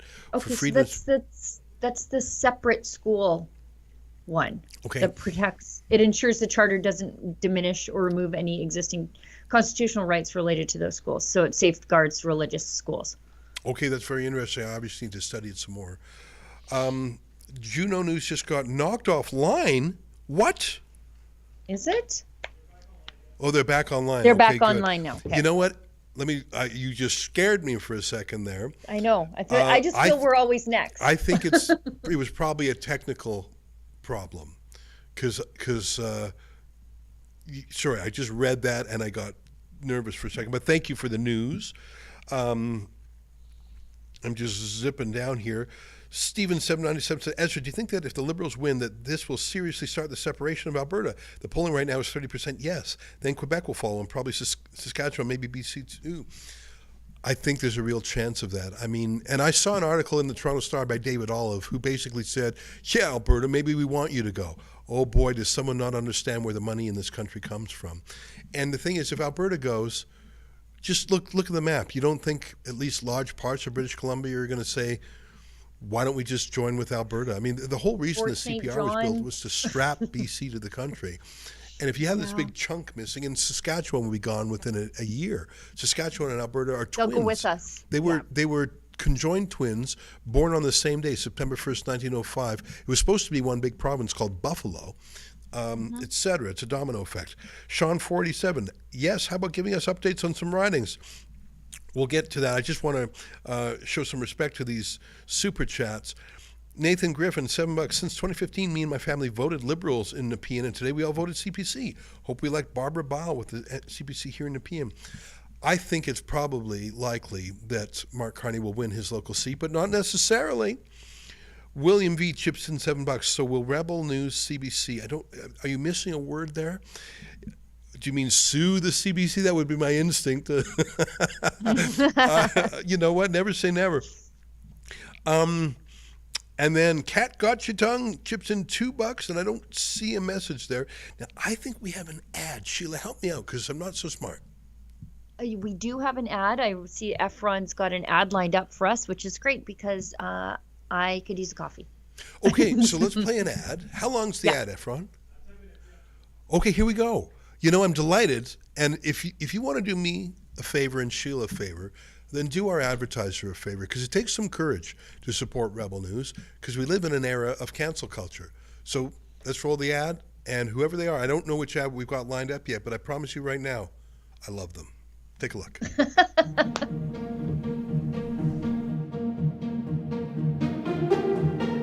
With rising inflation and growing economic uncertainty top of mind for Canadians, more people are looking for ways to protect their hard-earned wealth and secure their financial future. Hard assets like precious metals are becoming an essential part of that strategy, not just for preserving value, but for building lasting wealth. And joining us today to discuss what Canadians can expect moving forward and how they can invest directly in physical precious metals, including the ability to hold physical gold and silver within an RRSP, are Jerry Correia and Jeremy Weissman from Guildhall Wealth. Well, gentlemen, first of all, thank you so much for joining me today. Thanks for having us. So great to be here, David. Fantastic. First question, go back last week. It made headlines probably for all the wrong reasons. A federal government report forecasting a dystopian 2040. That's only 15 years away. They talked about food shortages and economic collapse, the wealthy leaving Canada, the poor being forced to illegally hunt and forage. When you read this report, what comes to mind, Jerry? Not surprising one bit. I mean, Jeremy and I discussed this quite a bit at length on the Real Money Show. And we talk about this strategy that was deployed upon us Canadians for a long time. This is the ravaging of a currency. This is the policies, the monetary and the fiscal policies that are ultimately designed to depreciate and to destroy the purchasing power of our currencies, which ultimately leads to other areas of control. I liken this to the Cloward-Piven strategy, one that goes back from the 60s. Sociologists decided, well, they wrote a paper on how to overwhelm the welfare system to usher in control. So this is what we're seeing. This is nothing new. And the main method of control behind everything would be that currency. So the idea would be to convert out of these fiat currencies that are no longer backed by physical precious metals, and have a control mechanism to the currency. But once you allow it to get printed, overall, we become dependent on that state. So offering physical precious metals offers a way out and a way for people to sort of unsubscribe to the strategy from having to barter and trade and these types of crazy situations. Interesting. So there is a way you can create a financial life raft despite such dire projections. A buoyant life raft, indeed. Gotcha. Jeremy, as I alluded to in the introduction, many Canadians are feeling the pressure of rising costs.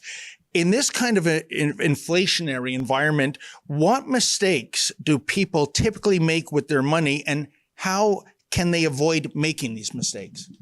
Well, one would be to try to be too defensive and hold on to cash. Mm-hmm. Obviously, you're losing through taxation, you're losing through inflation, and holding on to the cash knowing that a year from now it's just not going to buy as much. Mm. Another option might be to play it safe and go with something where you're getting a small gain, but it's not giving you enough to overcome inflation. That could lead you to another problem that you could have where you understand and the emotion of it's not enough. So now you start really trying to chase gains. That's obviously adding more risk, and that's a problem too. Versus just having some physical gold and silver, which have clearly done very well against inflation and beat inflation to actually increase wealth, that it just makes sense to have a bit of a diversifier in that way. That's very interesting, because the old adage is it's like money in the bank, but that's not necessarily, I guess, the greatest financial strategy these days. No, so, we often make this distinction between currency and money. So one of the tenets of money is that it be a store of value. And if you have a currency where every year things cost more, it doesn't retain value anymore. There was a time it did. Yes. But not anymore. So we have to, and that language is used all the time. It's money in the bank. I make the mistake all the time, but at the end of the day, money should be a store of value. And so people are making that change and saying, yes, I've got currency. I need currency to live. I use credit. It's convenient. But at the end of the day, what am I doing to protect my wealth? I'm going to have a portion of it in precious metals, because that's where the value's stored. Gotcha. And Jerry, to build on Jeremy's points, at Guildhall, you focus very heavily on physical assets like gold and silver. Why do you believe precious metals are indeed such a critical part of someone's portfolio these days? I think for me, David, it was the fact that, back in 2016, when with Trudeau, our Bank of Canada governor at the time was Mark Carney, and they decided to sell off our sovereignty. Major central banks, major countries and their central banks around the world, they have to have a reserve of gold. But we are the only nation that has no gold reserves. They decided to sell off the last bit of gold sovereignty that we had. And understanding that the world is now moving back towards gold, remonetizing gold back to the system, even silver, bringing the silver back into the system to once again safeguard the currency. And, the fact that Canada has no gold in reserves. I mean, India has reserves, Switzerland has reserves, the US has reserves. Canada needs reserves. We do have it in the ground. We are a very resource-rich nation, a commodity-driven currency, but we don't have any in reserves. So that's why it's so critical that we have to take the responsibility for ourselves and educate Canadians to now convert out of the fiat currency, the Canadian dollar, which has lost over 90% of its purchasing power and value since 1915. This is only going to continue with, this type of irresponsible fiscal and monetary policy. And Jerry, you make a great point. I mean, when people talk about literally the trillions of dollars of mineral wealth trapped underground in Canada, it's not just oil and gas, but it's precious minerals too. Yeah. Jeremy, you talked about the statistic a couple weeks on the show. Gold, we're number 4 in the world in gold. Canada's number 4 in oil. Start drilling again. Yeah. And at one point, we were number 1 in silver reserves. And now, with certain policies trying to deindustrialize our nation, to become dependent on the state, to carve out the middle class, this is one area that's so important to understand where true value comes from. Hard work, sweat and tears to get these resources out of the ground. This is why they're called intrinsic assets. It's just incredible. Just going back to the first question, that Privy Council report predicting some kind of grim sci-fi dystopian future in just 15 years. And yet you make the point, there is so much wealth. Like, we don't have to be in this position in 15 years or in the here and now. Right, exactly. Yeah. We shouldn't be in this situation. Like I often joke with some of our colleagues, having the type of wealth, we should all be driving like they do in Qatar or Dubai. We should all be driving Bentleys, right? We should all be in our suits and ties. This is the way we should have been in Canada, but the policies again are in focus. Fantastic.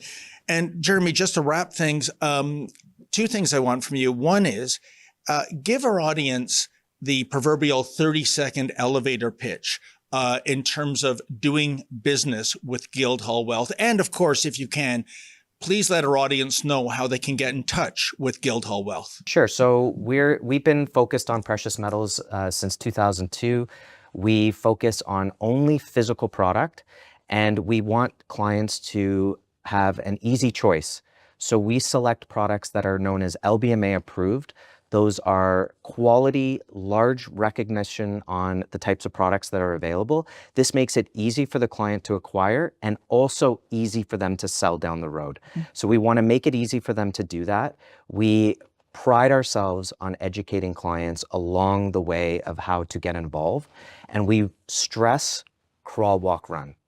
We want people to start small, get a sense of how it works, get a feel for what it is, because it's an asset, it's not an investment. It's real wealth owned. So you want to start small, and what we find is when clients start small, it opens up. They realize where their next step will be, whether that's moving up to physical storage for ease of liquidity, storage, insurance, security, or whether they want to hold it in a registered account like an RSP, TFSA, LIRA, LIF. We can help them do that, and it's always going to be physical. If it's in a registered account, it's always going to be fully allocated, fully segregated. The client retains ownership and custody of their product the entire time. It's such a unique vehicle, and it's still, we're still very much enthralled by it today, the fact that clients can hold actual physical assets in their registered accounts. So we'll walk you through the whole process and answer all your questions along the way. Fantastic. I think that was longer than a 30-second elevator pitch, but because every single point was excellent, I did not interrupt. Final thing, Jeremy, as I mentioned, how do people get in touch with Guildhall Wealth? Sure. They can go to the website, guildhallwealth.com, our e-store, guildhallpreciousmetals.com, or they can call the number 1-877-8-SILVER. Okay, then. Well, gentlemen, I want to thank you so much for your time. These are treacherous times we're in. I mean, don't take our word for it. Look at the Privy Council's report. But I think you've given some good advice in terms of how Canadians can brace themselves for further financial instability. And I want to thank you for coming down here today. And thanks again for your time, guys. Thanks. Thank you so much. Thank you.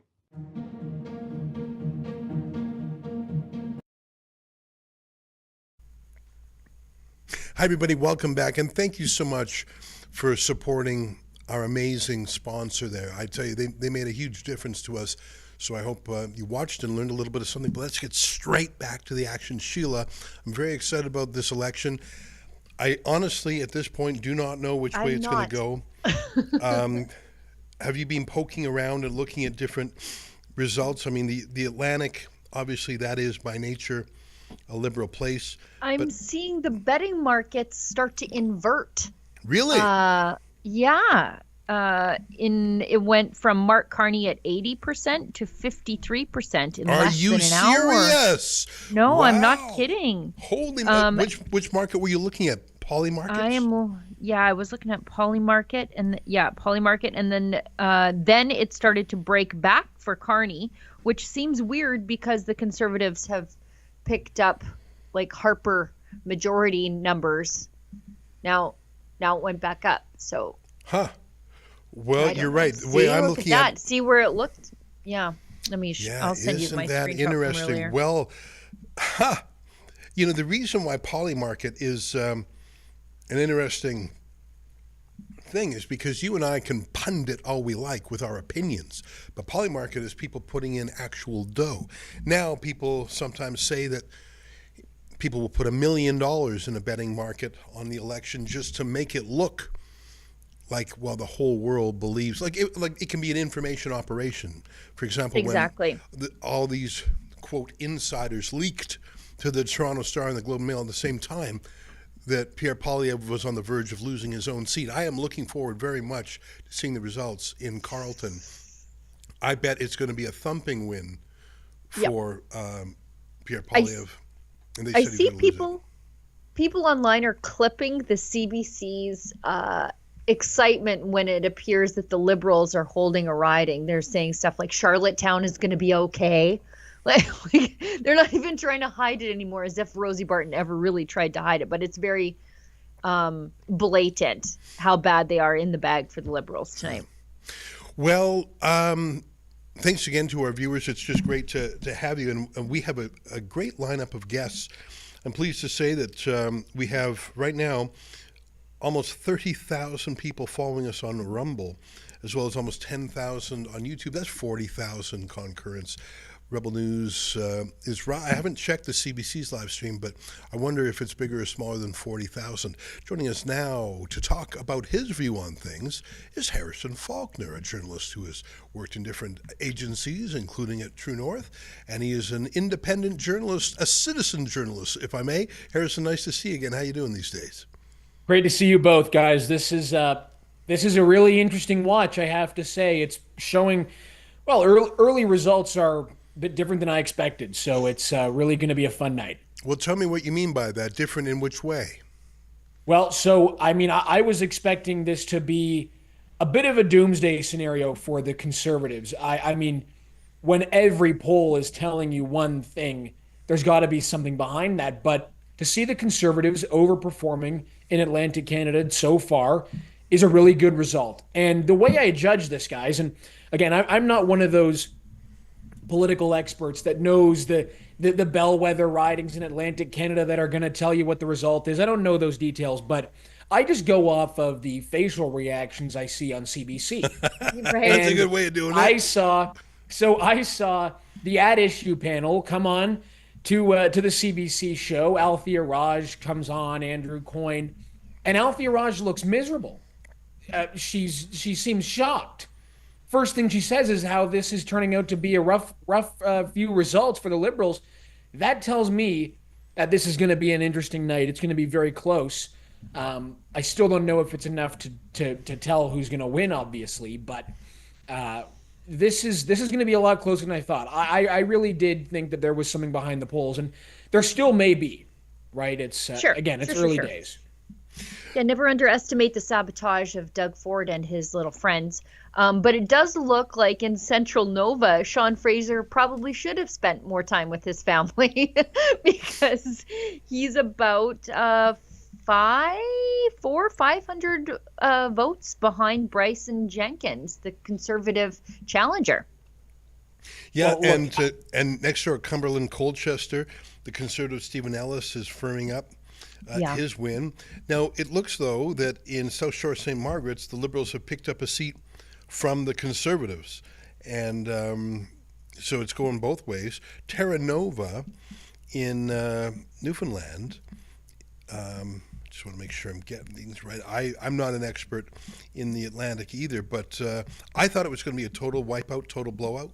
But Terra Nova, the peninsulas, looks like a gain, beating Liberal incumbent Anthony Germain. And that's enough of a lead, and enough polls have come in. You know what? I thought the Atlantic would be a total wipeout too, Harrison. Yeah. Hey, let me ask you, what's your view on the polls? And I say that, let me preface that with, Efron, let me know if you can pull up that tweet from David Coletto. A few weeks ago, David Coletto, who I really respect as a pollster, he works for Abacus, he said, do you really believe that the Conservatives have closed a 15-point gap in a week? Or do you think that there's something funny with the polls? And at first I thought, what? This is a pollster who's saying there's something funny with the polls. That's unusual. And he said that there was some sort of response bias. And I Googled that to make sure I knew what that meant. And he said, so he implied that you couldn't, and it was astonishing to hear this coming from a pollster. Let me read just a tiny bit from his tweet. And he did this on April 6th. He said, response bias occurs when people who choose to participate in a survey differ in meaningful ways from those who do not. This can distort results, as the opinions captured may not reflect the broader population. For example, if certain groups feel strongly about a topic, they may be more likely to respond or complete the survey, while others remain silent. The chosen mode, online or IVR. Some may ignore phone calls. Response bias can undermine the accuracy of poll results.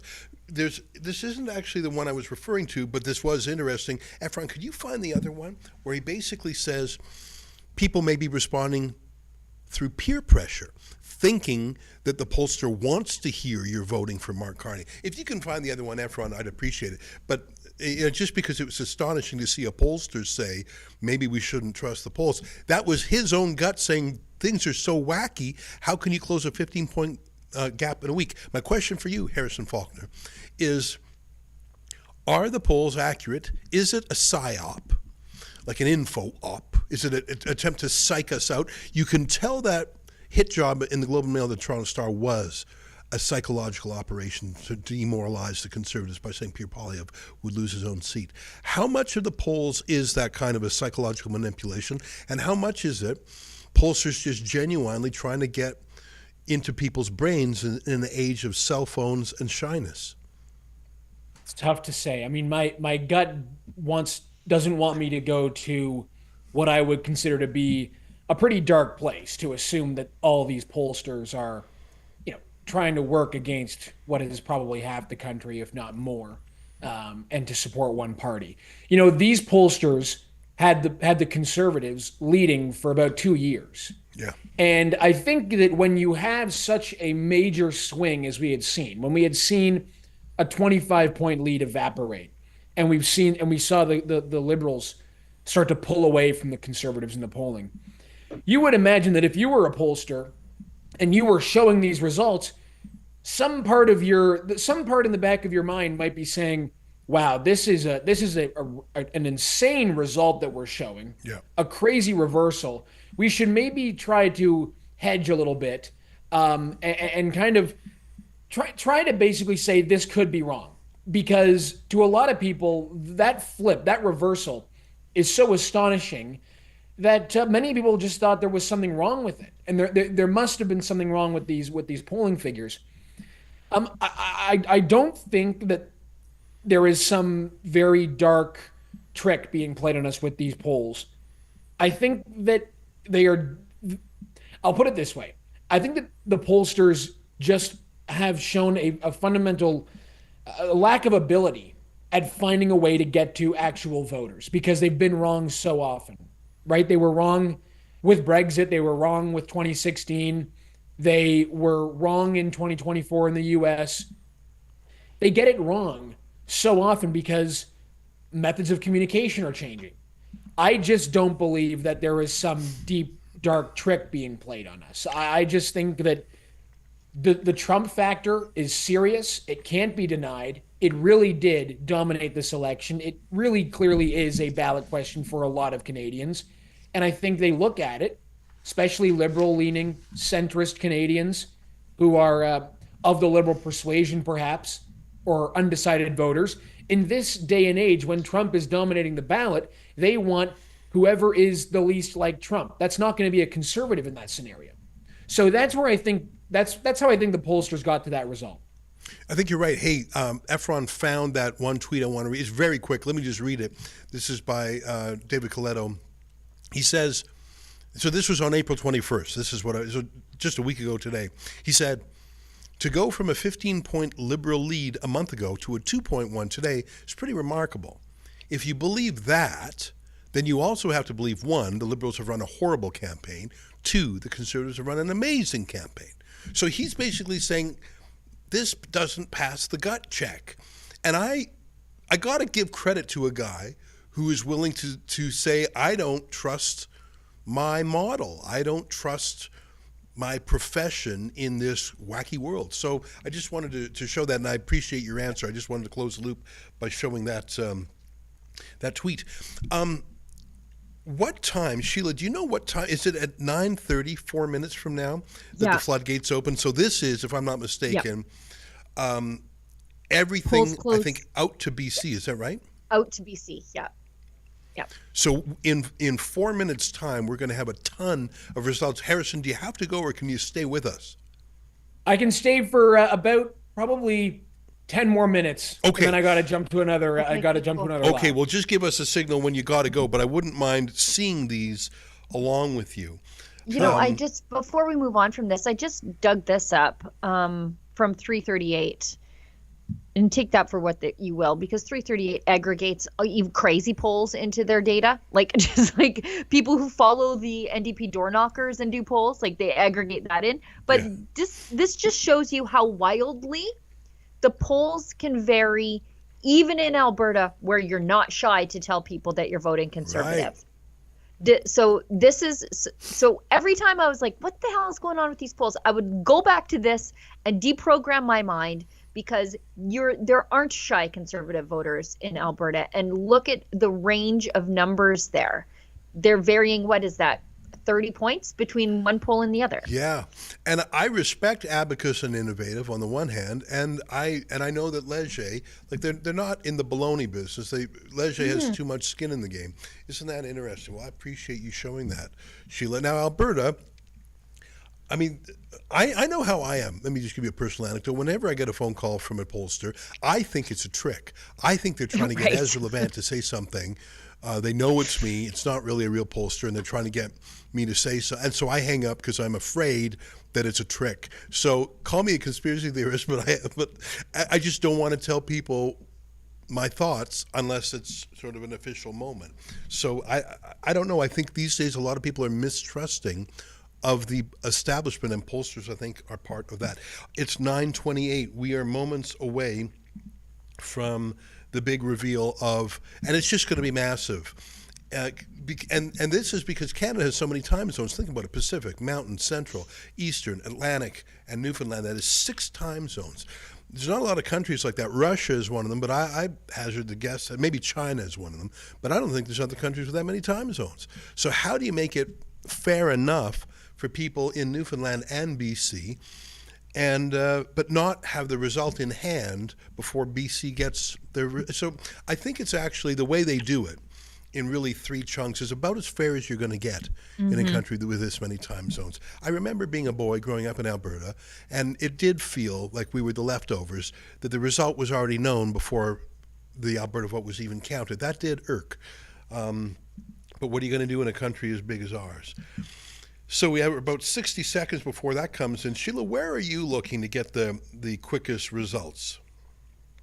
I'm looking at CBC. They're doing a good job of aggregating it because they have that floating map that you can sort of drop over. And if you listen to David Cochrane, he says he's getting pictures sent to him from the polling stations of the votes. He said that on air. That I guess the scrutineers have both looked at because they were dealing with the Elections Canada website going down. Now it's back up, but CBC, at least you can float over top of it. I'm sad to say that it looks like Rick Perkins is going to lose his seat. Rick Perkins was so strong on the Green Slush Fund file, but he looks like he's going to lose his seat in South Shore St. Margaret's. He's currently down by about 500 votes. You know what? On your advice, I clicked on over to the CBC, and the first story I read is, could toss-up ridings like Calgary Centre decide this election? You know, I also, back to like how these polls are aggregated, I saw 338 given Alberta 9 Liberal seats like a week ago. So that should tell you just how unpredictable these polls are. And then the next story, and I don't think I clicked on an Alberta tab, showdown in Calgary Confederation. Confederation. Yeah. And then the last one I'll just read is one I do believe, collapsing NDP vote in Atlantic Canada. I say again that the Conservatives are performing near the top of their range. If they wind up with 40% tonight, it'll be the best result in 20 years for the Conservatives. But the problem is the NDP is just vaporizing, and you're having a unite the left. And Jagmeet Singh was play fighting for 2 years. It was almost like he was, it was a fixed fight. All right, it's 9:30. We should be seeing results almost immediately. Harrison, are you poking around anywhere looking for results? I've got the CBC YouTube stream on my on one of my monitors here as well. Just to again, I've got it on mute, but I'm just gauging the facial expressions here. Oh, good. That's a good way to do it. You're like a lip reader. You're a face reader. Yeah, exactly. I don't want to hear what they have to say, of course. But no, I'm just catching these numbers here, and obviously we're going to see a massive jump in both numbers here, and probably in a couple of minutes. I'm curious. I'm sure you've gone over this already in your broadcast, but the failure of the NDP to perform in the GTA and to do the job that the Conservatives need them to do. Right. How much of a concern is that, and are you getting any word of concern from the Conservatives at all, people involved in the campaign, about the failure of the NDP? Because to me, that is a major factor to determine whether or not the Conservatives walk away with a victory. Harrison, I will join the NDP to push for Rachel Notley to run for leader.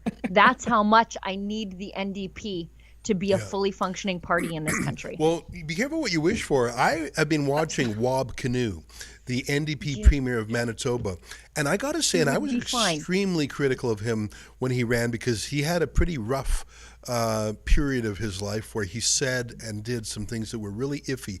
But boy, has he ever grown into the job. He looks good. He sounds good. He's Indigenous, of course, which cuts some ice with people because he's a symbol of reconciliation.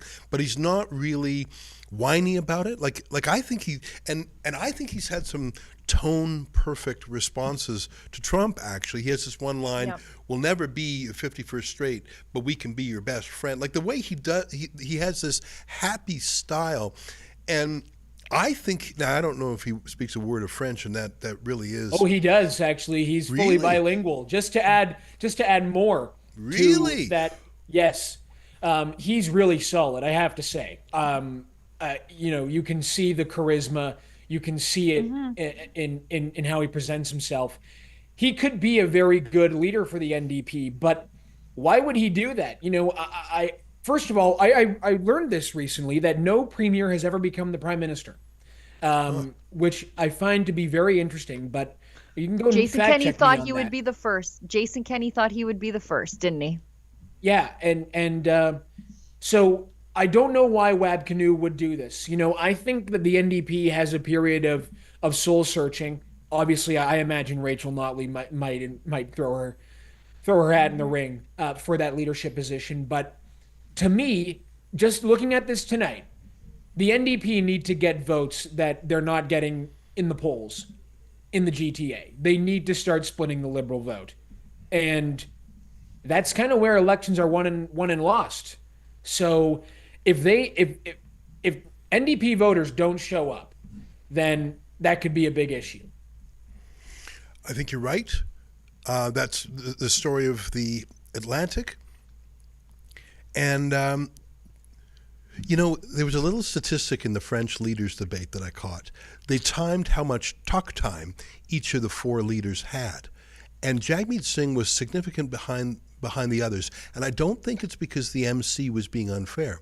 I think Jagmeet Singh is so weak on policy, he just doesn't have a lot to say. We got to let our friend Harrison go, but I really appreciate you joining us. I know you got a busy night. A lot of people want to hear what's on your mind. Thanks for joining us, and keep up the fight out there. Thank you very much, guys. Have a great night, and hopefully this goes the right way. All right, there it is. Harrison Faulkner, independent journalist. Sheila, let me know if you can spot the results from other places. Just because it's 9:30 on the dot doesn't mean you're going to get results on the dot.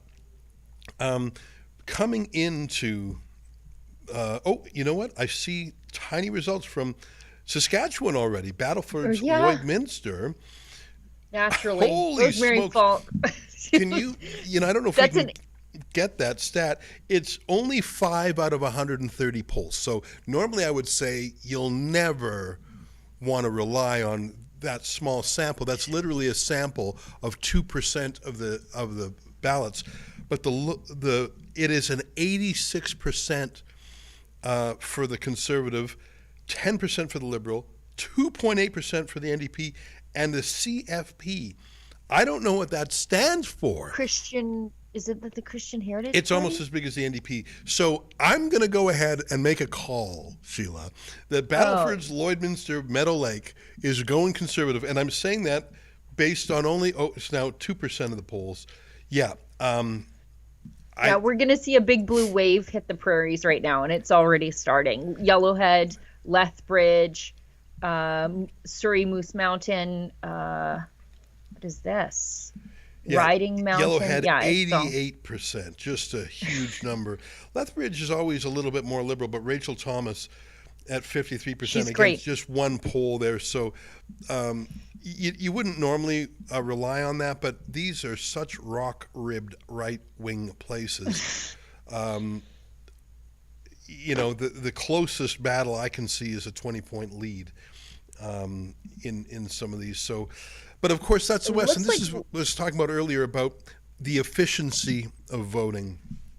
Leslyn Lewis is winning in her riding. Larry Brock is winning in his riding, although it's close. I have Larry Brock as AG in my fantasy football potential cabinet. I've got to replace Rick Perkins because I had him at procurement. I'll just shuffle Michael Barrett in.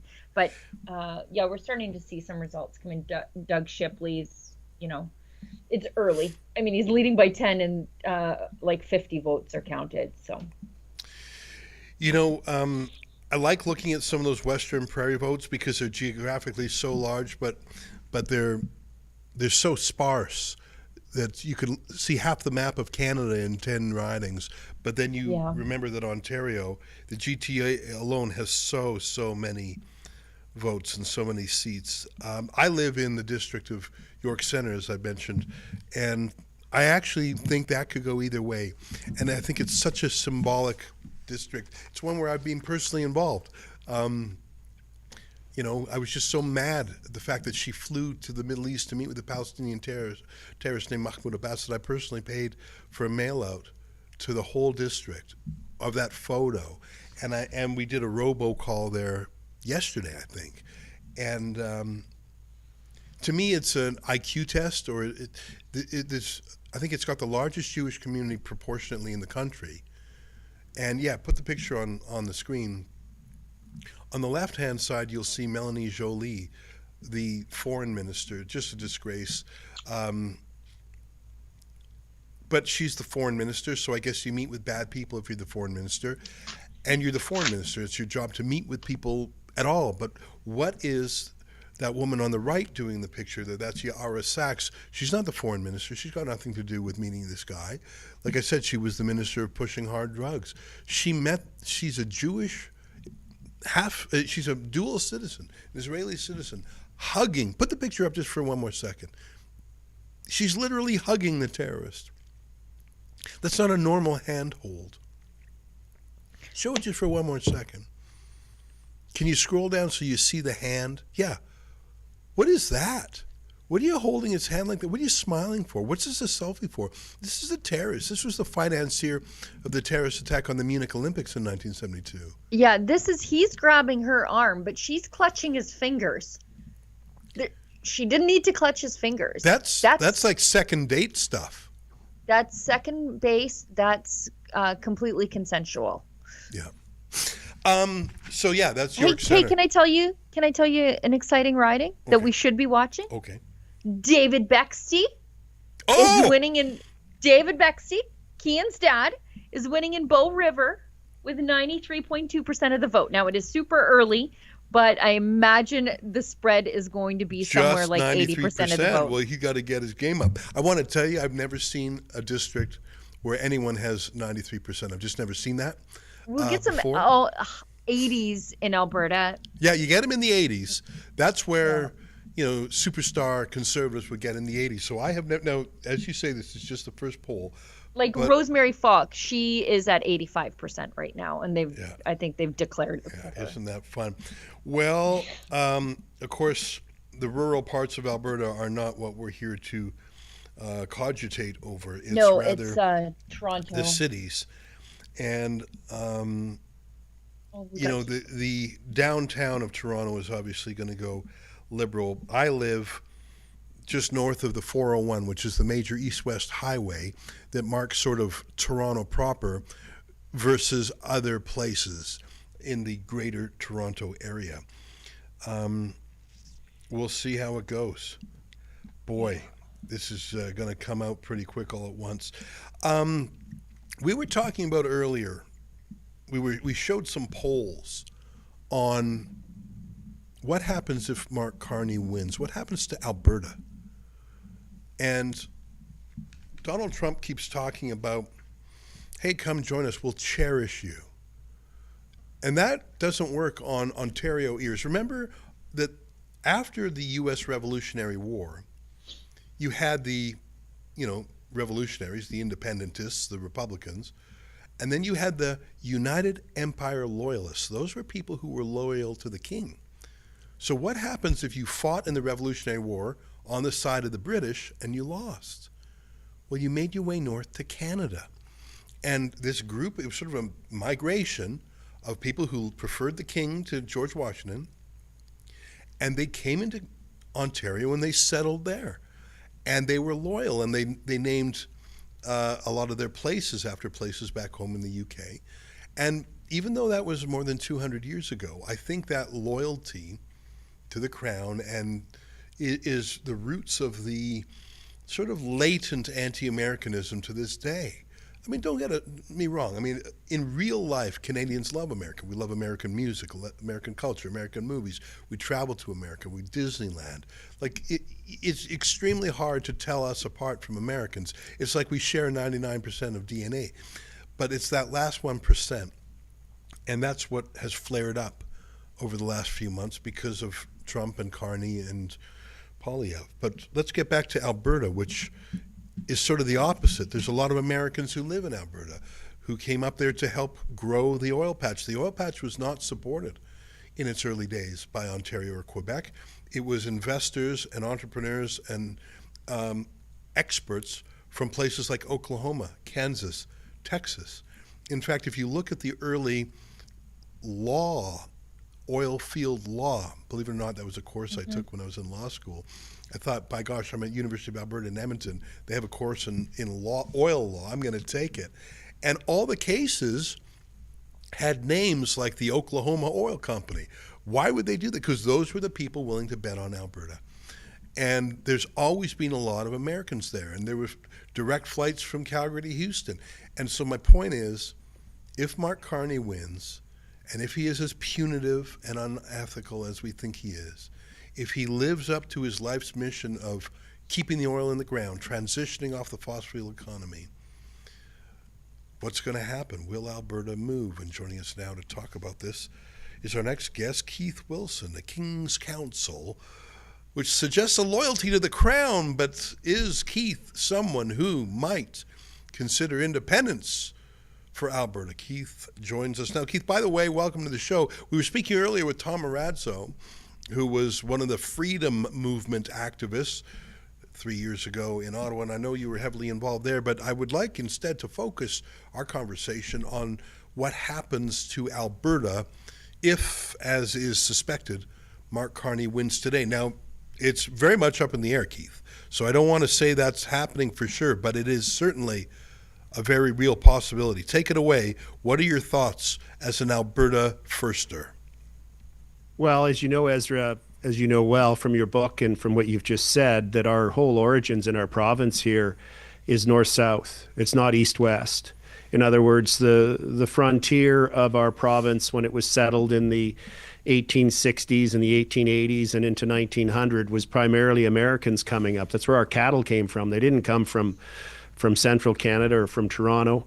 Our roots here in Alberta and to some extent Saskatchewan are really tied to the United States and have been ever since before Canada was even a country. And then you fast forward to today. Our trade patterns are north-south. It's been remarkable to me, you know, the piece in the hit piece in the Toronto Star, but just on Twitter and X, the lack of understanding in central Canada as to what Alberta is all about. There's this perception that Crown land in Alberta means it's owned by the federal Crown. No, only less than 20% of our land base has anything to do with the federal government. It's all provincial controlled land. Of course, we control our resources. We own and control water, and so on. So Alberta is very independent already, and people are fed up. They're just tired of central Canada, of Ottawa, putting its knee on our economic neck, on the prospects of futures for our kids. And the sentiment of people saying we're done with this is off the charts in terms of anything I've ever seen before. Hey, Keith, I have a question for you. You and I have spoken before on my show. Now, of course, we have many different viewers, including international viewers tonight.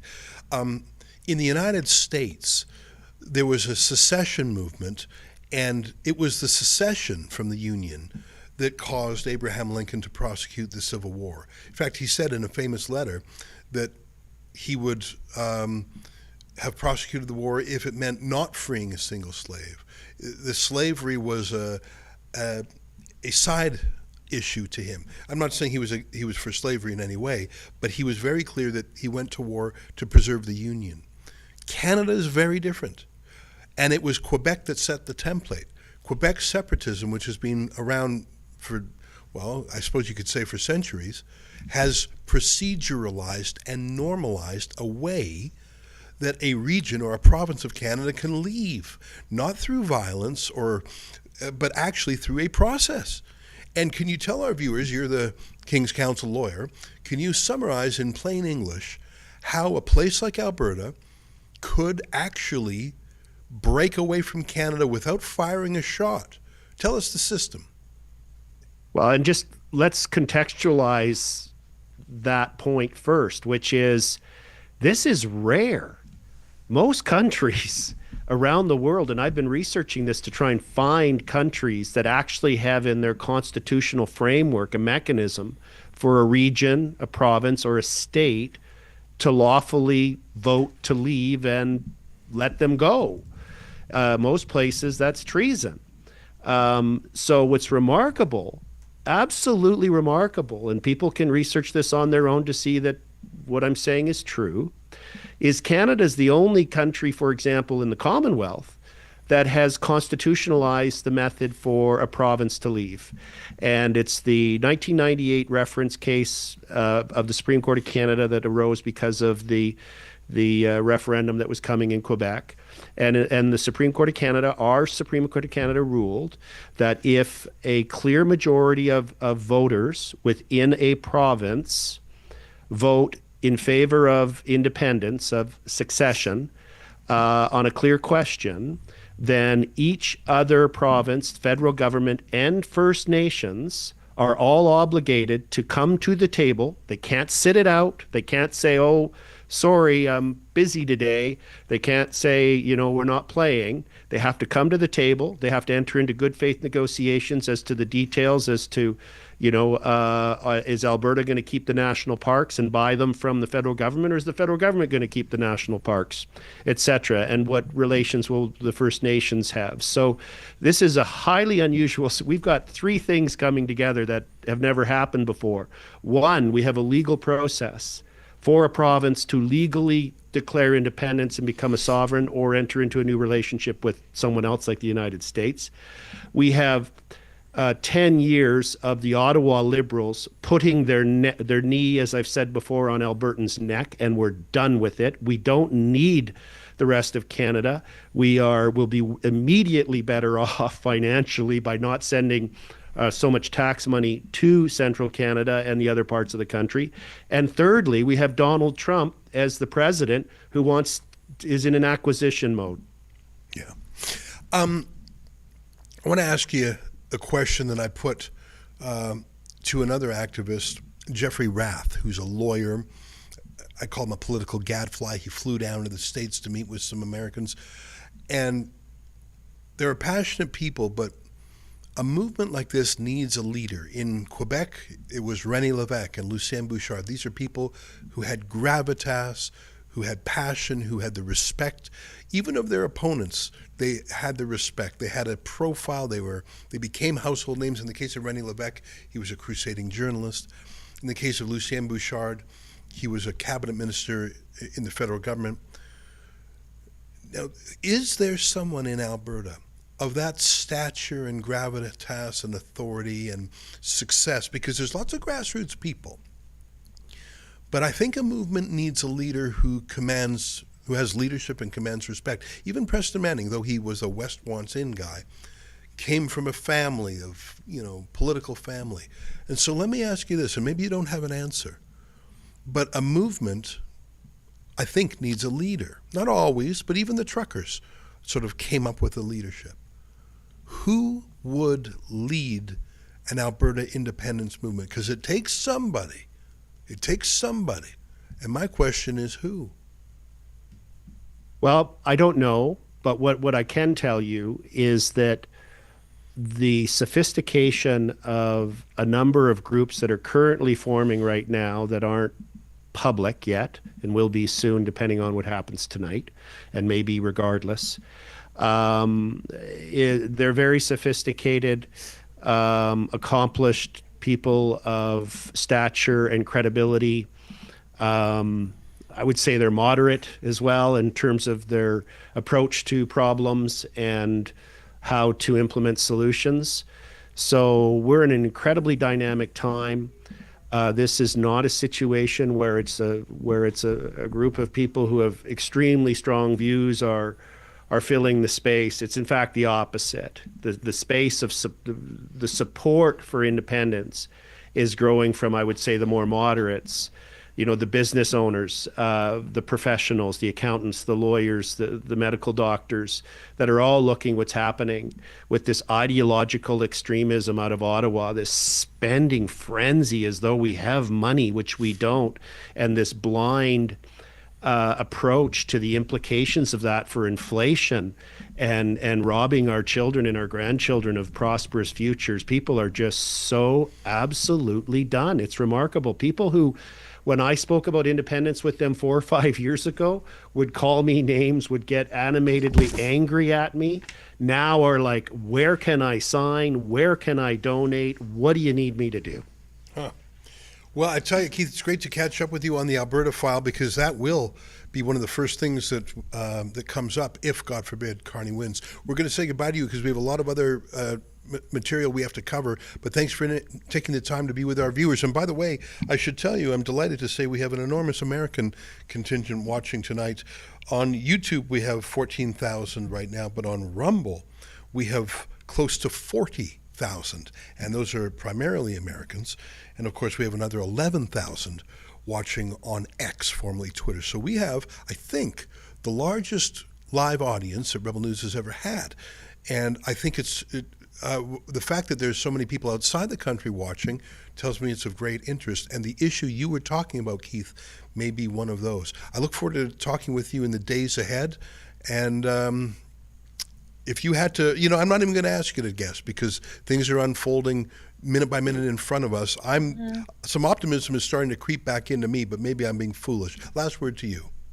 Even if Poilievre is successful, and of course, obviously, that's my hope, but if he is successful, there's been an awakening in Alberta. Sheila will have experienced this herself, where people have just said, you know what? We are worth something here. We provide a lot of value. We work hard for it, and we have the ability to be prosperous and make people around us and people we have relationships with prosperous as well. And it was important that Premier Smith laid out her 6 or 7 expectations of whoever wins as to what she expects to see the federal government do. So the expectations have now been increased. So even if Poilievre is successful, the pressure on the federal government to reset the relationship with the West is going to be immense. Keith Wilson, King's Counsel, freedom activist, lawyer for the truckers.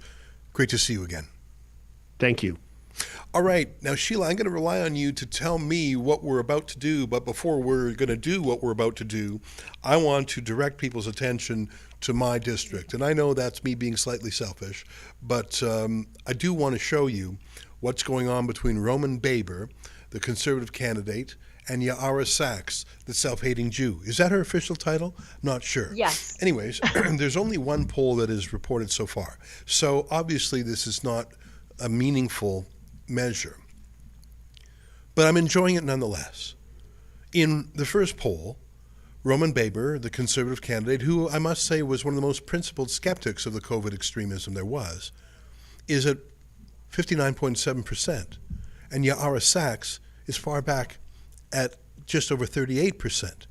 And the NDP, oh my God, 1.5%. Now I say again, I have no idea which poll this is. By that I mean it could be an advanced poll, it could be a particular neighborhood, it could even, with that many people voting, it looks like it's a large poll.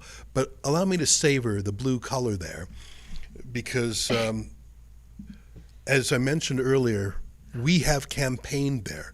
The For Canada campaign group ran a robocall. That is a recorded message into every phone in that district just yesterday. And I wonder if that moved a few votes. We'll find out. I think we have some super chats, Sheila. Do you want to start taking us through those? And Rumble rants. Sure. We do. I was just checking. I see Kian's dad's lead has slipped down to 86.4%. That's Cian Bexte's dad. Cian Bexte is an alumnus of Rebel News. He's now with Counter Signal and Juno. So his dad's running, and he's huge when he may actually wind up with the largest margin in the country. Him or Rosemary Falk. By the way, team, can we check in on Andrew Lawton's riding when we get a chance? I'm curious about him. All right, a couple of super chats here. One says, hi, Sheila and Ezra. Thank you. That's Jules, gives us $5. Well, thank you so much. And Carpentry Hero, $13.99. Bunch of blue hearts. Please, Blue, we need you. Well, it's not up to us, is it? It's never up to us. I'm from Alberta. So I'm watching to see if also what our former colleague, Kerry Diot, reclaims his seat in Edmonton-Griesbach. From the NDP. As you'll recall, he lost his seat to the PPC vote split. And I checked in on the Quebec riding of Beauce, and Maxime Bernier had about 4.4% a little bit ago. Anyway. Of course, the name of the game is not for the Conservative Party merely to hold. It must pick up dozens and dozens. It would be a disaster. I mean, expectations were so low that,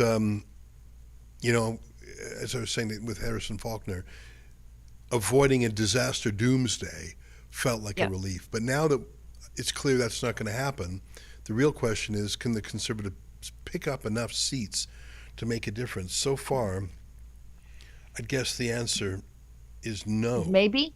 Yeah, it's maybe. No or maybe. Looks like our friend Andrew Lawton, only with 3 polls out of 180 reporting, he's got 51% of the vote. Oh, that's promising. It is promising. What other ridings are you watching, Ezra?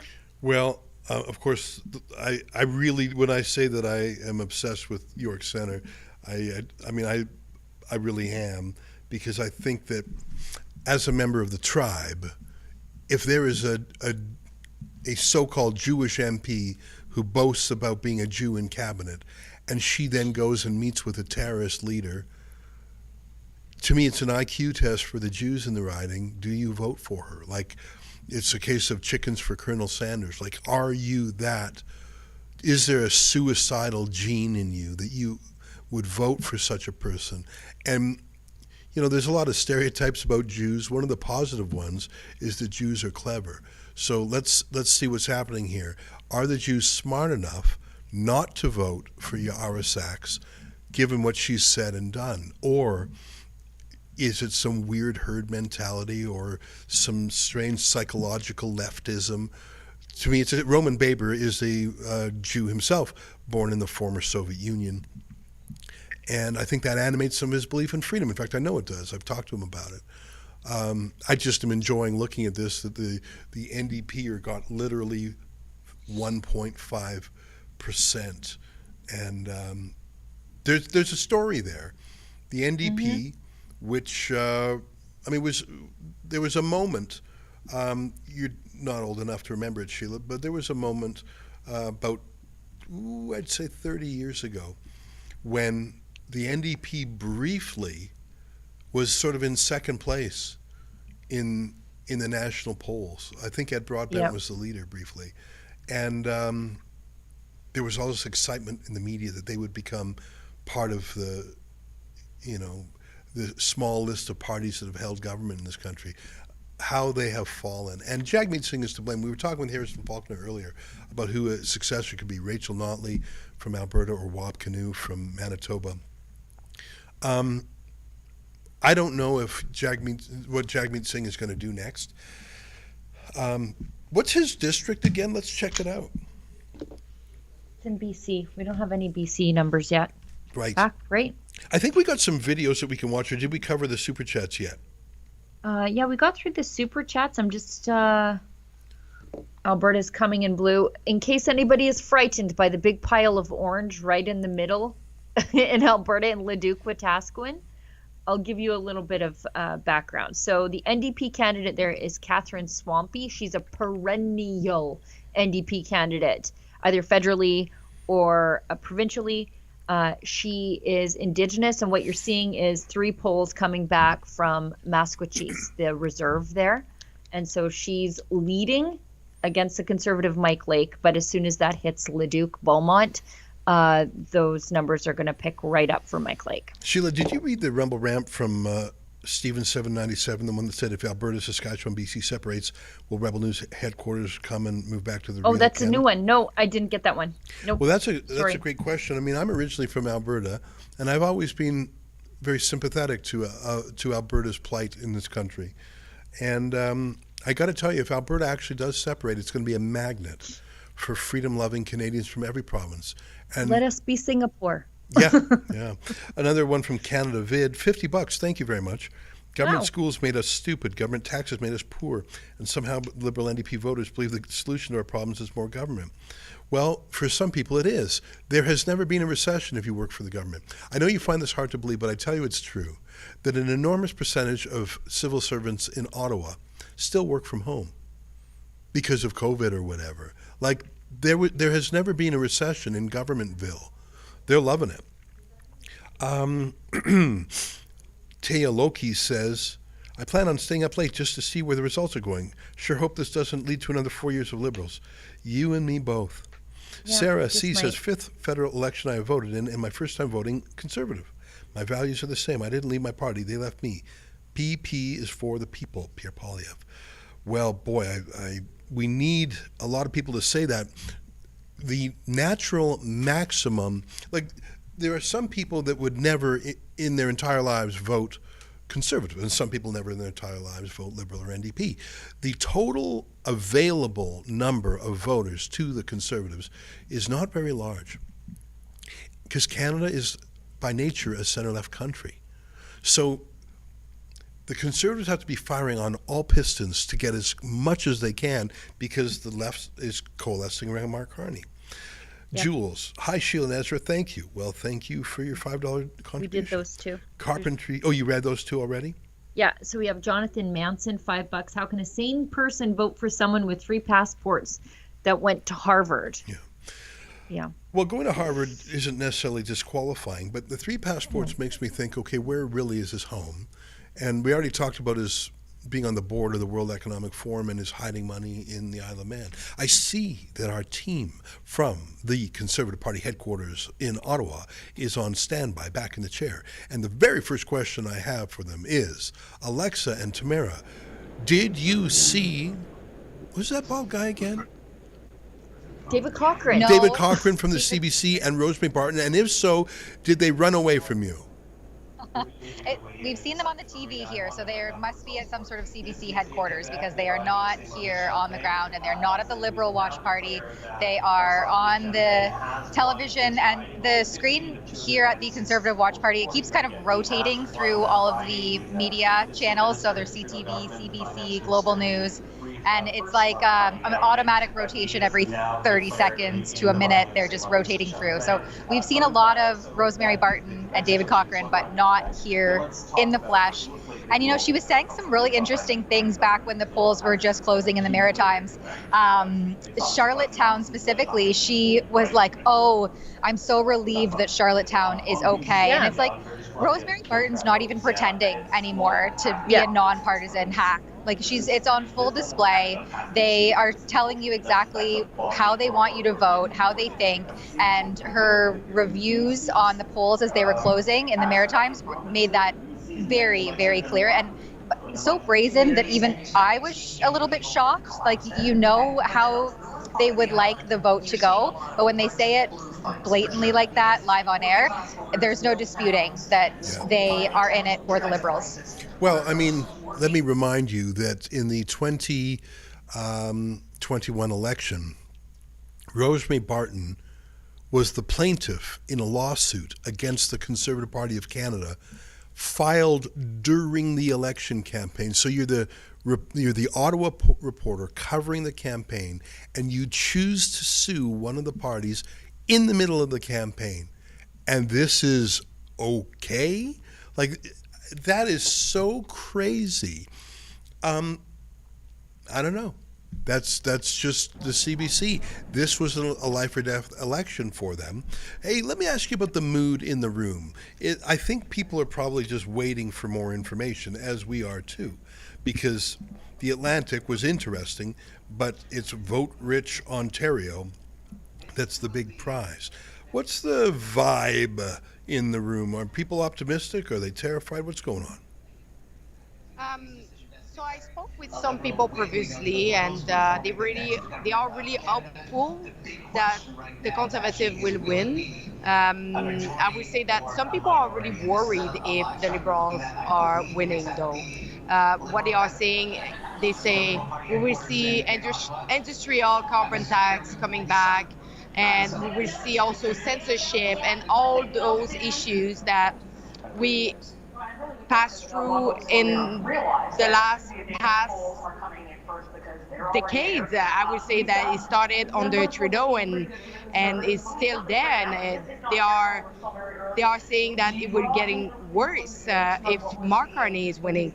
I just met also someone from Romania who actually say that I live under a dictatorship country, and I saw the signs appearing during the Freedom Convoy. So my small interviews are on my Twitter. If you want to watch it, it's on the voice Alexa. And but most of the people are still hopeful. They are really positive, and we will see what it will look like at the end of the night. All right, well, I see we have some of those videos that you've done. I saw you were talking to one of our friends, Elie Cantan-Nantel, if I'm pronouncing his name correctly. One of my favorite guys. He works for The Hub now, if I'm not mistaken. I think he's always interesting, but it looks like you talked to a couple people. Let's play that clip now. I'm from Montreal. We just arrived to Ottawa, and I hope tonight there will be a change. I'm from Oxford County, Arpan, Canada's territory, and I predict Conservative minority government. Close call, but I think they'll pull it out. I live here in Ottawa, and I'm hoping for a Conservative victory. Oh, I'm hoping that Conservatives win the election.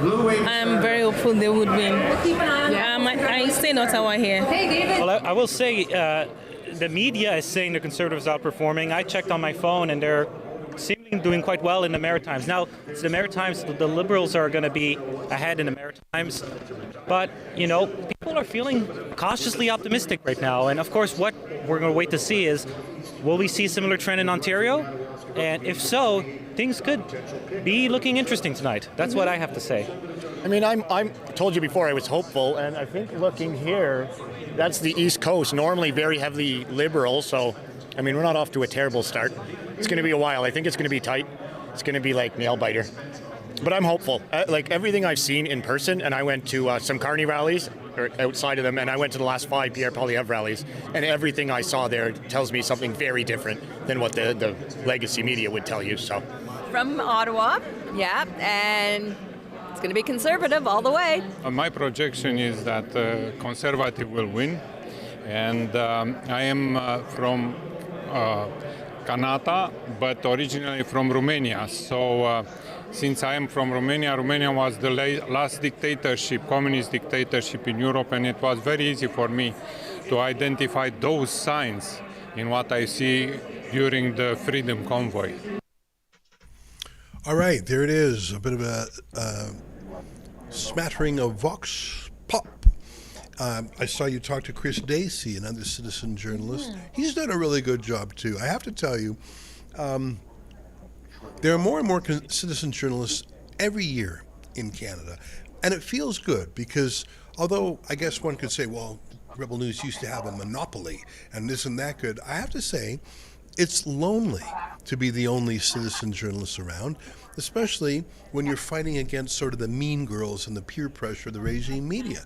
But I really enjoy having allies like Chris and Elie, and I'm not saying that they're in league with Rebel. I'm just saying they're nice people and they understand that you don't have to work for the state broadcaster to be a real journalist. So I'm really glad you spoke to them.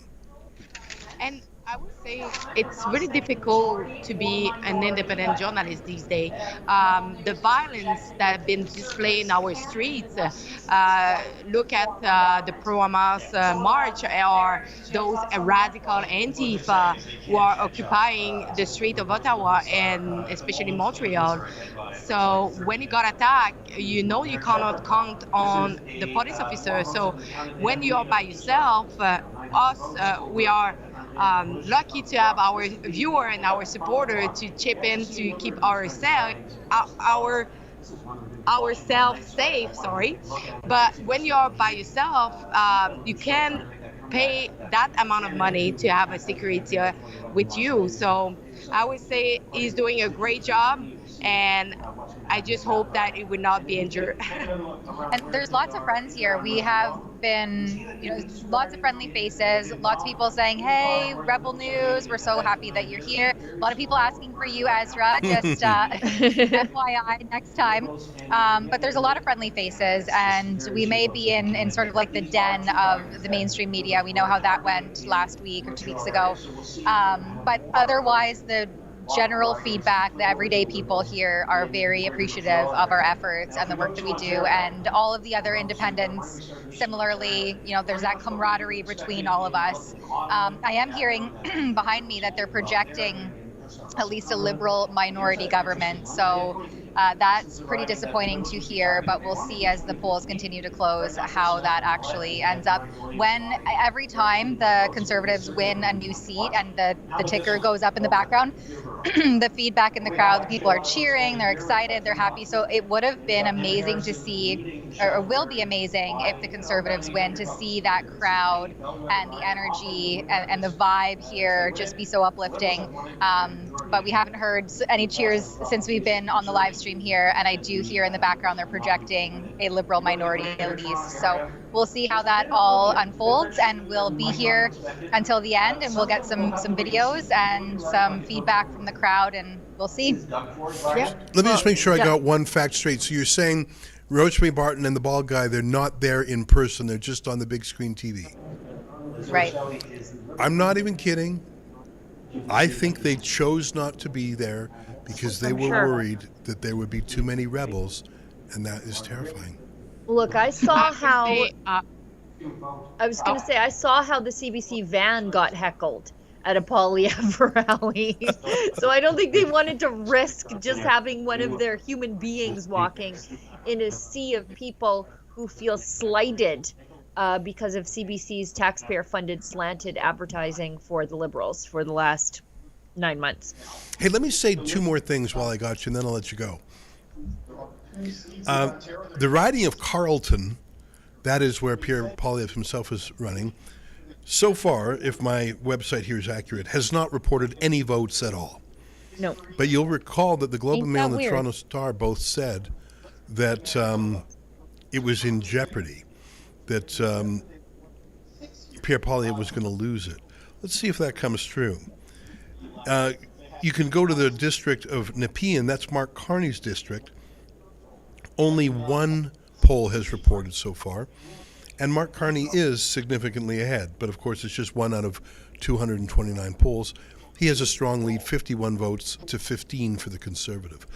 But I am extremely interested in Poilievre's vote because that was an information operation led by Doug Ford, the so-called Conservative Premier of Ontario, to destabilize Pierre Poilievre. And let me just say it to the world.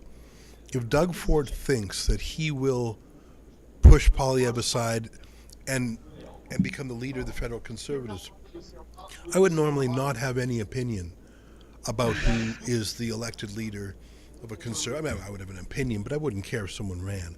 But for someone to sabotage the Conservative Party in an election, to run an errand for the Liberals, to undermine, and probably cost a few percent in the polls, that is someone that I, just out of moral hygiene, cannot ever let become the leader of the party, let alone the Prime Minister. So I hereby pledge that I will do anything and everything in my power to stop Doug Ford from what I assume is his ambition to lead the Conservative Party of Canada. I don't have a lot of power, but we have a voice, and we'll certainly use it to stop that saboteur. I just wanted to put that on the record. Yeah, I mean, and also, sorry, I was just going to say, you look at that map, the electoral map, where everything is blue in Alberta and Saskatchewan and the interior of BC. You take us out of the mix, there's never a Conservative government in this country ever again. And if you think that we are going to vote for that betrayer Judas, who screwed the country in the middle of a campaign, he's got another thing coming. We are the fundraising heart for the Conservative Party. We are the reliable vote for the Conservative Party. And if we're not there anymore, it's just, Canada is just the land of the Liberals from here on out. Yeah, and of course, this presumes that there will be a united Canada in the next election anyways. Well, that's what I'm saying. If you take us right out, that big block of Conservatives right out of the middle, Doug Ford, there's no hope in hell for a Prime Minister Doug Ford. He's absolutely insane if he thinks By the that. way, Jamil Javani, with one poll reporting, is in the lead in his district. All right, ladies, we'll let you go. Thank you for joining us live from the party headquarters. Sheila, do we know if we have another guest on deck? Let me see. Nope, not right now. But we do have a few chats that we can blow through here, Ezra. Okay. We've got Rock Island Joe gives us $100. Well, boy, that's generous. And says, Rebel, you guys are awesome journalists at a time when there are very few journalists left. Well, thank you very much. Unacceptable Chinese Gordon gives us $1. It's nice that people can send in as little as $1 here on Rumble. Minimum of $2.79 for a text-based message on YouTube. I might send more over the night. Well, we appreciate you for that. Every little bit helps us here at Rebel News. Rob 128 gives us $6.99. Great job, Ezra. Windsor, Ontario loves PPC. 7 till dawn gives us $10. If you are living in the east and want to move to Alberta, do you just have to buy property to get an Alberta ID card and a driver's license? What's the process? No, you just have to come. Let me take this next one from Carla P, who Sure, chips please. in $5 and says, Ezra, I'm a public servant, and I would resign my job in a minute if it would give the Conservatives the election. We aren't all selfish. First of all, I accept believe what you. you're saying. And second of all, you are correct. And it is a stereotype to describe civil servants in the way I did. So I stand corrected, and I thank you for that. And let me tell you a little anecdote. I don't know if you saw, but I jotted over to the Isle of Man in Dublin for about 24 hours this weekend to do a study on Mark Carney's tax havens. And when we landed at the airport and came through the border control, 4 border police said, hey, how was Dublin? Watched your videos. Love Rebel. What happens if you and just stopped me, and they were so excited to see Rebel. And I thought, you know what, I gotta watch my P's and Q's, because there are a lot of good people in government, and it is wrong for me to stereotype that way. And it made me feel amazing to have all these border cops stop and chat with me in a friendly way about Rebel News. And I thought, you know what, Carla P, I stand corrected, and I thank you for that. Ty V chips in $10 and says Chinese media outlets and associated state-controlled networks began publishing narratives prematurely declaring Mark Carney as the winner of Canada's federal election. Well, listen, they've been infiltrating and interfering in this election, well, since before it came around. And, of course, the inaction by the government speaks volumes. I mean, Mark Carney literally refused to sack Paul Chang even after he called for the kidnapping of a Chinese-Canadian democracy activist, because he's in league with the Chinese Communist Party. I mean, 2 or 3 times during the campaign, a National Intelligence Committee in Canada reported on China's intervention, and Mark Carney sort of shrugged and said, yeah, duh, but they're for me, so I support it. It's quite something. I am Play Gibson 100 smackers. Holy mackerel. Holy. Says, thanks for covering the real news and not the fake propaganda news. Cheers, Rebel News. You guys and gals are the best. Wow, that is so friendly. I appreciate that. And there's some more. Sheila, do you want to take the next few ones? Sorry, did we get the Chinese media outlets associated with state-controlled networks publishing narratives prematurely declaring Mark Carney as the winner of Canada's federal election? Okay, you did that one. Yeah, I did that one, but there's okay. The next one is from Derek Seed, who chips in $10. Yes, I see it. You take it away. I remember. Yeah, he says, I remember Biden in 2020. He did 6 live events. 12 people showed up. Trump filled stadiums. Biden became the most voted for president in U.S. history. I say the same thing here, favoring Carney. Quite likely. MD Golf, $10. Watching Singh's dismissal of your reporter's perfectly fact-based, reasonable question was chilling. Bye-bye, Singh. Reading the CBC's retraction was so satisfying. Pasted on your homepage. It was satisfying, but it was not appropriate. And I'll tell you why. Because CBC's own corrections policy says that if you make a mistake, if you spread misinformation the way Rosie Barton does, the correction has to rise to the level of the misinformation. So Rosie Barton should have been made to read a correction live on national TV, the same way she spread misinformation on national TV. But you know what? We'll take what we can. AG Maine 5082 gives us $20. I'm watching from the Hudson Valley in New York. I'm cheating on Viva by watching your stream. Go Canada. Well, thank you so much. We've got Enrique Wolf, $2.79. Thanks for that. And then Nancy, $13.99. Love you, Ezra, Barton, and the bald guy. Come on, conservatives. You'll just never remember his name, will you? Or maybe I remember, but I just love saying that too much. By the way, I'm losing my hair too, so I shouldn't be so proud. Hey, let's check. Have we got all the super chats from Rumble Rants? All of them are back now. Yeah, all of them are done. Well, I see out of the corner of my eye our next guest, another independent journalist. And before I go to her, I want to just make sure that we've got the super chats done and there's no breaking news that we need to attend to immediately. Nope. All right, well, without further ado, and I enjoy the fact that we're talking to citizen journalists, and there's so many more of them now than even in the last election 3 years ago, 4 years ago. And I'm so glad of that, and I think it makes a difference. And I think there's also a safety in numbers, and that's relevant to our next guest. Her name is Natasha Graham. She's a citizen journalist from Montreal. In fact, she was assaulted in a terrible way by Montreal police, and we're helping crowdfund her legal defense at savenatasha.com. But for tonight, we're going to talk about the election. Joining me now from Montreal is Natasha Graham. Natasha, how are you doing today? I am well, thank you. I'm feeling better each day, a little bit clearer.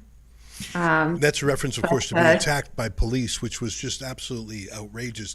Tell me how things are looking politically in Montreal. I mean, normally that city goes Liberal every single seat, but there was some hope that the Conservatives might be able to punch through, particularly, and I don't mean to sound obsessed with the subject, but there's some Jewish neighborhoods there that have really felt the stress of the anti-Semitic marches and the Hamas marches.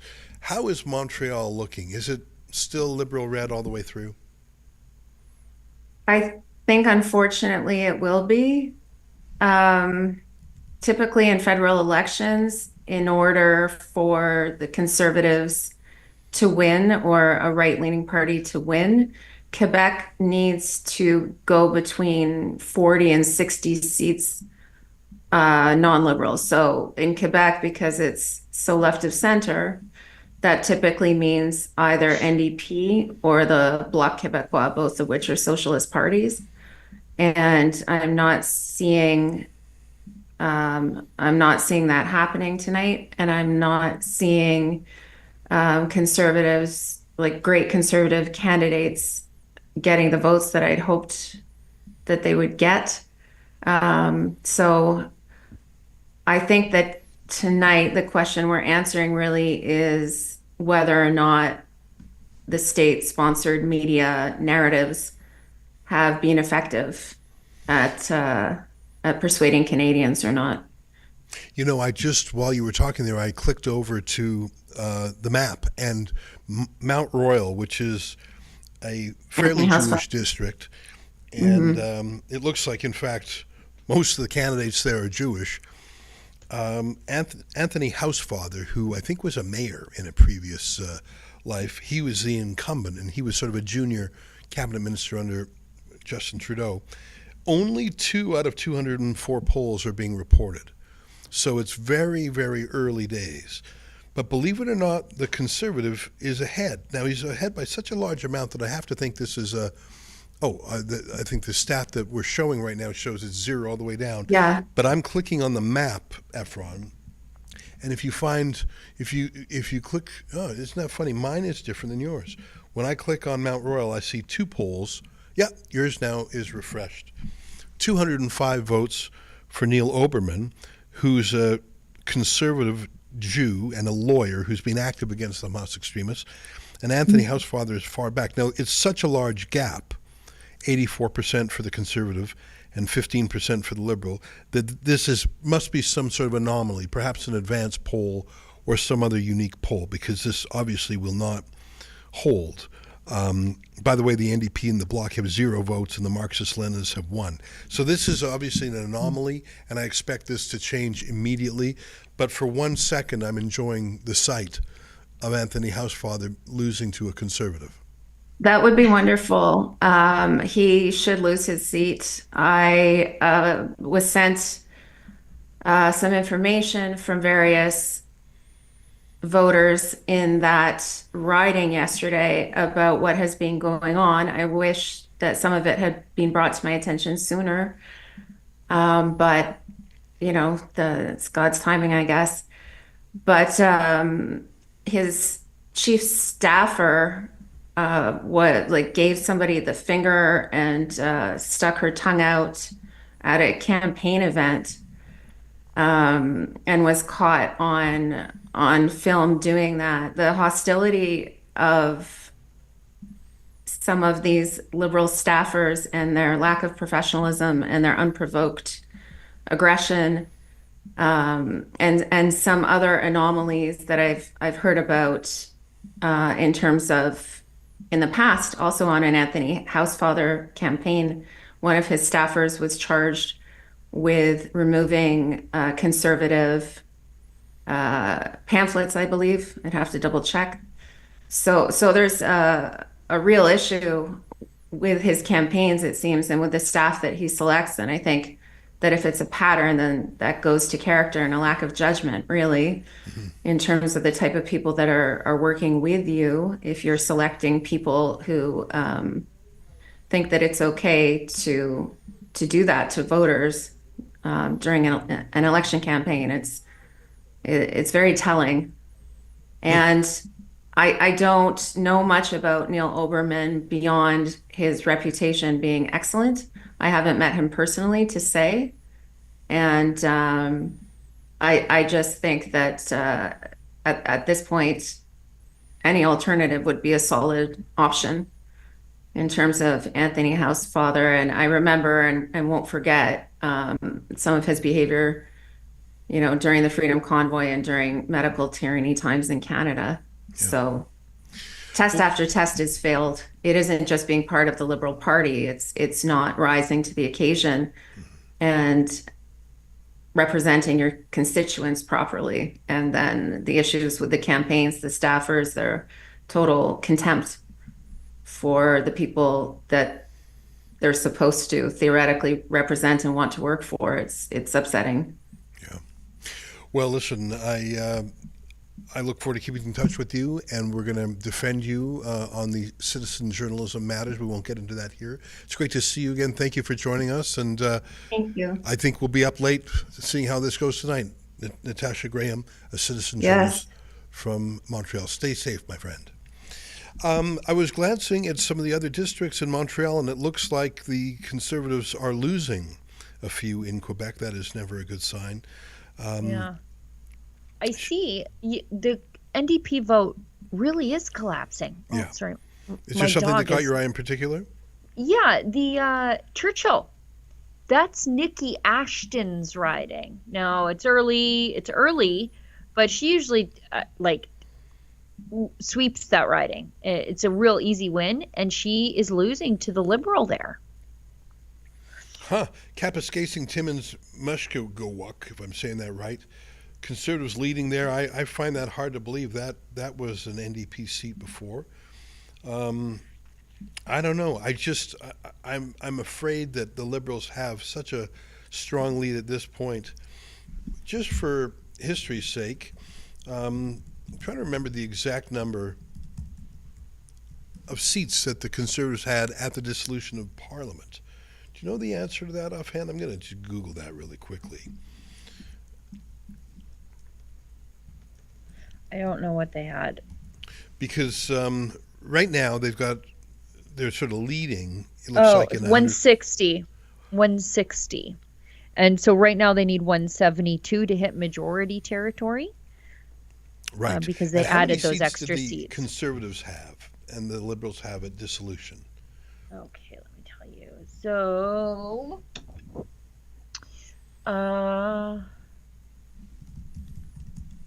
good grief. So Erin O'Toole had 121 seats. Sorry. 121. Got it. So, I mean, look, the Conservatives were hoping to add, frankly, 100. Yeah, at the dissolution, the Conservatives had 121 seats. Sorry, they won 119, and the Liberals had 160 in 2021. And the Liberals bloc. Yeah. Sorry, I'll be quiet. Sorry, at dissolution, the Liberals had 153 seats. So, but the whole point is to boot the Liberals. And right now it looks like they have sopped up the NDP vote. Like some of the numbers I've seen for the NDP vote are just so low, like single digits low. It's incredible to me. Now, how about, I just want to make sure we're not forgetting any guests out there. Efron or Sheila?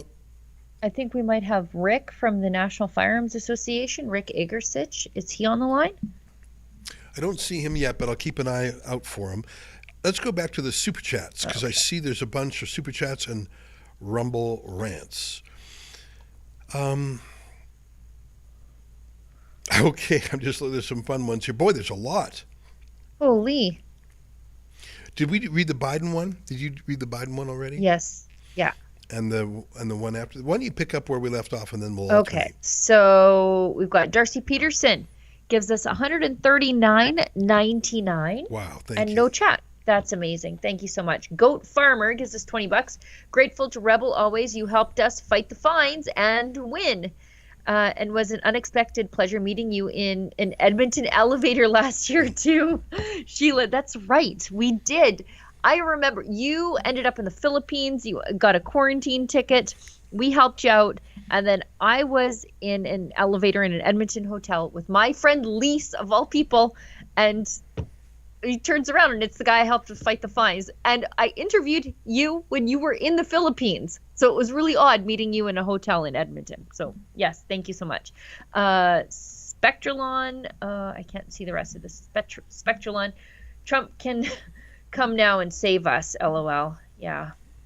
Drink Guy TV, $6.99. Friends and family here in Alberta are showing up to vote only to be told they've already voted when they haven't. Serious fraud is happening here. I'm not sure. I also know that Alberta is just a big blue blob at this point. Sammy G313, $27.99, and I don't see a chat. That's very nice. Greenza, $2.79. Libs will get minority. Bloc will have the power. FML. I think that could be the best case scenario is if the Libs form minority government, and minority governments don't last very long around here, except for the last one. Carl's Jr., $6.99. Bring Max on. We need a united Conservative Party federally. Let's not lose Yukon by 200 votes again. Yeah. Jikan Ninja, $2.79. Okay. We'll have the last laugh, Albertan. Yes. And Elisa, $27.99. Is it normal to feel a bit nervous? I took tomorrow off work because I know it will be a late night. I'm hoping for happy tears and not sad tears. I think I will need to bring my crocheting to bed to keep my brain busy. At least you didn't make me say something gross about David Menzies. Thank you. State your bait, JZ, $2. Hatred never wins. Suck it. Haha. Well, you know what? Thanks for the $2. Jack R, $5. Curious why Trump told Carney during their phone call they would speak more after the election. Do they know something we don't? I believe that's always the case. And I think we're all caught up now.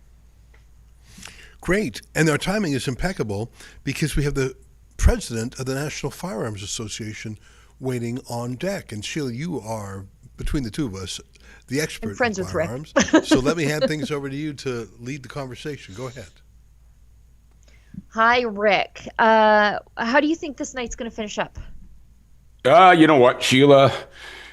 First of all, as an Ontarian, I want to apologize for Doug Ford. He sold us out and threw us under the bus.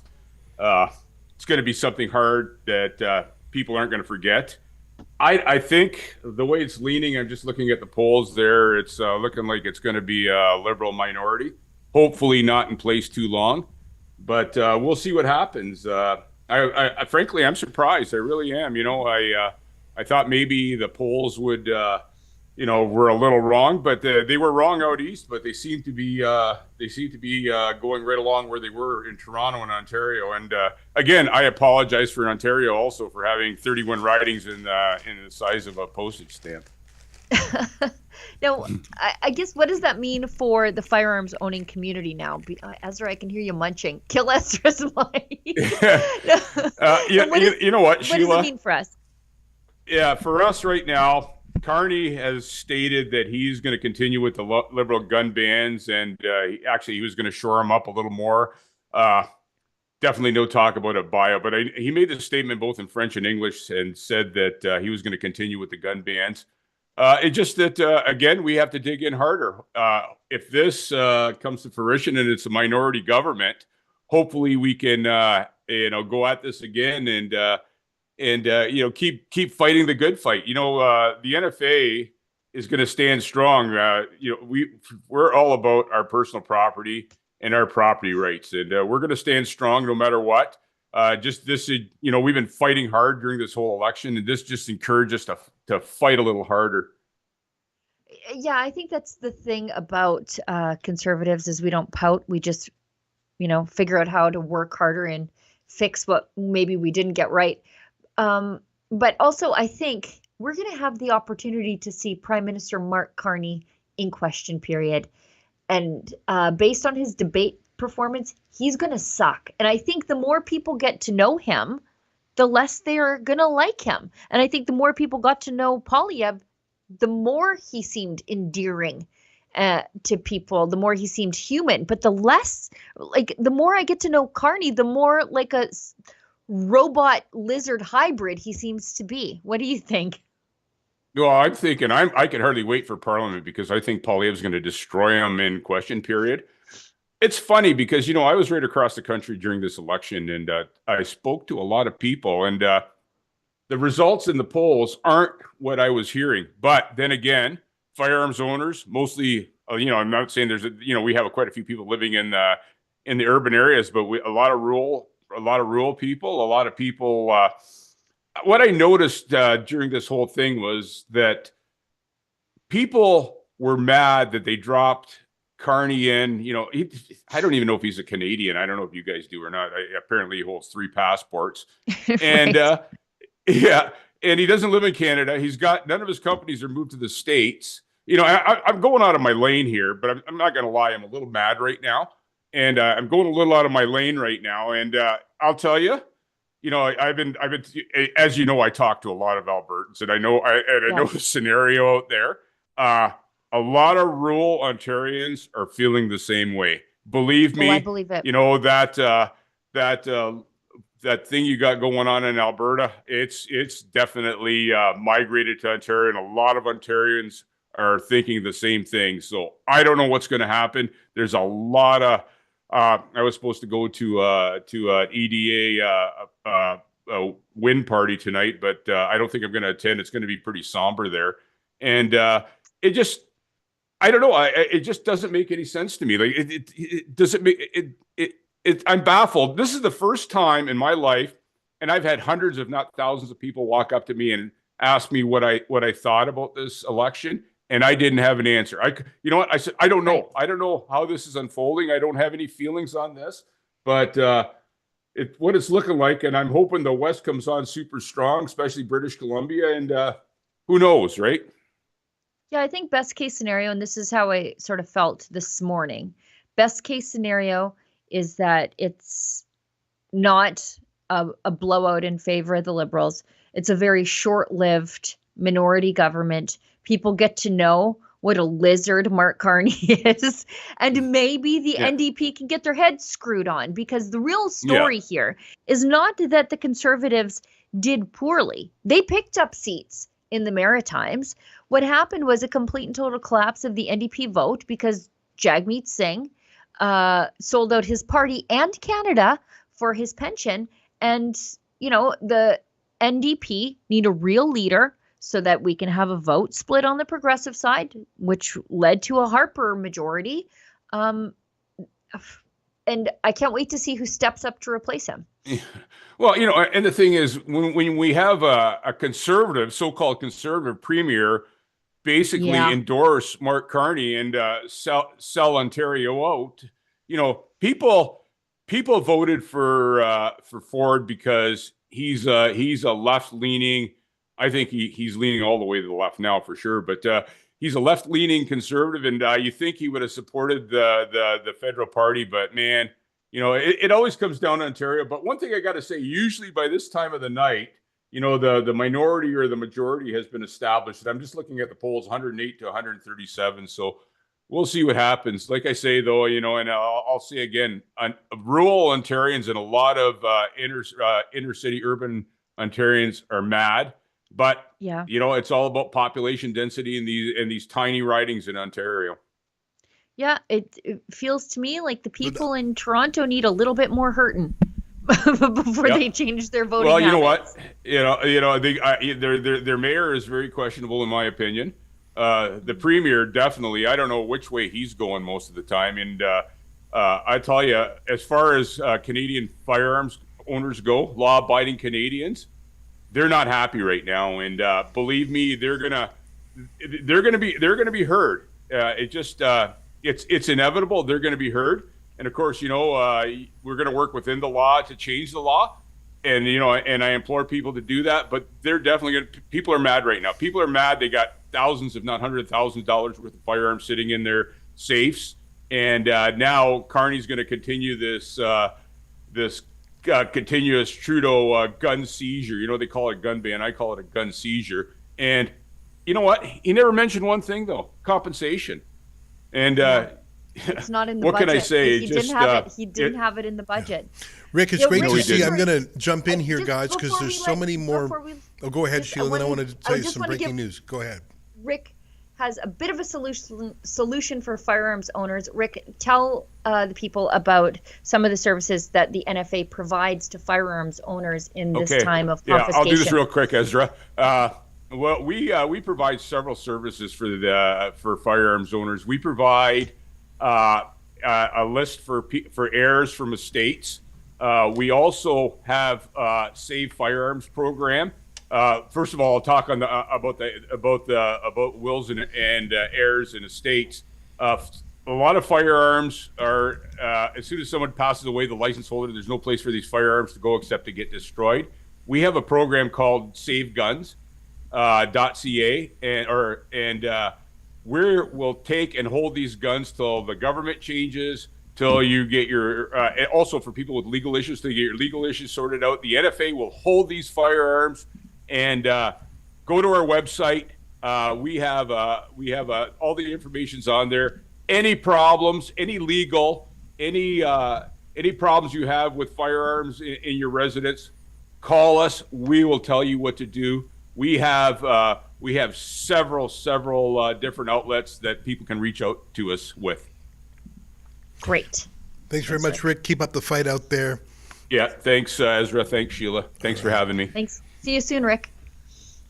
Well, Sheila, while you were talking with Rick, and I think I really feel like we stand up for Canada's law-abiding firearms owners. I started poking around some of the results in the greater Toronto area.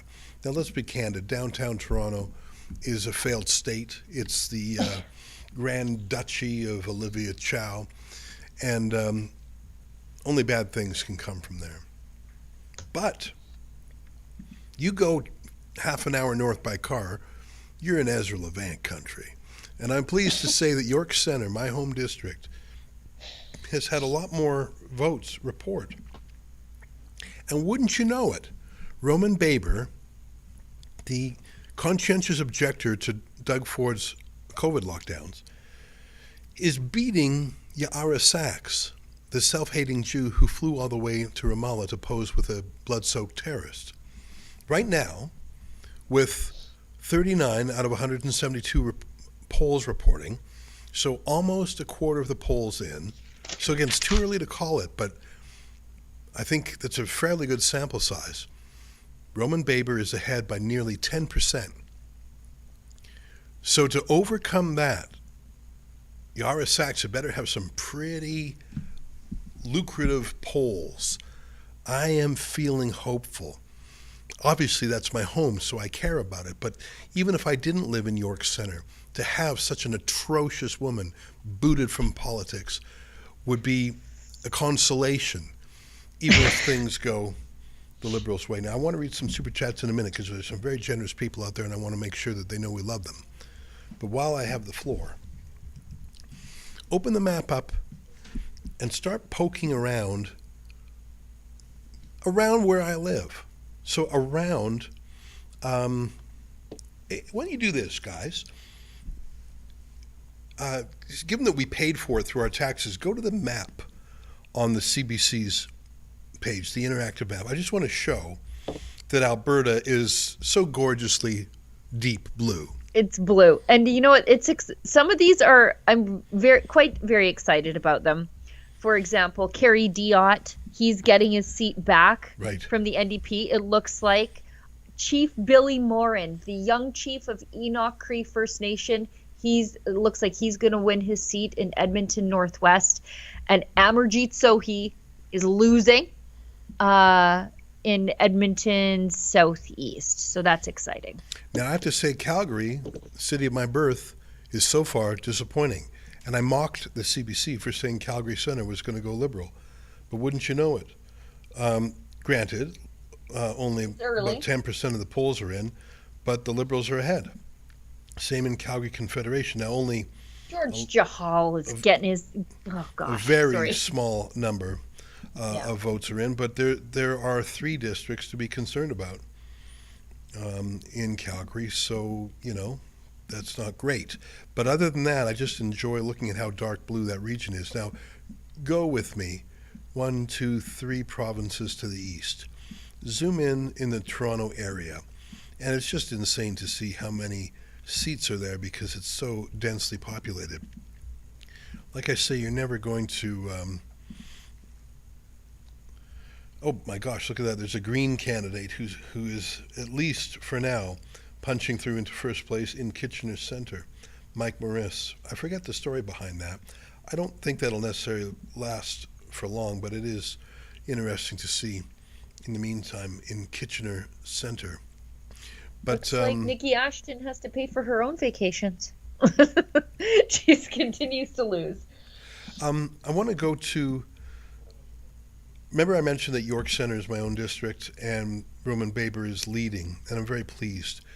Can you zoom in to that part of the city? So so thanks very much. Go to York Centre and then pull it out 1 notch. Click out. Yeah, and then 1 more notch. Yeah, and put that on the screen. So so you can see the red is a Liberal with a big lead. The pink is a Liberal with a little lead. That is all likely to go red, let's be honest. But what I'm so proud about, and I have a tiny bit of paternity over, is that York Centre is blue and it dips down. It's sort of what in a place it should be Liberal, right? But that's the Conservative Roman Baber. And the reason I say I take a tiny bit of paternity for it is because we mailed every household, we robocalled them, and we took the truck around, and we spread the word about York Centre. We've already talked about that, but just hold your mouse, Efron, at the district right above it. Let's just talk about some of these. Bear with me, folks. So that's, north of me is Thornhill. Now that was a riding held by the Conservatives, where the deputy leader of the party, Melissa Lanceman is. Go a little bit to the left of that, to Vaughan Woodbridge. That is a Conservative pickup, and it looks somewhat promising. The Conservative is beating the Liberal. Then go a little bit over to Aurora, Oak Ridges, Richmond Hill. Costas Menegakis, the Conservative, is beating the incumbent Liberal. Oh, it's close again. Hopefully Costas doesn't go to bed a winner and wake up a loser like he did last time. Yeah.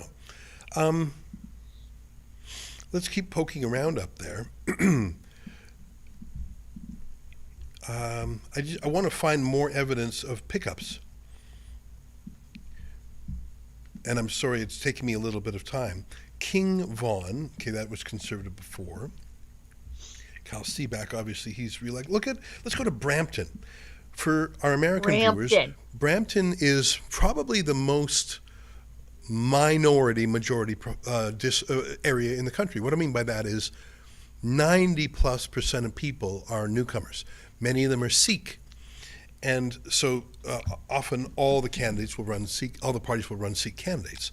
So right now, if you look at Brampton, North Caledon, there was a Liberal there who is trailing the new Conservative challenger. Now again, it's still early days. Click on Brampton West. Same thing there, quite close to be sure. Oh. But the Conservative is ahead. Click on Brampton South. Same thing again. Again, early days, only 5% of the polls are in, but the Conservatives are winning in Brampton. And I was at a rally in Brampton, and I felt like there was a lack of energy there, but I suppose it doesn't matter about a rally, what happens on election day. Now go a little bit further south, Mississauga, Streetsville. There's a really annoying Liberal MP there named Richie Valdez. She's right now trailing, again, early days, less than 10% of the polls in, but it looks like a Conservative pickup. Wouldn't that be something? These are extremely ethnically diverse districts. Milton East, Halton Hill South. Parm Gill, the challenger, is ahead of the Liberal incumbent. Now, these are really early, and so I don't want to get too excited by them. Michael Chong looks like he's leading handily, which is good to see, given that he's been targeted by the People's Republic of China. Anyways, poking around, Brampton of all places, Brampton, which I would have thought would have been Liberal, is not so. So thanks for letting me walk a little bit around North Toronto, which is sort of my Maybe place. they shouldn't have gotten rid of Ruby Dalla. Yeah. She's from Brampton. She would have done well in those ethnic communities, but I guess they didn't need her to win. Yeah. That's okay. Now, there's one riding that our friend David Menzies really cares about. It's his own riding. Yeah. And I would like to find that. I think it's called Richmond Hill. Is that right? I think he's the one next door to Richmond Hill now. Richmond Hill South. May I draw your attention to Richmond Hill South? And I think that David Menzies is nearby. Am I right? Yeah. Oh my gosh! This is perfect timing. My friend David Menzies cares about many people of all backgrounds, and he's a real friend to the lowly and the downtrodden. And one of the things that grinds his gears is the fact that the lovely Persian people who live in Richmond Hill, by the thousand, who are often freedom refugees from the Ayatollahs of Iran, have the unfortunate curse of a Persian MP who is in league with the Ayatollahs. Let me say that again. There are a ton of Persians in Richmond Hill. They're the ones who fled the regime. And yet their MP is a regime supporter. The injustice. Yeah. It's just like the way I ache when I think of Yara Sachs, the self-hating Jew, being the MP in my riding. It looks like that's being remedied tonight. Well, let me read to you the results so far in Richmond Hill South, and then we'll go to my buddy David Menzies. The first thing I'd like to point out is that I'm referring to 65 out of 253 polls. In other words, a fair sample size, about a quarter.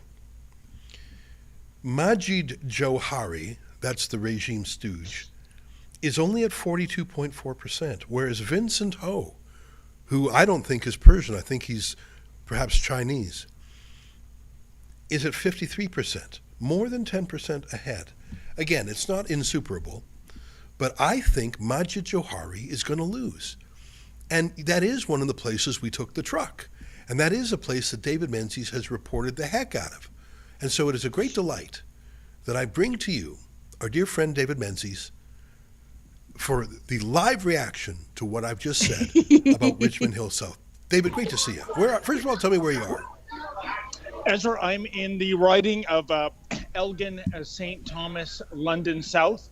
That is where our friend Andrew Lawton is running for the Conservatives. And by the way, he is right now at 49.4%. That is over David Goodwin, who has 43.2%. So it hasn't been called yet, but I think this is good news. And this is fantastic news, what you're telling me, Ezra, because my focus has been on this riding since Lincoln J and I are here right now. And, you know, it is incredible. In 2019, Richmond Hill, it's now called Richmond Hill South, that was the closest horse race in all of Canada. Kostas Minagakis of the Conservatives went to bed as the winner, but then the mail-in ballots were counted overnight, and guess what? And guess where we've heard that one before? Majid Johari won, and then he won again because under Aaron O'Toole, it looked like everybody in Richmond Hill who are Conservatives simply did not come out to vote. But this is spectacular news you're telling me, and I can tell you Kostas Minagakis is now running in my riding, which is Aurora Oak Ridge's Richmond Hill, and currently he's winning there against the incumbent Leah Thomas Roy. So it looks like in those 905 ridings, there is change. And I thought you presented it beautifully. There is a huge Persian population in Richmond Hill, Ezra, and these people, the ones I've met, and I think it's at about a 14% minority, with the exception of Majid Johari, they're all people that fled the regime, that came to Canada. They said, we can make a life here, we can run a business here. And it's absolutely astounding that the one Persian in Richmond Hill, who happens to be the MP, is the polar opposite. He supports the regime. I got to tell you a quick funny story. I met a guy in the gym who recognized me. His name is Majid Zohari. The MP is Majid Johari. Oh, no, he'll love the plug.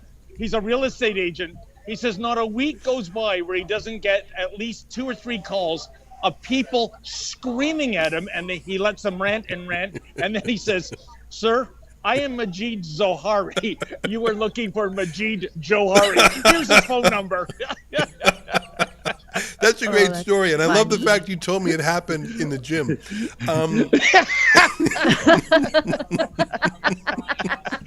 What are you saying, Ezra? I don't know. I don't know what it meant that you told me that. I don't know what turned on that. Like, were you in the change rooms or something? And he looked at you and said, "David Menzies?"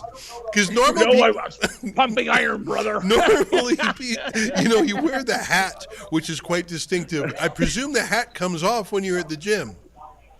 You are correct. And let's put it this way: naked men never lie. Okay.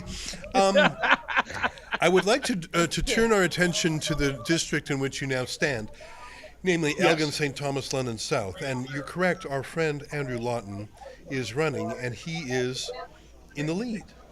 And if the statistics I'm staring at are accurate, about 15% of the polls are in, and he's leading by about 6.5%. So again, it's not a done deal. That's why it's light blue on the map, not dark blue. But if things hold up, Andrew Lawton will be the next MP from there. Well, certainly, Ezra and Sheila, Andrew has history on his side. This riding has been Conservative since the year 2000. The incumbent until this year was Karen Vecchio. She decided not to run, and that gave an opening for Andrew to run in. I will say this will be an incredible victory for Andrew based on a couple of things. One is the mainstream media coverage of Andrew has been nothing short of vicious. I won't get into all the details. I'll welcome our viewers to do a Google News search. It has been despicable and cruel, if I may add. He's also had the members of the usual suspects, typically the rainbow community, running protests outside his campaign office, basically with the theme that this is not a worthy person to be running to represent us. So he's overcome all this adversity and all this cruelty, and the way things are looking, it's looking good right now. Can't call it quite yet, but he wasn't just going up against the Liberal and the NDP and the People's Party candidate. He was going up against the People's Party and various vested interests that do not like Mr. Lawton. Yeah. Well, David, great to catch up with you. Thanks for the locker room story. And we'll come back to you a little bit later in the night. I want to draw your attention to something that, thank you, David. I want to draw your attention, viewers, to something that may or may not be an anomaly. And I don't like to see it, but my honesty compels me to bring it to your attention. And that is the two neighbors. Did you know that Mark Carney and Pierre Poilievre are running in neighboring districts? Did you know that, Sheila? Nepean is the name of the district for Mark Carney. It's basically a suburb of Ottawa. Right next to it, and in that riding, by the way, a fifth of whose polls have been counted, Mark Carney is quite far ahead, as you would expect. He's at 64%, and it's safe to say he's going to win. Right next door, in the district of Carleton, is a district that has gone Conservative every single election since Confederation, except for one, a 2-year interregnum where the Liberals have run it. Sir John A. Macdonald himself, our founding Prime Minister, was once the MP for this district. And I am compelled to tell you that with one poll reported, indeed, Pierre Poilievre is back. Now, that's a single poll, and he's behind by about 175 votes, 582 for the Liberal and 405 for Pierre Poilievre. This is so preliminary, and as I've said several times before tonight, I don't know if this is an advanced poll or some other special poll, and so I think this may be remedied quite quickly. But this was the district I said was a PSYOP, a psychological operation, when the Globe and Mail and the Toronto Star simultaneously reported that Pierre Poilievre was going to lose it. Now, I did not believe that, especially since the source was the provincial Conservatives who have a rivalry with Pierre Poilievre. But it behooves me to tell you that at least in the very first poll reported, that indeed Pierre Poilievre is behind. I do not expect that to continue, but we'll see soon enough. Sheila, are there any super chats or other things that we should get to? Sure. But can somebody bring me up Jagmeet Singh's writing? Oh, Burnaby Central? Last time I checked, now the website I was using sort of crashed out and I can't manage to get back onto it. But I was looking on Global. Okay, we've got it here too. So it looks like Jagmeet Singh. It's early, but he's losing to the Liberal. So anyway, couldn't happen to a nicer guy. Yeah, well, he's going to go on to a happy career of being some influencer on TikTok or something. Yeah, I think it's a certainty. Yes. The Liberals hold on to Burnaby North. Jenny Kwan is going to win her seat, which is good. She was targeted by the CCP out of the consulate in BC. We've got some chats here, guys. Pure Water gives us $100. That's very generous. I would support Alberta independence. It would beat moving out of the country when Carney's destructive policies bankrupt Canada, not counting on a government pension anyway. LOL. Yeah.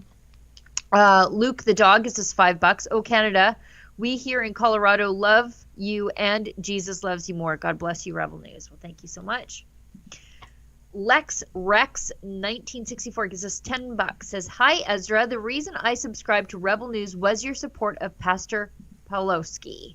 I was at the trucker protests in Ottawa and Barrie where I was reporting for the John Birch Society. Thank you. I have some friends over there at the John Birch Society that I made at the climate change conferences, the United Nations ones. Free Thinker Tiana gives us $10. What is with all the independents in Pierre Poilievre's writing? Most of those are with surnames beginning before P. Yeah, that was a sort of mob the ballot initiative by the progressive left to drive Poilievre's name down the ballot. And how many was there on there? Like 115, something crazy like that. Certainly that's electoral interference, but I don't know how you stop it. Hurton Albertan gives us $20. We need Daniel Smith to lead us in a referendum. Leadership dinner is in Red Deer on Thursday. Let's show up in masses to show her we want out of Canada. I know Daniel Smith is planning a listening tour to find out what Albertans want her to do next with whatever the aftermath of the election is, whether it's a Liberal minority that won't last very long once the Liberals get their act together, once the NDP get their act together and get a proper leader, or a Liberal majority, which could trigger Alberta's desire to leave a lot sooner rather than later. Luke the dog gives us $5. Says, praying for you, Natasha. That's our friend Natasha, who was on the show earlier. Stephen 797, $20. I will never give up my firearms. I don't care what Carney legislates. This is my hill to die on. Shaked gives us $5. It's time to kick Ford out of the Conservative Party. I understand why Ontarians voted for him. He was the least worst of a bunch of bad selections, but I would not describe that man as conservative, and all of his mercenaries should be run out of the Conservative movement forever. They should not be able to show their faces for what they did. The Pink Purse, $69.99. Holy cow. We will need Rebel News now more than ever. It's like you were eavesdropping on our morning staff meeting, because that's the talk Ezra gave us all, especially as I was just dooming out in the morning meeting, because I felt like we were going to lose. I sort of knew that we were going to lose because that's just how it went. But we've got something to fight for, and we just can't be all dejected and not fight for stuff. Susan Brunette, $20. Thank you for all you do. Well, thank you very much. Seekers Cove, $20. Censoring the news off Facebook has been a violation of free speech and information. This is a violation of our Constitution and rights as Canadians. With CBC being controlled, access to info is severely stunted. You know, that's the thing. Where do boomers get their news? On Facebook. Where don't they get their news now? On Facebook. That's thanks to the Trudeau Liberals. And guess who the boomers are voting for? The Trudeau Liberals. Why? Because they probably didn't get a healthy share of news that wasn't the CBC. Whatever gives us $10. We really need a Conservative majority simply because the Senate needs complete reform through a referendum. No job should be guaranteed for life. Hello, independence. Mike Dab, $5. Did you guys see Carleton? Yeah, we just checked in on them. Ryan Bond, $10. Thanks for the great election coverage. Freedom Culture, $13.99, and I don't see a chat, and I think we're all caught up again, Ezra. Hey, Sheila, while you were doing that, I was looking around British Columbia. Now, again, it's quite early there. In a lot of districts, only one poll has been counted, so you don't want to extrapolate too much. But one thing I am noticing, if the trend continues, is Liberal pickups in BC. And it's because the NDP is absolutely cratering. For example, I'm going to let me choose Courtney Alberni. The first thing I would like to note is that the NDP is now a British Columbia party. Yeah. It looks like they're on track for maybe a dozen seats, perhaps not even, and all but one or two are in BC, which is interesting. For example, so they're either winning it or they're collapsing. It seems to be those two. There's no sort of middle ground. So let me bring to your attention Chilliwack Hope. I know that district fairly well. It's a fairly Christian, fairly conservative area. Very, yeah. And Mark Strahl was the MP there who sort of inherited it from his father, Chuck Strahl, who was the original reformer. Yeah. So that has been sort of the family business for nearly 30 years. It's going liberal right now. Actually, the NDP have some strength there. I'm clicking around a little bit the area. Here's a better example, Kelowna. Kelowna had a Conservative MP, but it looks like the Liberal is winning now. How did that happen? Well, the NDP is down at just 3% there. Yeah. So I think you had some... It just imploded. Yeah, you had some strategic voting. Dan Albus, who I really liked, I thought he was a very good MP, being beaten by Juliette Sicot of the Liberals. That's terrible. The NDP collapsing to 6%. Yeah. So that's what did it. Dan's a longtime MP, very strong for firearms rights. And so it's early, but that is a complete and total collapse of the NDP. Yeah, and so it looks like the Liberals are actually picking up seats in BC. Very interesting. I have to stop complaining about Edmonton because it is not the... You know how I complain about Edmonton? Ralph Klein taught me there's too many socialists and mosquitoes. And I often joke, just push it into the North Saskatchewan and it'll pop up in Winnipeg where it belongs. But it looks like they're holding off the Liberals. Like it looks like Randy Boissonneau's riding of Edmonton Centre is on its way to the Conservatives. Syed Ahmed, he was a UCP candidate who lost, but he appears to be very closely leading. Edmonton Griesbach, Kerry Diot's winning by a fair bit there. So that's a flip from the NDP. And yeah, so that's good. Like Edmonton's doing better than I thought. You've surprised me, Edmonton. Surprised me. Thank you. Well, let me bring your attention back to Quebec, if I may, all the way back to Mount Royal. Again, it's a fairly Jewish district. I can't remember what the stats were when we last looked at it. And again, it's very early, not even 10% reporting. But so far, Neil Oberman, the Conservative, is ahead of Anthony Housefather, the Liberal. That is quite something, because Montreal really is the heart of the Liberal Party. Now, I wouldn't be surprised if this is undone as the night goes on. Very interesting. Of course, the real opposition to the Liberals in Quebec has always been the Bloc Québécois, and that's the story this time. Now let's go back to... Sorry, can we just, for fun, check out my riding? Sherwood Park, Fort Saskatchewan, please. I can't get it to load on mine. It's just outside of Edmonton. It's a big blue rectangle. Sure, What Sherwood Fort Saskatchewan. Oh, 67% for Garnet Genuous, and 25.6% for Tanya Home. And 35 out of 268 polls reported, so it's pretty certain that's going to continue. Oh, for sure. On this trajectory. Edmonton Strathcona is actually fairly tight.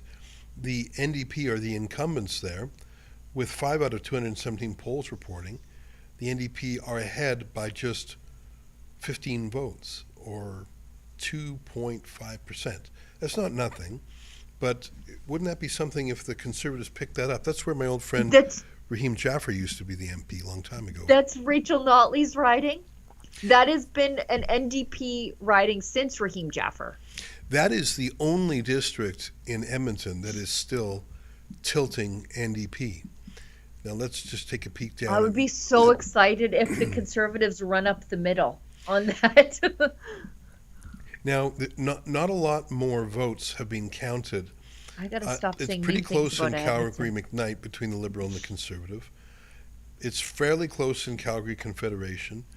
And, you know, in the three Calgary ridings that are tilting Liberal, the Liberals are ahead, but it's not so much that it's a sure thing. So you right now have 4 possible Liberal seats in Alberta, 3 of which are in Calgary, which is a shame to that great province. Can we go back to the GTA, the Greater Toronto Area, in particular York Centre, my home district, and other places? I just want to see how those places are doing. York Centre, let me get the latest stats from there.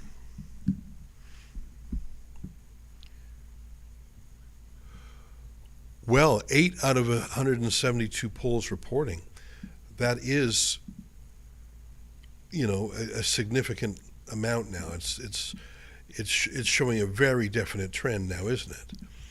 If unless something serious happens, it will go to Roman Baber. Your numbers are more up to date than mine. I'll use yours. 54% to 43%, a 10% gap when half the polls are in. That would mean, let me just throw some stats at you. That would mean for the Liberal to win, given that approximately half the votes are counted, and a 10% lead, that would mean that Yara Sachs would need a 20% lead in the remaining polls to reach and exceed Roman Baber. I don't think that's going to happen. But again, let me point out the interesting tidbit about the NDP. 2.6%, almost down to nothing. They either threw the election or there was some other move afoot. But there really was no NDP here.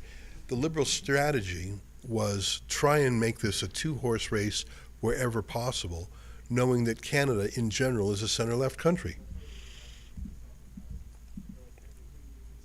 Thornhill, very strong. I'm just poking around the GTA. Tell me if your stats are any more up to date than mine. Is there another interesting? I should tell you, Sheila, I don't know if you heard me say it, but our friend Aaron Gunn in North Island, Powell River, is in second place. Oh, dang. Not insuperable, if I'm saying that word right, but he's fairly far back. There it's the NDP in first place with 39%. Aaron has 33 and the Liberals have 23. There's also a Green Party result. What do your total numbers say? I've got 1,000 Lib 154 nationwide. Lib 154, Conservatives 152, BQ 25, NDP 10, Green 1. That's what I see here also, yeah. That is unbelievably close. It really is. It looks like the Conservatives are doing a little bit better, and that Liberal Yeah. number is receding. I saw that Liberal number touch 170 Yeah. earlier. No, sorry, Oh, it didn't. I'm inaccurate on that. Sorry. It was I would be 160 so I would be so pleased to see Heather McPherson lose and Notley's riding. I have to stop saying mean things about Edmonton. I have to stop because they're not disappointing me tonight.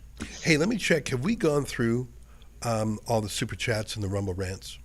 No, we got a whole whack more again. These people are so dang generous. Why don't you start us off and we can alternate if you want me to take some. Okay, I'll do 3 and then you can see where I'm at. Okay. Okay, so we've got 13 Zippa says this is what happens when you close mental institutions and give a right to vote to the mentally ill. Oh, and the prisoners. Edward Jones gives us $5. As an Albertan, no taxation without representation. Prasanth Rejan 279 Roman Baber 1. Yay. Do you see where It's not done yet, but it's getting close. Yeah. And I just want to tell you that's so meaningful for me because that's where I live. And I felt worked like hard. I was living under an occupying force. And I really feel the same way as David described Richmond Hill, under that Persian who did not represent the Persian spirit. So there are some real happy spots tonight. Sorry I interrupted you, Sheila. No. We've got one from Gunny Arlequin, gives us $5 and says Alberta is usually at 25 to 35% in favor of separation without any campaigning. Carney plus education will definitely push into separation territory.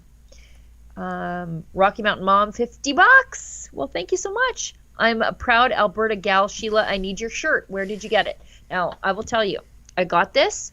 The reason I got it is because there's no logo on it, but I bought it at the United Conservative Party AGM, specifically because it says Alberta Strong and Free, which is our motto, but it doesn't say UCP, so I didn't feel like I was campaigning for them when I bought it. So I think it's probably on the UCP website. We've got one, Canadian El Jeffe. $5. As an Albertan that owns multiple businesses, I already started planning to move south. A Liberal majority seals it unless Alberta makes a serious move for independence or becomes a state. Jorgi, I hope that's right, $10. God bless you all. Grew up in Alberta and left for Wyoming. Would love to welcome Alberta into a constitutional republic and bring all my semi-automatic freedom to shoot with my childhood friends. And I think we're all caught up again. Great. Well, I tell you, the Conservatives are getting really close to catching up with the Liberals in the gross total national count. Look at that NDP number, though. I see some estimates putting it at 5 and others putting it at 10.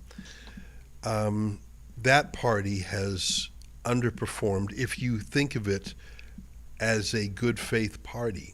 But if you think of it as just a prop to prop up Justin Trudeau, then it certainly did exactly what it was supposed to do. I see out of the corner of my eye our friend Drea Humphrey, who is in British Columbia on the mainland. And there was one district that the leading candidate, at least according to what polls I saw, was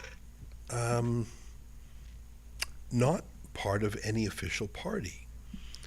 I'll let Drea give us the details by going to her now. Drea, great to see you. And it's not quite as late out there. It's only 8:22 out there. It's 11:22 out here in Ontario. But perhaps British Columbia will actually decide which way the tide turns. Perhaps British Columbia, which sometimes doesn't even count because the vote is decided before it gets out there. Maybe you guys will make the difference. Give us a lowdown. What's going on in BC? Where are you? What does it look like? Well, my stomach is a little bit sick watching the numbers, but you never know how close things can go as we wait to find out what's going to happen. But I'm in what I would call the spiciest riding in the Lower Mainland. It is Abbotsford, South Langley. And the reason why it's so spicy, I heard you say a little bit about it, but I call it the battle of the Conservatives in many ways, because a previously Conservative candidate, which is former MLA Mike de Jong, is now running successfully, it would seem, as an independent. And he's been neck and neck with his Conservative opponent, Sukhman Gill. The reason why it's so spicy in addition to that is because Mike de Jong, he was an MLA, a veteran MLA for 30 years. He was with the BC Liberals. Some would argue maybe he's a Liberal, maybe he's a Conservative.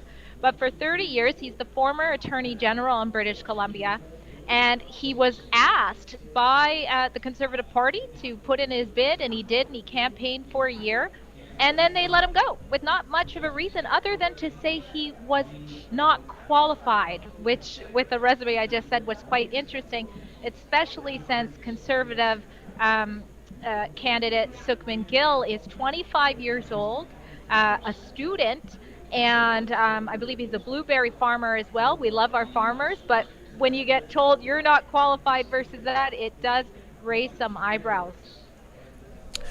You know, very interesting, because Mike de Jong, like you say, he was an established candidate who had a real brand, and the fact that sort of fell apart, I could imagine I could just imagine what he felt.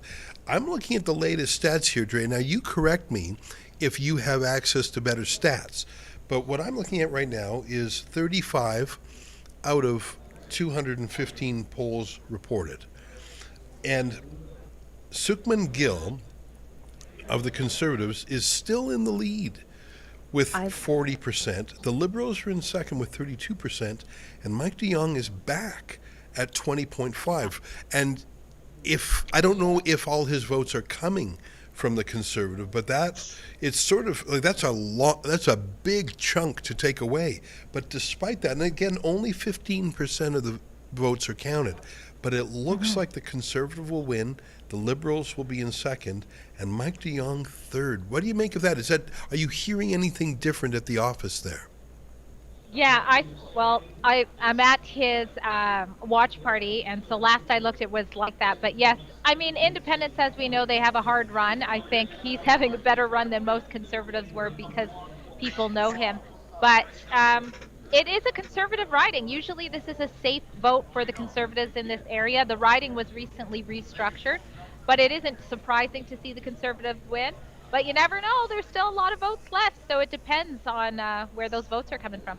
Yeah. I want to note that the district just to the north, Langley Township, Fraser Heights, the incumbent was a Conservative, Taco Van Popta, and he's doing quite well, 44.6%. But he's slipped into second place. The Liberals are ahead, and you know why? Because the NDP has absolutely evaporated. The NDP with just approximately 5% of the vote. So, you know what? The latest stats, Taco is jumping ahead a little bit. Sorry, my stats were slightly outdated compared to the ones on the screen right now. It's so close, but I think the story of the election is the total implosion of the NDP, because Canada is not conservative enough that a right-of-center party is going to win on a head-to-head basis. Stephen Harper had to unite the right, and he needed a Liberal and NDP opposition. Yep. When the NDP goes away, well, that means Liberal victories.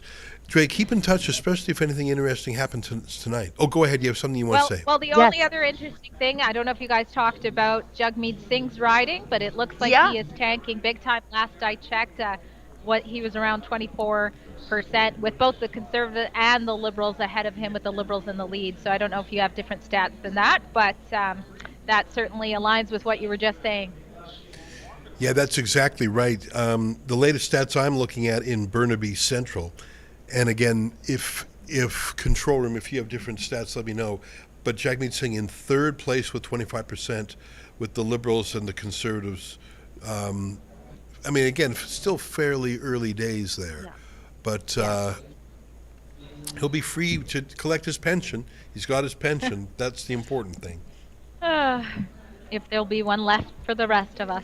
All right, thank you. Thanks, Drea. Thanks for keeping in touch. Pardon my cat. He's had enough of me ignoring him, so he's just joined the stream. I want to tell you that Cian Bexte's dad, David Bexte, has won his riding of Bow River with 80% of the vote. So it's come down a little bit from where he was at. But that's great. Well, that's really fun. I remember when his dad threw his hat in the ring, and I didn't know. I mean, I met his dad once, but I really didn't know him, and I didn't know the district well. But boy, to win the really out there, winning the nomination is the main fight because exactly. Well, I am interested in how things are going because look how close things seem to look. It's not a disaster. I still think the Liberals are going to win overall, but it's not a blowout. Oh, we're seeing on the screen here. Yeah, I think. Go ahead. Put any of this information up. It's rather interesting. In terms of look at that, the popular vote. Remember we were talking at the very early stage about what the Conservative numbers would be, and I said I thought that David Coletto of Abacus was pretty close when he said, I think he said 42 for what was his final numbers? 42 for the Liberals, 39 for the Conservatives. Was that his final number, something like that? Yeah, something like that. Conservatives outperformed by about 2 points, and by the way, the night is not done. A lot of the Conservative votes are in the West. So you might actually see the Conservatives winning the popular vote. Of course, that doesn't mean anything. That's not how we do our system in Canada. I see that the Greens, the NDP, the Bloc, the Conservatives, and the Liberals are on this particular. But can you click on Show All Results? Because I want to see how the People's Party is doing. There it is. The People's Party is less than 1%. And I think therein may be a partial explanation for the Conservatives outperforming. Remember we talked about some of the recent polls in the Conservatives, 37, 39, 40, and I said that the total maximum for the Conservatives is sort of limited. Like, they weren't fishing in 100% of the lake. They were only fishing in half the lake, let's say. So to get 40 or 42 or 43% of the fish, given that they're only allowed in half the lake, is a pretty good accomplishment. So if you could put those numbers up just one more time, and I'm sorry, I just want to point out that the PPC vote, which I think Coletto predicted at 3%, I think, which surprised me, they're not even 1%, they're 0.8%. Where did the other 2% go? My thesis is that those were people who said, I like Maxime Bernier. I particularly like what he had to say about COVID. But that's not the front line in the battle right now. The front line in the battle is stopping Mark Carney. And one of the things that was important to PPC is saying no to the World Economic Forum. Well, for heaven's sakes, Mark Carney was a director of the World Economic Forum. So I think getting behind the Conservatives and blocking the Liberals was important, and that may be where it came from. Now, the night is... Go ahead. Oh, sorry, I was just going to say, all we have to do is look back to 2021. The PPC vote split. So the margin of loss, so this is the vote split, the margin of loss for Erin O'Toole's Conservatives was smaller than the size of the vote for the People's Party in just over 20 ridings in the 2021 election. So I think it's 2022 where that vote split cost the Conservatives last time around. And I think people just saw that and said, it's just, you can't vote with a lot of people decided they just weren't going to vote with their hearts this time. I'm looking at a post by Ryan O'Connor. I follow him on Twitter. He's a conservative-oriented lawyer. He says, hung Parliament. Get ready for another election. You know, I know what a hung jury is when they're deadlocked. I think that's what a hung parliament is. It's so close. And it's going to be gridlock. We're going to be voting again. I don't think the Conservatives are going to get rid of Poilievre. I just don't think it makes sense to replace him. And honestly, I hope Parliament sits because I want people to just really see how unlikable and bad Mark Carney is. Like, they really need to see. You know, there's a clip that our friend Alexa Lavoie just posted to Twitter 6 minutes ago that says it's very, very close. Lots of emotions here at Rogers Centre, despite CTV having called a Liberal minority government maybe too soon. It's just a 20-second clip. Efron, can you play that with sound up?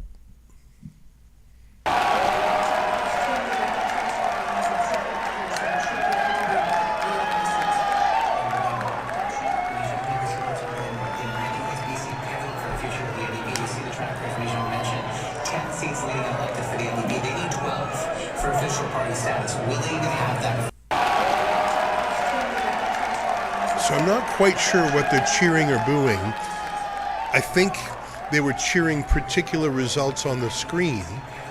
And Alexa's point is CTV, like CBC, may well have jumped the gun. If you look at that CTV vote counter, it was 154 for the Liberals, 152 for the Conservatives. So nail-bitingly close. Very interesting. Our friend Elie Cantan-Nantel has a similar post who says the crowd at Pierre Poilievre's watch event has re-energized as the lead between the Liberals and Conservatives tightens. Legacy media previously called the fourth Liberal term. Isn't that the truth? Hey, can we get our two friends, Alexa and Tamara, back on the line just to check in with them directly? Are they still there? Oh, you know what? Before we do that, let's go to the far west.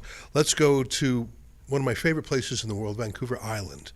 And we mentioned already that one of our friends, Aaron Gunn, a journalist and documentary filmmaker, is running on the north side of the island.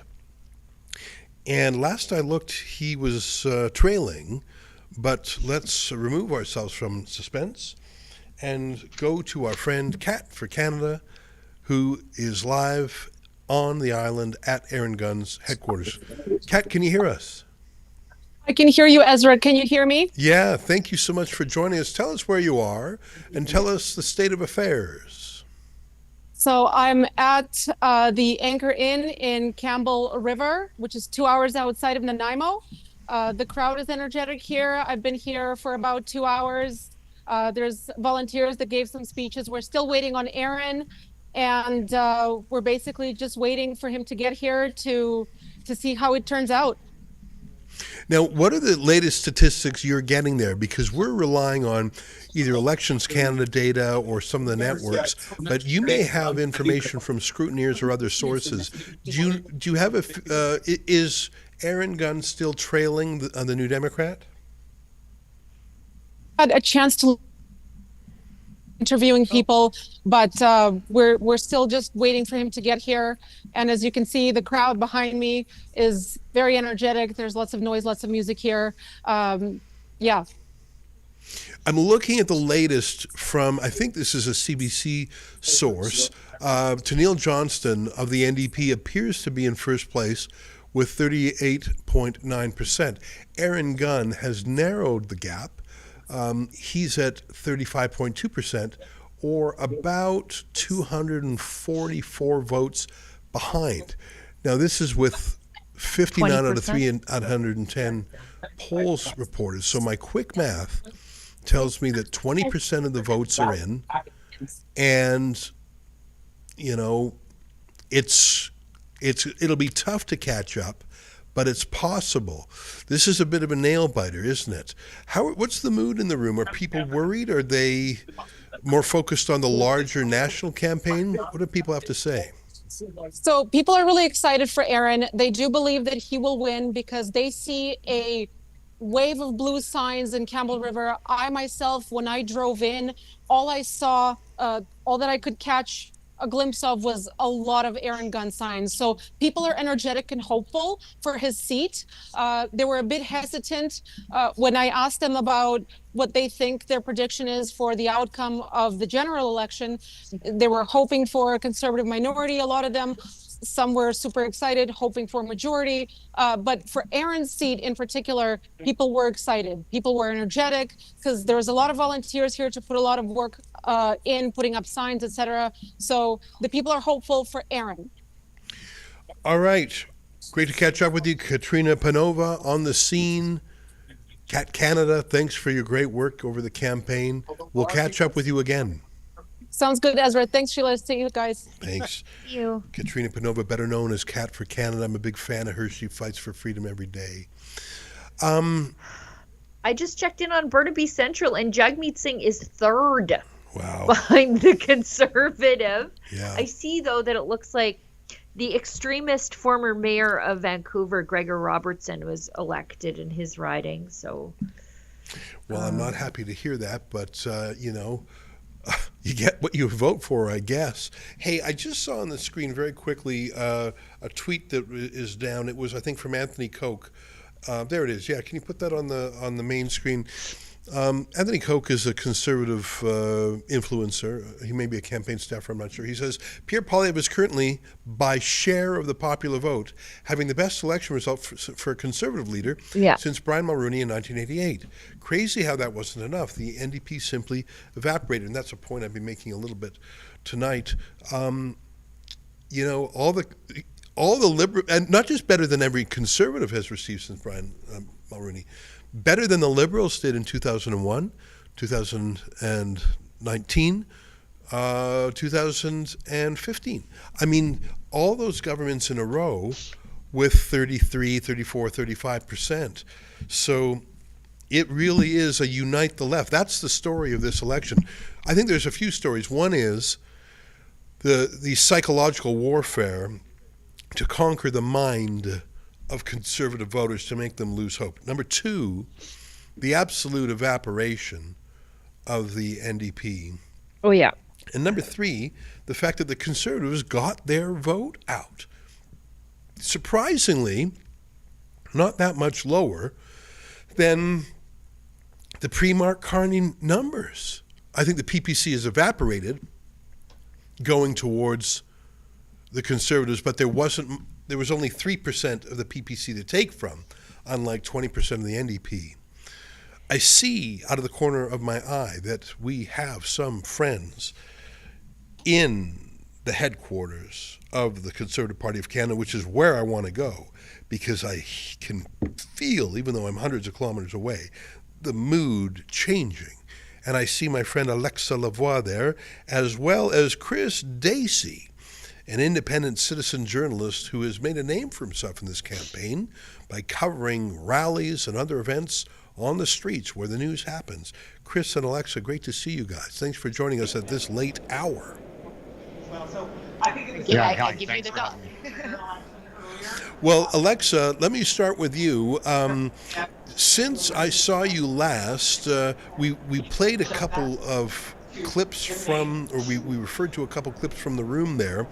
Tell me how the mood has changed since we spoke to you about an hour ago. So if you see, I just interviewed a couple of other people as the results are showing in the screen. And you will see that the emotion is really mixed. Some people are still hopeful, but others are really, really disappointed of what is going on right now. Someone shared that his kids have been through so many for the past couple of years, and he said, I thought we were going to progress as a nation, but it seems like we are not going towards what we were hoping for. So I don't know if you can show the viewer my last small clip.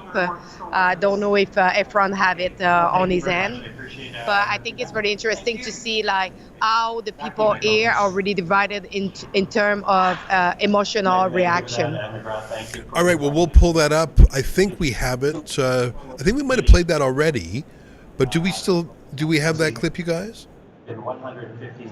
I think we actually played that one. Oh, really? And we played a couple like it. Well, I think we have it on screen. It's just, if I recall, just less than a minute. So we'll just play it again. Go ahead. And that is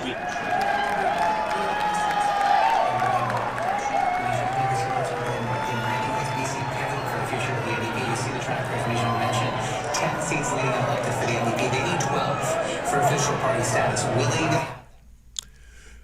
We did play that, but it's good to see it again. Now, Chris, you've been covering things on location, and some of the rallies that the Conservatives have held have been absolutely massive. What's the difference, if any, or what? Compare the mood tonight to what you saw on the street. Oh, we don't have the microphone for Chris. Can we pump that up? What's that? Oh, we got it now, Chris. Go ahead. Yeah. So I've done probably 7 or 8 rallies, and I did 5 in the last 24 hours of the campaign. And the atmosphere at all of them was absolutely electric. Some of them had thousands and thousands of people. They were filled with hope. It was honestly incredible. Something I haven't seen in a very long time anywhere in Canada. So the attendance and the atmosphere was phenomenal going in. People coming in tonight was a little different. I think people were a little bit more nervous, but people were hopeful coming in. And there's been kind of some ups and downs throughout the night. There was kind of the air let out of the room for a little while. And then as I walked back in only a few minutes ago, it tightened up and people still had a little excitement in that. But it's really been a roller coaster, honestly, the last few days and this whole campaign. You know, very interesting how the NDP has just evaporated. Let me bring to your attention the riding of Carleton. And Alexa, I know you were there last night. It was the last ditch campaign stop by Pierre Poilievre's home district. And the Ontario PC party had some sort of psychological operation going on it by leaking to the Globe and Mail and Toronto Star their view that Pierre Poilievre was going to lose that district. Well, let me give you the latest from that district. 30 out of 266 polls reported, so just over 10%. So again, you can't overstate things too much. But the NDP in that riding is down to 1.4%. 1.4%. So it is a fact in the end that Pierre Poilievre is trailing by more than 10%. 55% for the Liberals and 41% for Pierre Poilievre. Now I say again, that's still early. 90% of the ballots are to come. And remember, this is the weird riding where there's like 91 names on the ballot. So that may slow things down. That I don't know what effect that would have. But, I have to say, Pierre Poilievre is trailing in this district. And it is because of the story of the night, the NDP evaporating. What do you think it would mean if Pierre Poilievre has quite a strong showing, but loses his own seat? Yeah, I mean, that would be a tough one to swallow. Honestly, I think it would be kind of devastating, to be quite honest. Pierre Poilievre has run an incredible campaign from what I can see. He's worked incredibly hard. His whole team has. So that would be a huge loss. I think it's still way too early. And I'm not as wise as some of the people that have been doing this longer than me. But, there was a lot of advanced voting. That could be Fanjoy people coming out early. Maybe those are starting to count. I think it's way too early to jump to any conclusions there. I think he's probably safe, but who knows? Yeah. I should say, in the ridings around Carleton, Stormont, Dundas, Glengarry, the NDP had 2.5%. In Michael Barrett's riding of Leeds-Grenville, the NDP got 3.6%. In Lanark-Frontenac, the NDP got 3.5%. So in those ridings, they're quite conservative. Eastern Ontario is quite conservative. So some MPs did go through to re-election. Cheryl Gallant, the NDP at 3.8%. But that is one of the most right-wing parts of Ontario. But really, the NDP vote went down to single digits, in some cases shockingly close to 1%. And I think that's really something that deserves to be studied in the weeks and months ahead. We'll come back to you guys because obviously we want to hear what's going on when the night concludes and when Pierre Poilievre makes his statement. Personally, I hope he wins in Carleton. but there is a chance that he doesn't, and I'm sort of shocked to say it, but that's how it looks. Last word to you, Alexa. If I may, I would say if Pierre Poilievre is not winning his own riding, I think it would be a big devastation for not only the party and the supporters, but for what they call the movement, the blue wave, as they call it. A lot of people have been told if you work hard, you get what you deserve as the merits that go with it. We saw the Conservative Party and Pierre Poilievre and Aneda campaigning really hard, doing sometimes 4 rallies per day. And if it's not even gaining his rally, we will see a lot of people being really angry. The division among the people will increase. And I think we will just enter in a kind of new movement where people will maybe lose hope, because everything that's been told so far will not get the result as they was expecting. Well, it's I know that we've been talking to some friends in Western Canada, and Alberta, I don't think would take a Mark Carney win very lightly, especially if Carney does what he threatens to do. It's great to chat with you guys again, and hopefully we can come back to you again a little bit later in the evening. And Chris, I want to say congratulations on your journalism as a citizen journalist. And I know you faced some hostility on the street, like we do. I think Sheila has a quick word to say. No, I was just going to say very much the same, echo what you're saying about Chris's journalism. You're fearless out there. And I know you put yourself in extreme danger every single week, and I know the police won't help you. So for everybody out there who is wanting to know what's happening on the streets of Ottawa as the Liberals allow these Hamas thugs to take over, you must follow Chris because he's out there on the front lines alone most of the time. So thank you for that, Chris. Yeah, and just on a personal note, I have to say thank you so much to you both. I know you've been sharing a lot of my stuff, and you came to help me when I got attacked there, and it's much appreciated. Well, right on, and keep up the great work, and it's nice to have other citizen journalists fighting the good fight. Take care. Yeah, thanks. Well, let's go back to the Greater Toronto area. No. Hang on before we go there. I want to put Aaron Gunn just took the lead by about 500 votes in his riding. You know, that's good to hear. I mean, we like that guy. He's a former journalist. That's such a large riding, and there's cities and there's a lot of rural parts. There's Campbell River, or the Riv, which is really one of the salmon fishing. I think it's the salmon fishing capital of Canada. Yes. There's different hot spots of lefties and right wingers. So I'm so glad you brought that to my attention. And because that's a bit of a relief. While you were talking there too, I was sort of thinking about just how bad the collapse was of the NDP number. Yeah. So the NDP had 25 seats back in 2021, which means we've got them at 8 right now. So they dropped 17 seats. Those 17 seats, by and large, went to the Liberals. So if the Liberals didn't benefit from the NDP vote collapse, and this is just me just doing some quick math as Ezra was talking, the Liberals would be at 145 right now, and the Conservatives would be at 149. Yeah, I mean, it's shocking to me how many key ridings the NDP is like 2 or 3%. I got to wonder if they even campaigned. Like, I'm looking right now at Joe Tay in Don Valley North. You remember Joe Tay? He's the democracy activist who was threatened by the Chinese Communist Party. And the official Chinese Communist Party candidate, Maggie Chi, is leading, and it's in part because the NDP just got 2%. I'm pleased to say Vincent Ho is beating Majid Jawahari in Richmond Hill South. That looks like it's done and dusted. Going a little bit east of that, this is one of my favorite results. Sheila, can I just have a moment here? Yes. If you look at Markham Unionville, this is the riding where Paul Chang, the Chinese Communist Party candidate, threatened, called on people to kidnap the democracy activist Victor Tay. And Peter Yuen was brought in to replace Paul Chang, and he's even worse.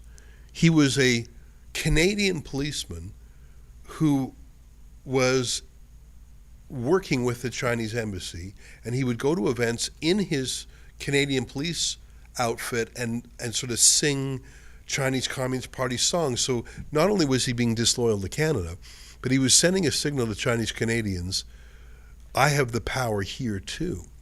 And what a delight to see Michael Ma, who I assume is not a stooge of the Chinese Communist Party, beating Peter Yuen fairly soundly. I acknowledge that only about 55% of the polls are in, but the lead looks like it might hold.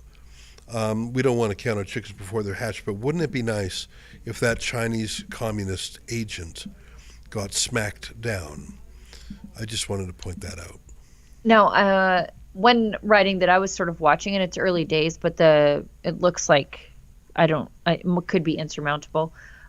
Stephanie McLean, an Alberta import from the NDP to the Liberals. I guess they just cut out the middleman of Jagmeet Singh there. She was the NDP MP in Alberta who ragged the puck on her leave of absence, never showed up for work, and I think she stuck the taxpayers in Alberta to the tune of $63,000 worth of salary.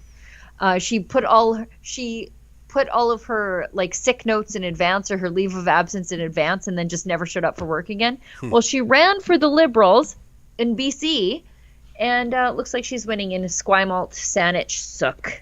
So, well, I mean, BC is still early days, as you mentioned. So there's some very close races. Cowichan and Malahat Langford. The Conservative has moved ahead of the NDP incumbent. Nanaimo Ladysmith, the Conservative has a pretty strong lead there, but again, only about 15% of the polls are in. Well, can we, before we move away, Calgary has flipped back Conservative. Oh, good. So George Chahal, that porch pirate, he's losing right now by about 1,000 votes with about 40% of the vote in. And Jeremy Nixon, who is the brother of a UCP MLA, he is leading again, but just by a little, 100 votes, roughly 130 votes in Calgary Confederation. Yeah, that's very touch and go. And very again, close. You can't help but notice that the NDP is only at 4.6%. But look at the PPC, the People's Party, 0.5%. I mean, that was a slight offset to the NDP melting away. Look at Calgary McKnight, 0.7% for the CCP, and Calgary Centre 0.6%.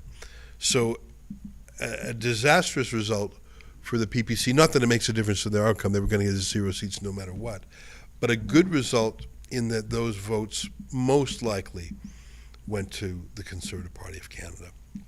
And Edmonton Centre just went back red, and it looks like Heather McPherson was acclaimed in Edmonton Strathcona. Yeah, well, I mean, some of those places the battle still continues. What's the grand total? I see our total numbers I see different total numbers in different places. I suppose it doesn't much matter because everyone's just waiting. I mean, nothing is permanent enough to be called right now. Why don't we check the super chats? I haven't been attentive to that. Yeah, and neither have I. Okay, it looks like. And then let's go. I see we have a scrum with Andrew Lawton. But let's just whip through those super chats. Sure. All right. This one is from Steven797. Gives us $20. I was Canadian, but now I'm only Albertan. This will be my primary focus now on independence. I hereby revoke my citizenship of Canada, morons, and pledge my allegiance only to the province of Alberta. Okay. Pure water, $100. Holy heck. I would support Alberta independence. It would beat moving out of the. Okay, I think we already got that one. Colin Pass, $10. Check out my riding, Yorkton, Melville, landslide. But this is canola country. Oh, good point. Yeah. I mean, the reference there, of course, is to the canola crop that the Chinese Communist Party put a 100% tariff on, to no reaction from, frankly, any of the party leaders. None of them. Yeah. And certainly not from the Prime Minister. One of the things that irked me about the debates was that all the candidates were asked, what American products are you boycotting? But no one asked, what Chinese products are you boycotting because of China's Kathy Wagenthal got 79% of the vote in Yorkton, Melville. But yeah, that's deep in the heart of canola country. Okay. Pantman gives us $10. Bravo Rebel News from the rural gun country of North Central Pennsylvania, USA. Well, all right. Y'all skipped Monty, $122. Monty, repeal your donation. Did I skip that? Hopefully somebody can find it for me. Bunger00 gives us $100 and says, disappointing night, but thank you, Rebel News, for doing your best holding these clowns accountable. Much appreciated. And we've got Kenton Riggs, $5. Stoked. This result is great for Alberta independence from Ottawa, either alone or as the 51st. Dave Scales gives us $10. The PPC leader is who Canada needs, but Conservative Party is what we need to settle with. Gad Sad's Parasitic Mind and coming book on suicidal empathy will be a true testimony to Canada and the election. Oh, Stephen Guilbeault got reelected. That's not a shock. And I think that's everything. If we missed a super chat, please, team, could you find that? It sounds like it was for $122, and I really don't want us to have missed that. I mean, every little bit helps, but I realize that $122 is a lot of money for a lot of people. All right. I think that's it. We're all caught up. Ezra, anything you're watching? How's Roman doing? Well, thank you for asking. That's my favorite result of the night. I feel a tiny bit of paternity because, I went to vote in the advanced polls. I thought I can't risk being out of town or something. And I just feel so good about how that's looking. Can we look at York Center? That's the little blue part. That's the most southerly. Yeah, that's it right there. How's it looking? So just over half the polls have reported, and Roman Baber is retaining his 10% lead over the capo, the self-hating Jew, the underminer, the fifth columnist, Yara Sachs. And I feel so good about that. And, I had a period of time, Sheila, where I followed every single tweet Yara Sachs did, and I retweeted in reply to it the picture of her and that terrorist. And I did that hundreds of times. I know. And I think it made a dent. I think it did. It's embarrassing. It's hideous. Yeah. All right, well, Mr. Sunshine is our next guest. Now, Sheila, why don't you take it away and I'll chime in. Sure. So for those of you who don't know, and I don't know how you couldn't, Jasper, Mr. Sunshine Baby, is a prominent Canadian YouTuber and political commentator. And let's bring Jasper on because I want to talk to him about some of these slightly surprising results in places like, oh, hi, Jasper. Hi, everybody. Hi, how are you? It looks like you're getting your electrolytes in you for a long night. Excuse me. I've already gone through 2 of them. I'm just refilling with water here to stay hydrated. Well, how do you do? I don't think I've had the pleasure. Ezra Levant here. Great to have you on our broadcast. Thanks for taking the time. I know you're in demand, so I appreciate you making time for us. Yeah, thanks for having me. This is a pleasure to finally talk to you virtually. Well, we've been covering the election pretty closely, and it's still a bit of a nail biter. It's what do you make of the big picture result? I mean, I was worried it was going to be a blowout, but by gosh, it's almost like looking like a tie. I mean, the night is still kind of young. We never know what's going to happen. I've watched enough sports movies to know a comeback story when I see one. I'm not saying that that's what's going to happen, but you never know. That's why we have to see it through till the end, till the fat lady sings Rosemary Barton. So we're going to just have to wait and see how this goes. We're going to have to wait and see. But it's looking, with the banner below, it's really, really looking like no matter what the outcome, the Conservatives and the Bloc have enough numbers to do some damage, you know?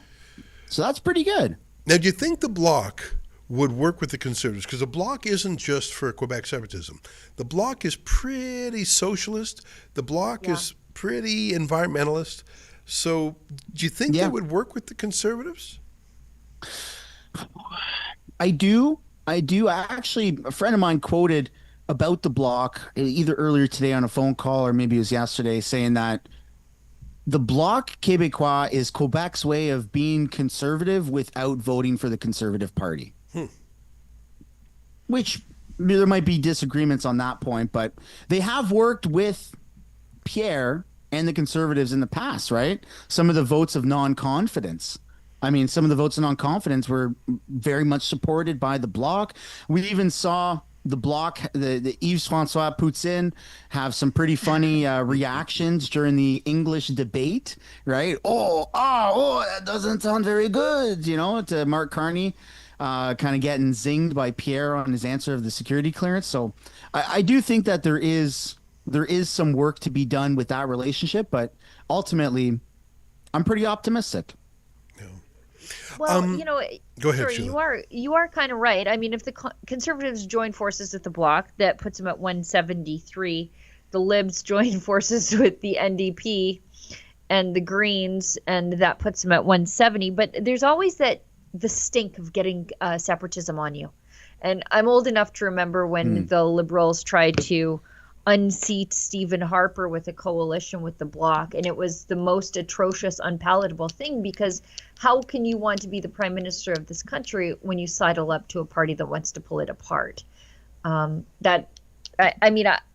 fantasy football land, I would definitely take the Conservatives teaming up with the Bloc. They both have the same disdain and disrespect for Carney that I enjoyed watching in the debate, but I don't know if a Federalist Party would cozy up with them. Again, I mean, who knows in the direction that we're heading towards. I think this is a bit of a shock to a lot of people across Canada, and some people may be looking at, you know, the numbers below on the banner and seeing this what seems to be like an unfortunate outcome, as we're not really being defeated. The fight isn't over, but rather the fight is just beginning. Hey, I love your optimism. I got one last question for you, and it's about Jagmeet Singh. He's losing. Last I looked, he was in third place. I don't think he's got a chance of winning. But another part of me thinks he didn't try to win. He didn't ever lift a finger to stop Trudeau. He was Trudeau's enabler. I think he campaigned pretty weakly. I don't think he was. I think he was in his natural happy place when he was doing TikTok videos. What do you think the future of Jagmeet Singh is now? I mean, he's lost his seat, is pretty clear. His party's been cut down so low it might not even have party status. He's not going to stick around. What do you think he's going to do? I think he's driving off into the sunset in his Maserati. I think this is the last we see of well, sorry, not his Maserati, but his Maserati, you know. I think that this is the last we see of him, and he's going to be crying tonight, and so will I, over the same things, just a different reason. I'm going to be crying of happiness. I have a bottle of vodka in my freezer, and once it's confirmed that he loses his seat, I've already said, I'm going and I'm taking a swig of that. A massive swing, a triple shot. I don't even care. I am ready for him to be out of here. He is the worst politician, in my opinion, in Canada, in Canadian history even. He's ruined this country with his coalition antics. People are fed up. And that's very apparent with his support. And in terms of him trying to win or not trying to win, I think that there might even be reason to speculate that he knew he wasn't going to win. So maybe he was acting crazy during the debates, and his lack of campaigning was strategic to help prop up the Liberals. Who knows, right? Maybe let's check his bank account, see if he had some sort of big payout from someone, from some Bermuda company, right? We don't know. But again, it's the end of Jagmeet, and I can't help but smile. You know what? I love your optimism. You're looking at the bright side. Mr. Sunshine, right? That's right. I think Trudeau kept him around because he made Trudeau look smart by comparison. Yeah. But, well, listen, it's great to have you on the show, Mr. Sunshine. You got that upbeat style. I think that's why they call you Mr. Sunshine. Thanks for being with us tonight. Thank you so much, sir. It was a pleasure. Thanks, guys. Cheers. Bye. Well, let me turn your attention, my dear viewers, back to what I think is a bad news spot for Conservatives and those who like the Conservatives, namely the riding of Carleton. Now, I say again, only 20% of the ballots are in, but it does indeed look like Pierre Poilievre is behind by 8%, which is not unrecoverable, but that's an uphill battle. Now, that is a very strange district. That's that 91 name ballot. But it looks like the psyop of the tip to the Globe and Mail and the Toronto Star may have actually been rooted in the facts. It may be that Pierre Poilievre loses his own seat tonight, which would be demoralizing, and I don't know how things would operate. I think it may be that Canada is in another election quite quickly, because I don't know how. Like it looks to me, let's just look at the numbers that are on our screen right now. And I know there's some slightly different numbers elsewhere, but what we have on the screen right now is pretty accurate. The Liberals have 160 seats. That does not give them a majority. If you add to the Conservatives have, let's call it 150, obviously not a majority. There's 338 seats in the Parliament, so you need 170 to rule. So the NDP, we've got them at 11. I think it's going to be less than that. I think it could be as low as 8. Depends on what happens in BC. I've got my screen has them at 8 right now. So and one green. Don't forget Crazy Elizabeth May. Let's be sure we update our stats on the bottom. I think the Green Party actually has one that they can put in the bag. So if you give the Greens one, we'll update our number. And if the NDP are less than 10, what I'm saying is the NDP plus the Liberals aren't enough to rule. Right. You need the Bloc plus the Liberals. Maybe that'll work. I mean, why not? They've worked with them before, but you cannot get a Liberal NDP coalition anymore. They've all migrated into the Liberal Party. That's the story of this election. So there is a chance that this will be an unstable parliament and that it will go back to a vote before too long. Well, and right now the separatists are holding the balance of power, really. Yeah. And as I said, remember when they tried to take power from Harper with a coalition with the separatists, and that was the most unpalatable thing for Canadians, to see a Federalist Party cozying up with the Bloc. Yeah. Well, elbows up, Team Canada is going to have a tough time getting friendly with the Bloc. That's all I'm saying. Yeah. Well, I cast my eyes back to the land of my birth, Alberta, motto, strong and free. And I see that Calgary has 3 districts that are pretty close, but the Conservatives are leading in each of them. Calgary Skyview. Conservatives are leading with a strong lead, but the problem there is not a lot of votes have been counted. Calgary McKnight, that's the incumbent, George Chahal. About 2/3 of the votes there are counted, and the margin, it's about 3%. I think the Conservatives are going to take it. Calgary Centre, Greg McLean is back in the lead. Yeah. And, half the votes counted, about 1,000 vote lead. I think Calgary is going 100% Tory blue. Wouldn't that be great? But I cast my eyes to the north. I know. And Edmonton is regressing. it is once again going New Democrat. Edmonton Centre. Just the one. Edmonton Strathcona, predictable. Well, Edmonton Centre is looking liberal. Edmonton Centre is Strathcona flipped looks back. strongly NDP. Orange. That's where my old friend Raheem Jaffer used to run. And Edmonton Gateway, it looks like Tim Upple's going to hold it. Tim's got it, yeah. But you're out there in Fort Saskatchewan, and I'm way out here in Toronto. Let's go to someone in the heart, the beating heart of Edmonton. He's a senior columnist for the Edmonton Sun. He's an old friend of mine. His name is Lauren Gunter, and he joins us now via Skype. First of all, Lauren, thanks for joining us at this hour. I appreciate it. Have you been watching the results as closely as we've been? Oh, of course I have. Don't let the T-shirt fool you. I'm sitting here in the kitchen with the dogs, so if a squirrel runs by or something, you're going to get to meet Cooper and Callie. But yeah, I watched it very closely. And you know what? I am tickled by the fact that there will be very likely 35 out of 37 MPs from Alberta elected who are conservatives. So much for the pollsters saying that there were 6 Liberals and 2 New Democrats. They said 9 at one point. 9 at one point, yeah. Well, I think at one point there was even a poll that said 15 Liberals. Yeah. That was never, ever going to happen.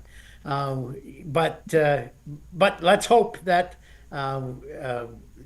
Edmonton Centre flips back. It was Tory most of the night. The Liberals in that riding, and the Liberals have held that riding for most of the last 30 years.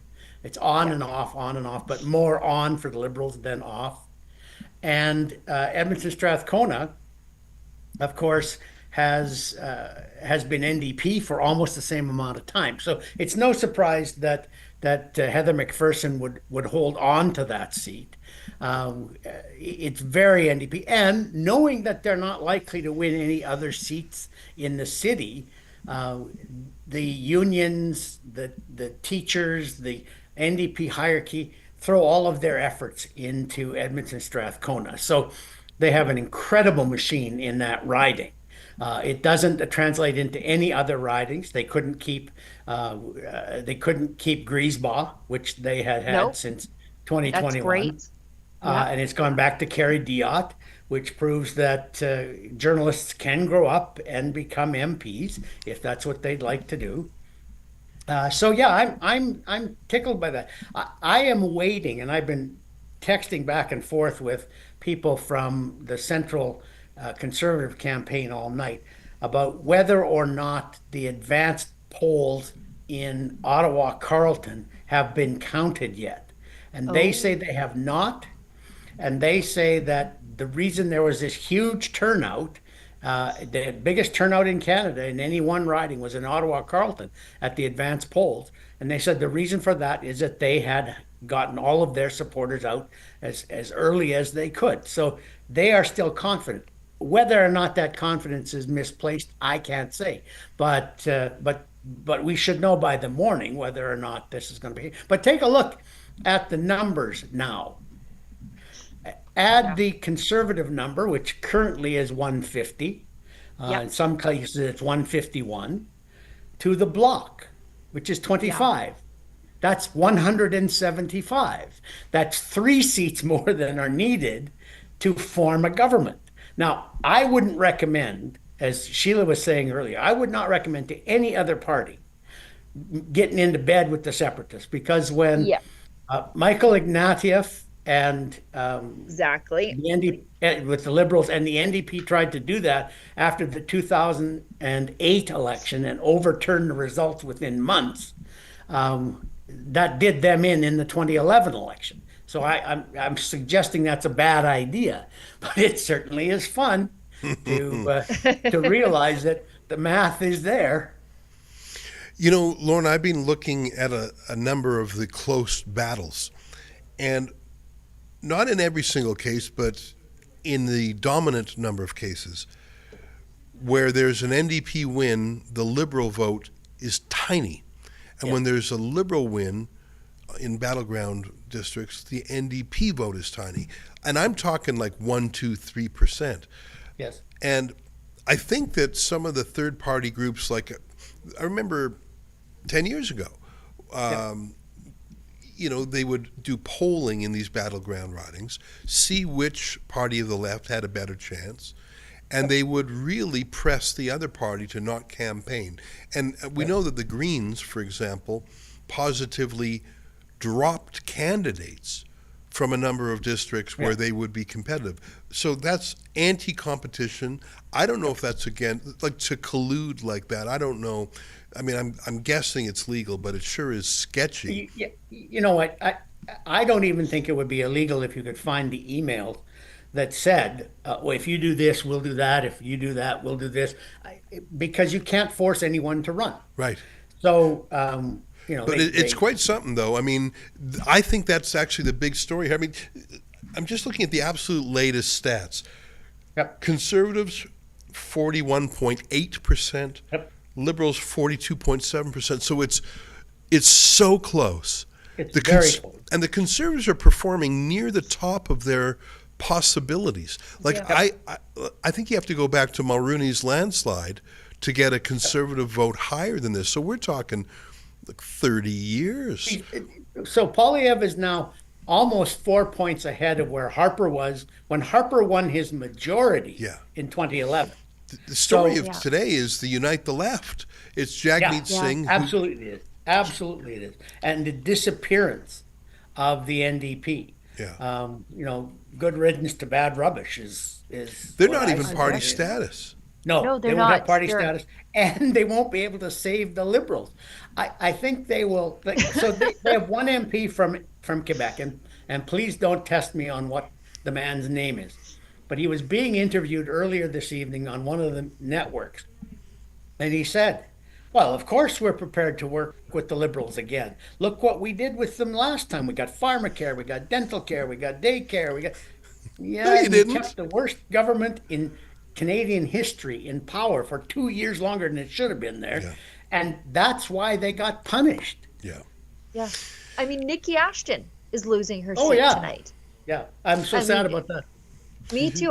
She's going to have to pay for her own holidays for once. Yeah. I also wanted to point out that Amarjeet Sohi was absolutely smoked in Edmonton Southeast, and Carney pulled out all the stops to help him. Now, I'm not surprised to see that, but what does that mean for Amarjeet Sohi, who gets to go back to his day job as the mayor come October 2025? Yeah, he's already said that he will only finish out his term. He will not... he won't run for re-election. He shouldn't do that. I mean, you can't say, hey, I came to the dance with you, but there's this prettier girl over here, and I'm going to try and get her to go home with me. If that doesn't work out, I'll be back to take you with me. Like that, I'm sorry, it just doesn't work. So he's a lame duck in the lame duckiest sense that there is, and I can't say I'm unhappy about that. I am actually kind of surprised because sometimes those ethnic dominant ridings, which Edmonton Southeast is, their vote doesn't go quite the same way that the overall vote does in the rest of the province or even the rest of the city. Like you take a look at McCall in Calgary, which was George Chahal's riding. That's Lightfinger Chahal, who was taking, got Porch caught pirate. taking, yeah, exactly, the porch pirate. He shouldn't have won that riding last time. The momentum was for the Conservatives in Alberta, and you would have thought that riding would go there. But it's very, very ethnically heavy. In this case, both Edmonton Gateway and Edmonton Southeast, which are ethnically heavy ridings, are carrying on with the Alberta momentum of most of the rest of the ridings. And so it's fun to see. Edmonton Centre is interesting because Edmonton Centre has gone Liberal a lot, but it's interesting because it's, I think, demographically the richest riding in the city. And so it follows the pattern that we've been seeing in the polls of people who are a little older, who've gotten a lot out of the Canadian the Canadian formula, the way it's set up now. The elite works for them. They're voting Liberal again. Right. You can see sort of some of that story playing out in Edmonton Riverbend. a lot closer Yep. than it probably should have been, with Matt Genero, a high income area, and it's part of the blue sweep, but Matt Genero took it with maybe 2,000 votes over the Liberal, Right. instead of what you're seeing in the rest of the province with 78% of the vote.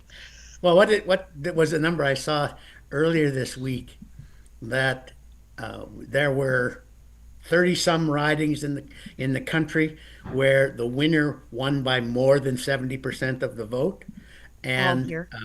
more than half of those were in Alberta. Oh yeah, And that makes you know what? That makes me happy. It just does. Me too. Me You know, too. it's Even like- if it doesn't matter. I once, when Ezra and I used to work together way back in another life, I once stumbled across a statistic that 1/3 of all the pickup trucks sold in Canada are sold in Alberta.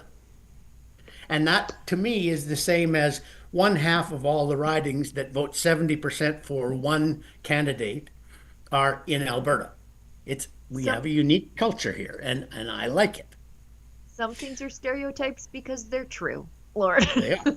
They are. That's indeed, yes. I don't know anything about cowboy boot sale, but Hey, let me chime in a little bit. I've been poking around. I've been listening with my ears, but looking with my eyes at the map.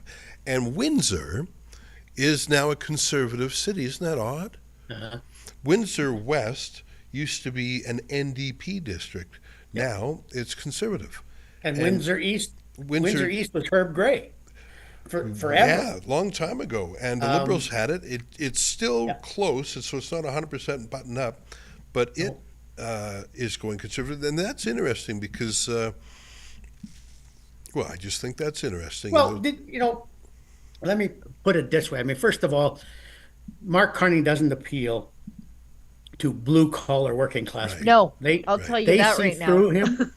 They know that he is a world elitist. Yeah.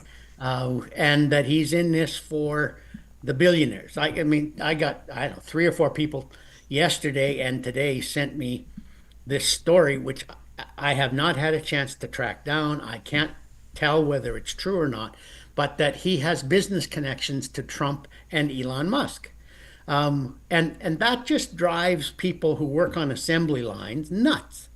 And so that's why I think Windsor has become a more conservative, big C conservative city, because the conservatives had made a genuine effort to talk about issues that appeal to ordinary working Canadians. Affordability hits those people faster than anybody else.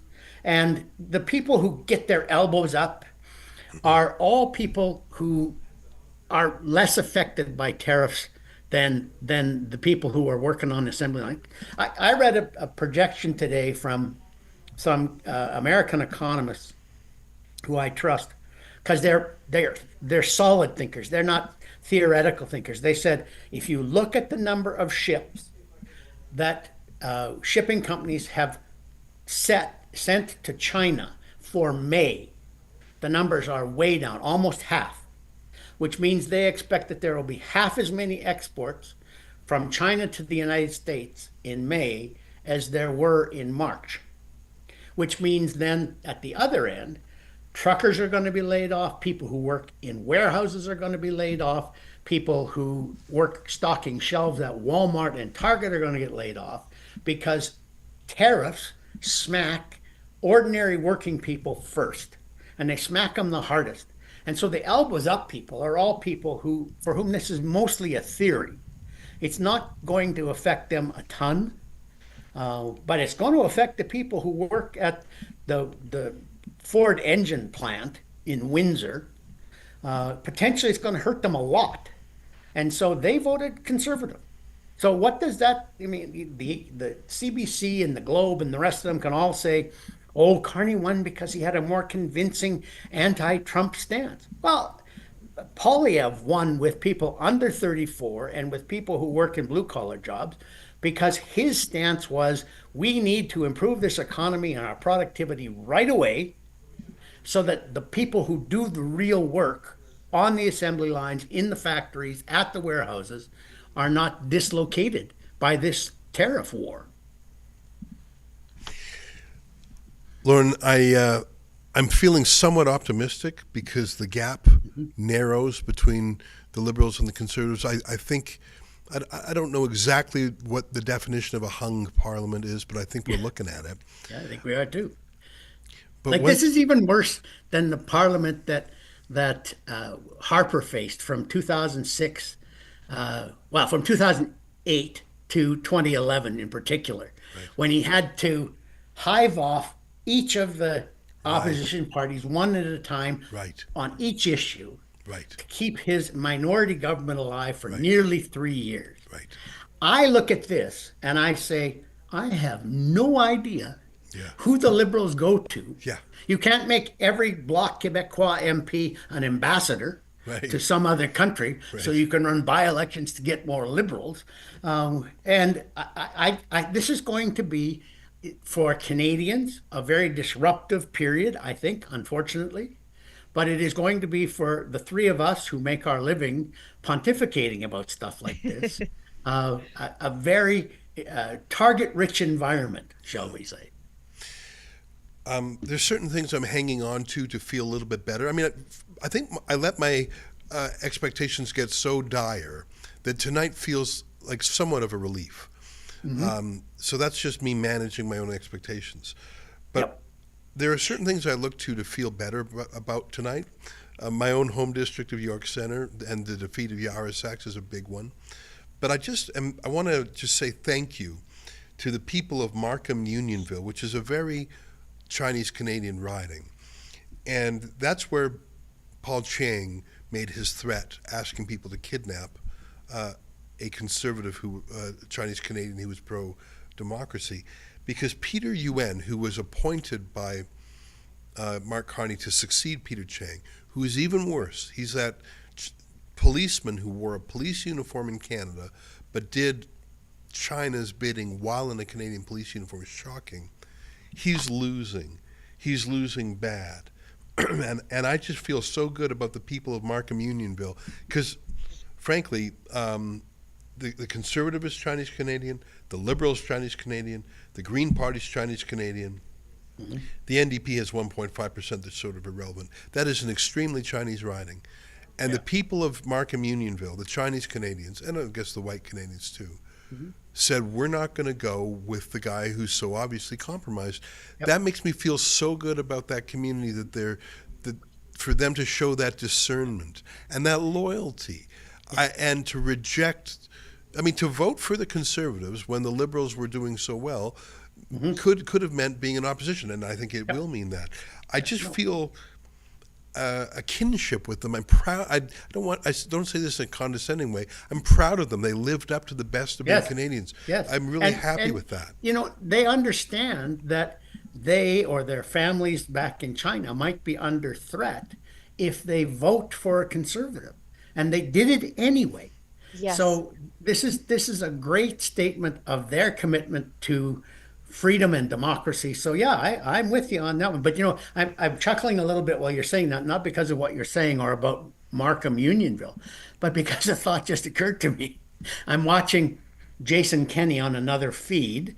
I can't hear what he's saying, but there were thoughts at one point that he wanted to leapfrog, and you and I have talked about this before, wanted to leapfrog from Alberta to federal politics and come back and become prime minister. There's another Conservative premier who's very clearly angling to replace Pierre Poilievre and become the prime minister. That's Doug Ford, the Liberal premier of Ontario. He might as well have run as a Liberal for all of the support that he gave Mark Carney. And he gets hooped by this. I don't see Pierre Poilievre being kicked out, even if he loses his own seat. You're right. And that keeps Doug Ford having to be the premier of Ontario. Now, there's 100 things that would be worse than being premier of Ontario. The only political job I would still be interested in at my advancing years is being the premier of Alberta. Because you have sort of a unified political culture. You can get to know the whole province really well. It's not a monolith the way it once was, but the culture is pretty uniform. It's not like trying to run this entire country where if you do one thing in Alberta, you make everybody in Quebec mad, and you do something in Nova Scotia and it upsets the people in BC. And yeah, whatever. I'm not sure why I ever thought I would want to be prime minister of the country, but when I was a young person, I did. But the one thing I think would be fun would be being premier of Alberta. So being premier of Ontario has to be a lot like that. Yeah. And Ford should be happy to be premier of Ontario because that's the only thing he's going to get. Oh, yeah. And Sheila and I were talking about this earlier. I think a lot of Ontario so-called Conservatives were scratching their heads, but I think a lot of Albertans were quietly saying, if you think that you're going to be the leader of this party over our dead bodies. Hey, can I... If he does run, those of us who are in the know have to make sure that it is a one-member, one-vote election. Yeah. Because if it's one of those weighted riding by riding things, he gets to win. But if it's one member, one vote, there are so many Conservative members in Alberta, they will never vote for Doug Ford. No. They'll withhold their donations. You'll watch the war chest dry right up. Yeah. Yep. I don't think he speaks a word of French either, which I think is a requirement in today's day and age. Let me just mention one more district. We talked about the good people in Markham who rejected basically a foreign interference candidate. And David Menzies, our dear friend, lives in Richmond Hill, which is a very Persian neighborhood. And I love the Persians, at least the ones I've met, who are typically people who sought refuge here after the Ayatollah took over. They're moderate. They know what tyranny is like, and I think they're great. They're often professionals. And they run the risk of being arrested if they go back for a visit. There's a lot of Persians in Vancouver, a ton of Persians in LA, and a fair number in Richmond Hill. And David Menzies lives there, so he knows a gazillion Persians. And he was always puzzled by the fact that they managed to vote for the one Persian who was a regime apologist. But here it is, and almost all the votes are cast. The district is Richmond Hill South, and I just want to toot the horn of the good people of that district who voted for Vincent Ho and said goodbye to Majid Johari. And by the way, we deployed the truck there. We deployed the billboard truck, and that was one of the two districts in the Greater Toronto Area that we really focused on. And it wasn't just a coincidence that I live in York Centre and David lives in Richmond Hill. We weren't just doing this because we live there. These were places that I felt there was an injustice. There was a kind of stolen valor, so to speak. Mm-hmm. If you're getting the votes of the Persian community, but you're actually on the side of the Ayatollahs, as in Richmond Hill South, or if you're Yara Sachs chumming around with Mahmoud Abbas and you're getting the votes from the Jews, there's a a dishonesty there. So I'm proud of those two districts. And Lauren, I'm not sure if you're familiar with our billboard truck, but about a year and a half ago, after the Hamas attack on Israel, we wanted to run some billboard ads criticizing Hamas. And that's been something we've done for 10 years at Rebel News. We rent these trucks and drive them around. They've got digital billboards on them. And the companies we dealt with, who like us very much because we were a great customer, they said, we're not against your message, but if you put those messages on a truck criticizing Hamas, our truck's going to be attacked. Our drivers are going to be attacked. So we have to politely say no, only for that reason. We like your money. We're not opposed to your message. It's just dangerous. And how can I argue with them? So we bought a truck, Lauren. And so we which is a crazy thing, but boy, I love it. And so we put whatever message we want on it, and we take that truck wherever we want. So we've run it in York Centre, and we run it in Richmond Hill South. We've even put it on the road to Montreal. We had to get bodyguards for the truck when he brought it to Montreal because Antifa, they would attack the truck and smash it. So often we hire bodyguards for the truck, if you can believe it. That's the state of Canada today. Thank you for letting me tell you my truck story. But another part of that truck story is now you have something you can park in downtown Ottawa the next time there's a convoy, and you can sit there and honk your horn for 3 weeks. It is so much that I'm acting out some psychological need me to have been, like, I went to the trucker convoy for a couple of days, but I didn't have a truck. Although Sheila, I think it was her who said, Ezra, if you had that truck back then, that truck absolutely would have been seized. Oh, it looks like we have Jagmeet Singh. So Lauren, we'll let you go. It's great to catch up with you, my friend. Thanks so much. Folks, you got to follow Lauren in the Edmonton Sun. He's in Post Media newspapers. Thank you, Lauren. We're going to now turn over to Jagmeet Singh live. Very good. Thanks.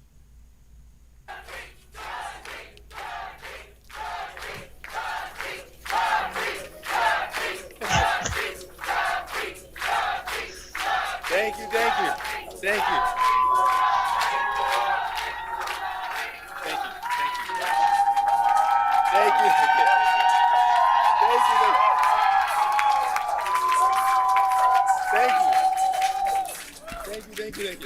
We're good. Thank you. Thank you. That was very nice. Very sweet of you all. Thank you so much.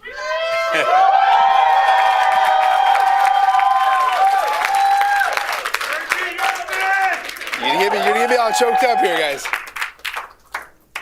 Gotta keep it together here, folks. Thank you very much. The love is amazing. I appreciate y'all. Big thank you to Suzanne. She's been with us from the beginning. Huge thank you. Appreciate her so much. Thank you. And all of you in this room, you guys poured your heart into this. Thank you so much for everything you've done. You're amazing. We love you all.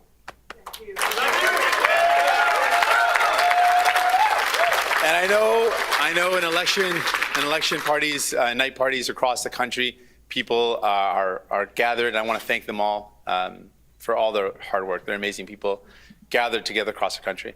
I want to take a moment to congratulate Prime Minister Carney on his victory. He has an important job to do to represent all Canadians and to protect our country and its sovereignty from the threats of Donald Trump.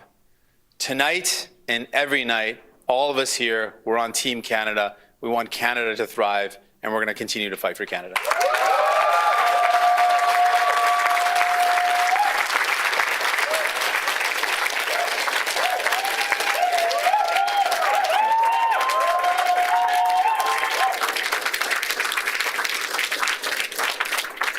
I want to congratulate all the other leaders on a hard-fought campaign. It's been the honor of my life to represent the people of Burnaby Central. Tonight they chose, thank you.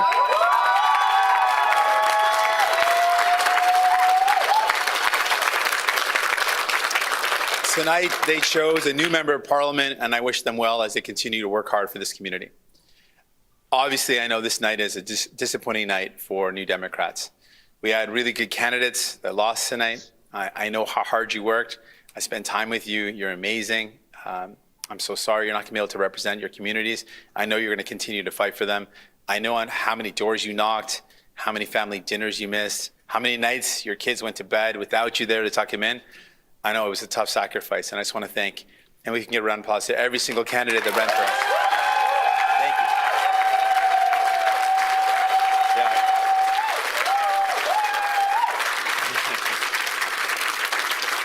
Thank all those incredible candidates and their incredible teams, because no candidate can do it without a team, the volunteers, the staff. Thank you to all those candidates and their incredible staffs. One more time.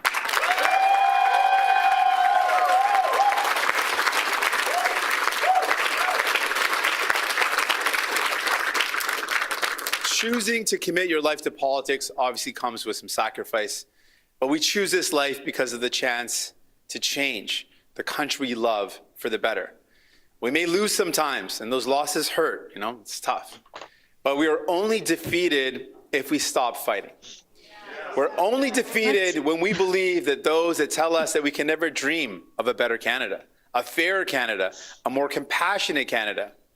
I have met New Democrats from coast to coast to coast who will never back down, even when they're told that there's no room for them at the table.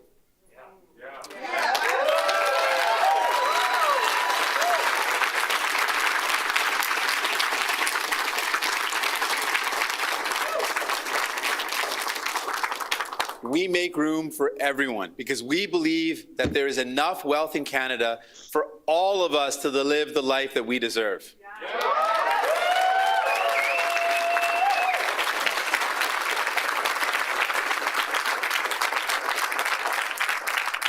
honestly, I got to avoid making eye contact with certain people because then it's going to get too emotional up here. So I just made the mistake of doing that, so I'm going to look away now. You know who you are. Don't look at me again. Almost 8 years ago, I was elected the leader of this incredible party, this incredible movement.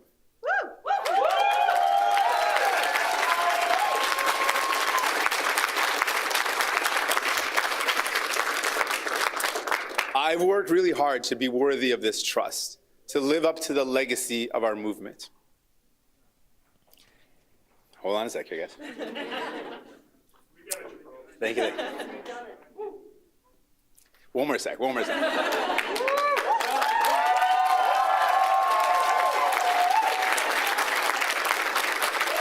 Tonight, I've been informed our party leader that I'll be stepping down as party leader as soon as an interim leader can be appointed.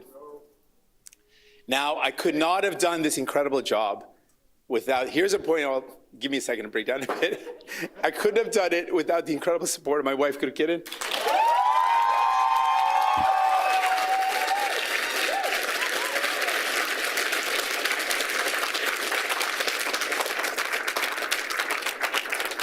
She has been my rock. She's been my foundation.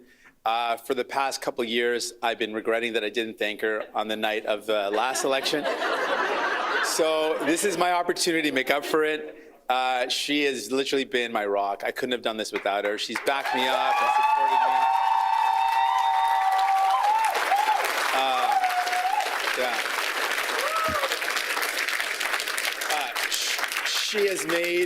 She has made so many sacrifices. She convinced me that she's enjoyed them all, but I don't know.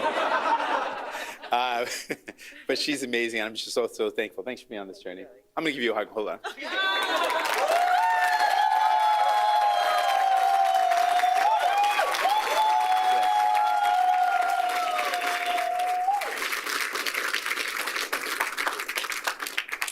Also, I might break down this part because, and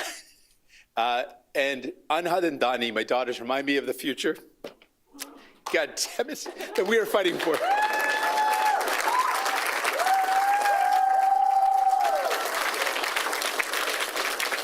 That's just because I get emotional anytime I talk about my kids. I'm very sappy when it comes to my daughters, so I get a little emotional. I've also been supported by my family, and I got to thank my parents who are here today. They're amazing. Love you both.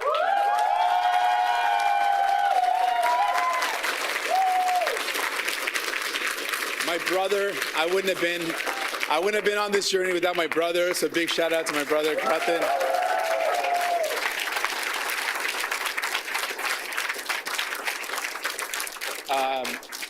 And honestly, this may sound funny, but my in-laws, I literally couldn't have done this without my in-laws. They're amazing. Where are my in-laws? They're somewhere here. Wherever they are, they're here. I wanted to look at them and point at them too. Oh, there they are. Yeah, I couldn't have done it without them. Literally, if you're a parent, you know how important your parents are, and your in-laws too, it turns out. So, huge thank you. They've supported us. They've kept me grounded, given us great advice. I'm so thankful to my family. You can't do this work without great people, and you can't do this without a great family supporting you. So, thank you to my family.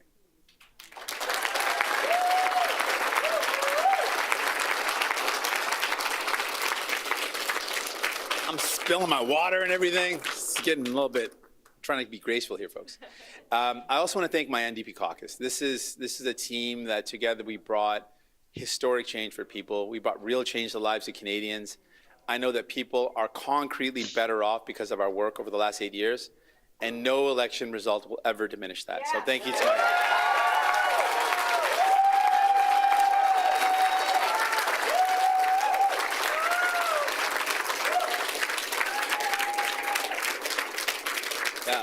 my caucus, honestly, I'm so thankful to them all. We did some incredible work together. Seriously, every one of you, thank you from the bottom of my heart. And I might break down this part too. Forgive me if I do. I can only do this, and we can only do this work because of a great staff. And y'all just poured your heart into me, into the work that we did. So.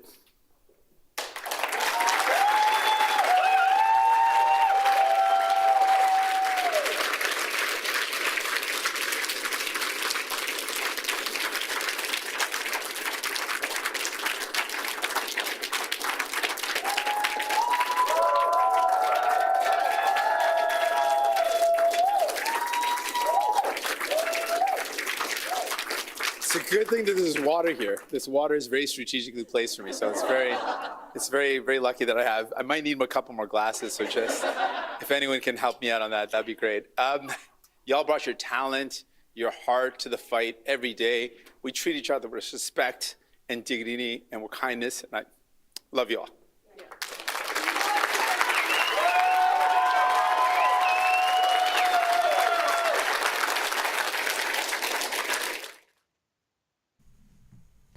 You know, he's going on rather long for a guy who got 7 seats and his own seat wiped out. But I would say that his speech right now, which I really don't care to hear more of, can be characterized in 2 parts. One is genuinely thanking people he likes. And I think that's 100% genuine. And I really think he is a family man. He shouted out to his brother, his mom and dad, his wife. Sure. I think most people are, but I really do think he is, actually.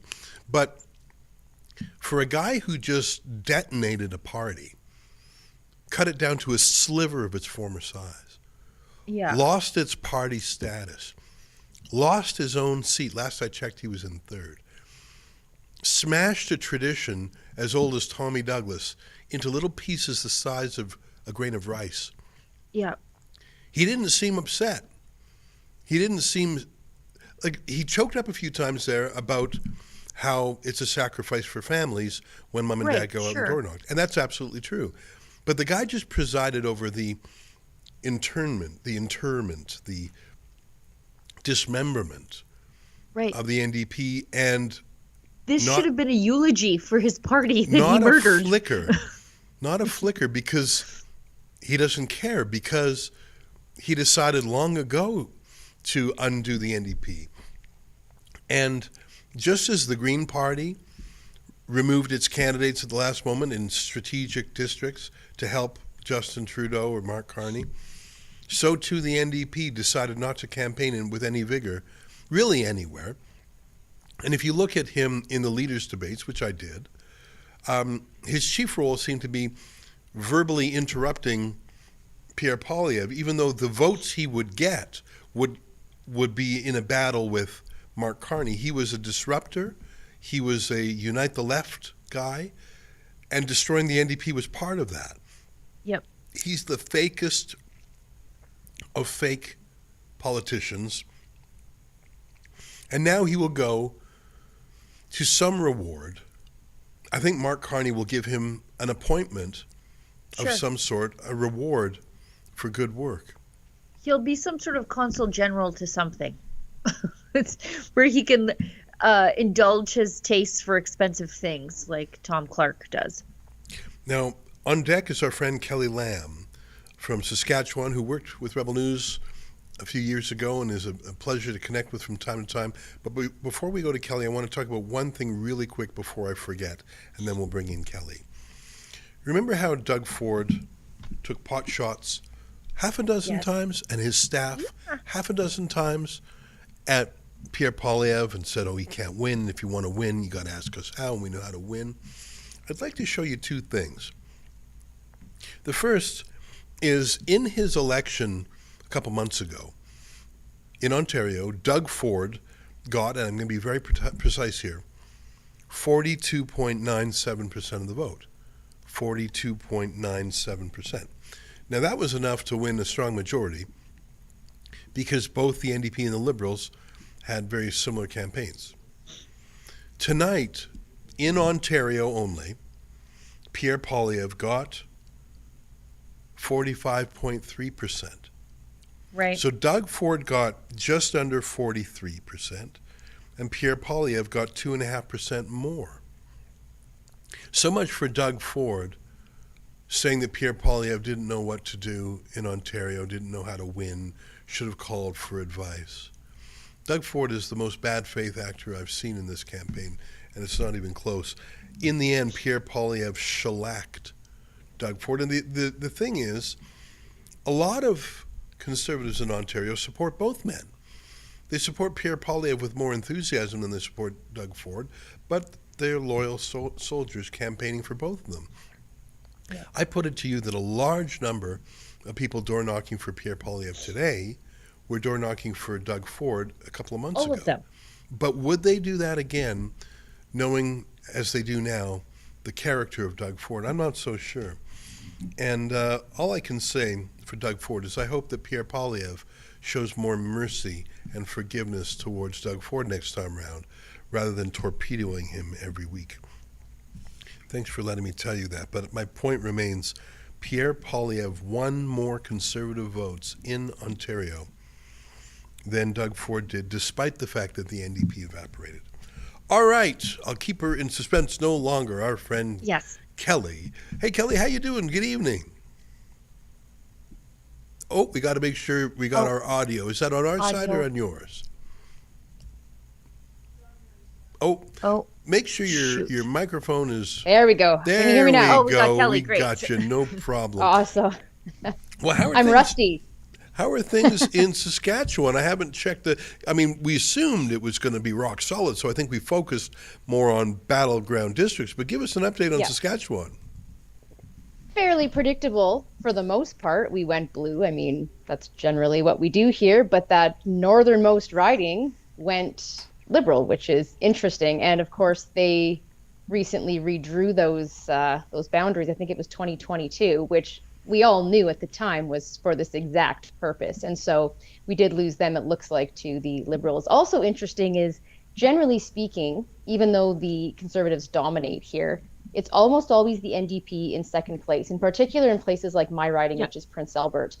And yet the Liberals have seemingly taken over that second place lead over the NDP. So it's interesting because, as you were just discussing, how Singh just tanked his party. And I've talked to NDPers over the years that really don't like him, and he's just destroyed this legacy of everyone before him.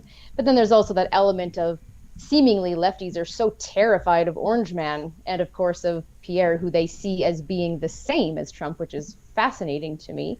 So is it just that they were, holding their nose and voting for Liberals to just keep Pierre out? I have no idea, but I found that interesting as I've been watching the results come in. Well, Regina, I don't know it as well as you do, of course, but it's the capital city of Saskatchewan, so there's more public sector workers there. Typically, it's a pretty left of center place. But if you look at the results there's three ridings with the word Regina in the name: Regina, Leuven, Regina Capel, and I'm missing one more. And Regina Wascana, that's the last one. Sorry about that. Yep. In all three ridings, so this is Regina, one of the left-wing cities of the prairies, civil service city. Yep. The NDP got 5.8%, 6.4%, and 7.7%. Single-digit fringe party status. The party that once dominated Saskatchewan. Saskatchewan was the bulwark of the NDP. It was the Tommy Douglas place. It was the place that had a sort of a moderate NDP, and Roy Romano actually balanced the budgets. It was the winner. It was the winningest winners until Brad Wall came along and broke that trance. Now, under Jagmeet Singh, it is a single-digit NDP place. In Regina! I'm not even talking about the rural parts. Regina! What do you think of that, Kelly?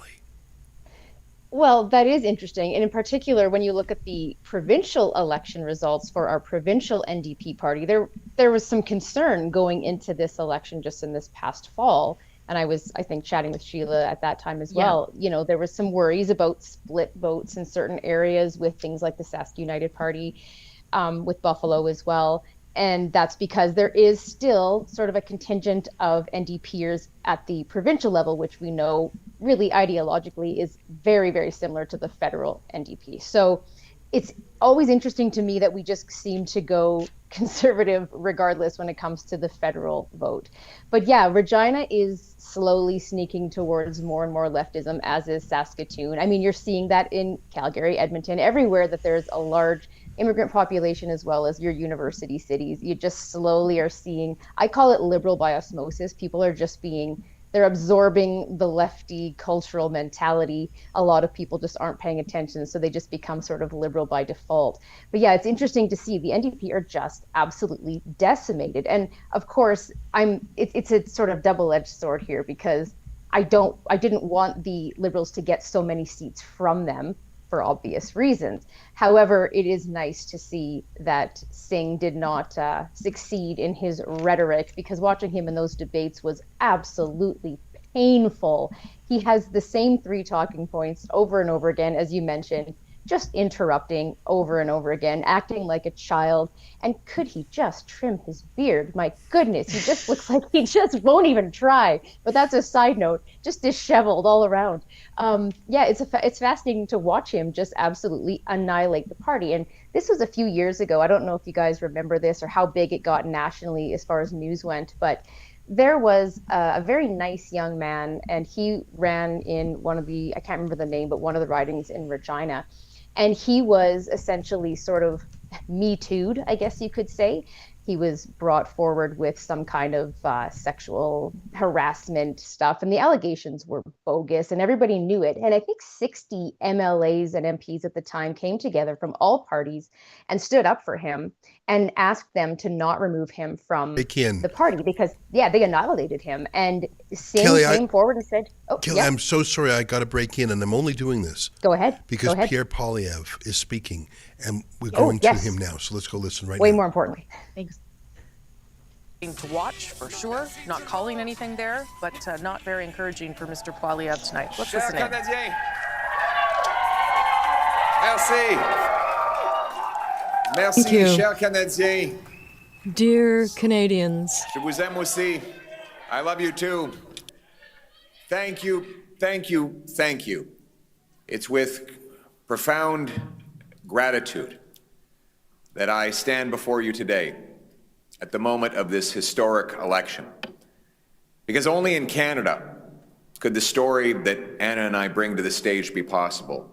Adopted son of school teachers and a Venezuelan refugee, stand on this stage in front of our proud country, offering ourselves up to serve for the future, after millions of people have shown up and marked their X, spoken their voice, and exercised their democratic rights. We could not be more proud, we could not be more grateful for the opportunity the Canadians have given us.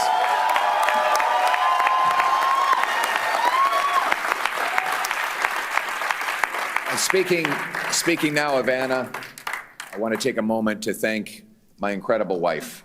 She's been by my side. She's my rock.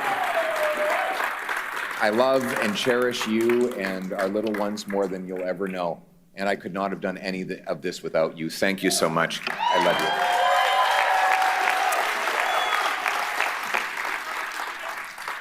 you. Now, my message to Canadians.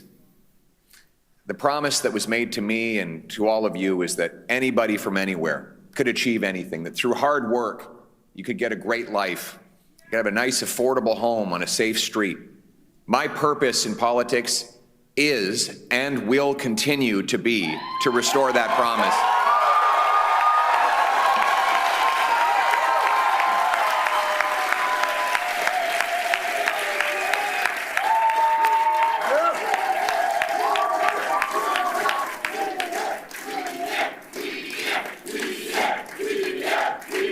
Thank you. To the candidates who ran under our banner as Conservatives, to the volunteers who knocked on the doors, made phone calls, put up lawn signs, rallied at our events, donated their hard-earned money to our cause, I thank you from the bottom of my heart. To the millions of people who voted for the Conservative Party and put their hopes and dreams in our vision, thank you. It will be an honor to continue to fight for you and to be a champion of your cause as we go forward.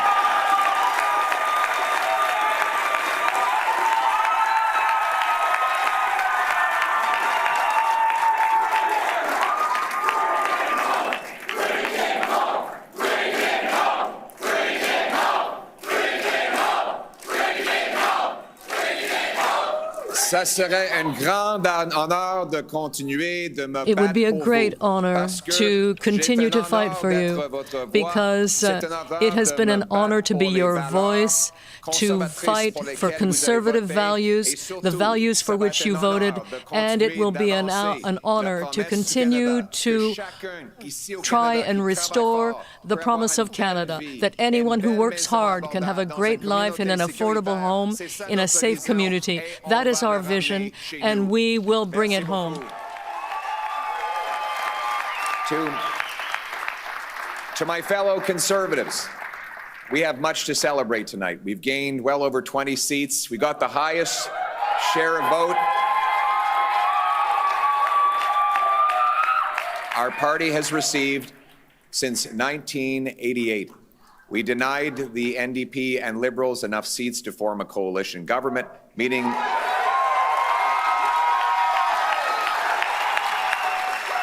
and we did all of this in a very difficult environment.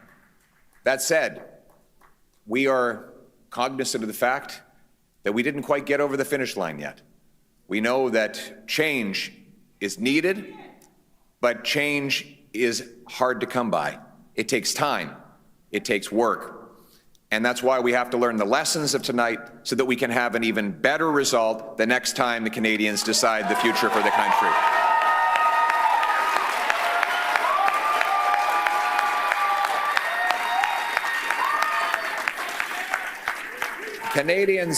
Canadians have opted for a razor-thin minority government, a virtual tie in the vote count. So I would like to congratulate Prime Minister Carney on leading this minority government.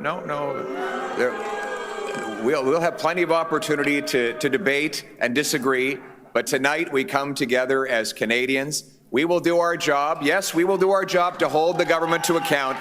But first,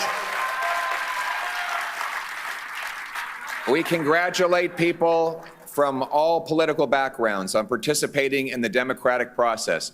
And as I said, while we will do our constitutional duty of holding government to account and proposing better alternatives, we will always put Canada first as we stare down tariffs and other irresponsible threats from President Trump. Conservatives will work with the Prime Minister and all parties with the common goal of defending Canada's interests and getting a new trade deal that puts these tariffs behind us while protecting our sovereignty and the Canadian people.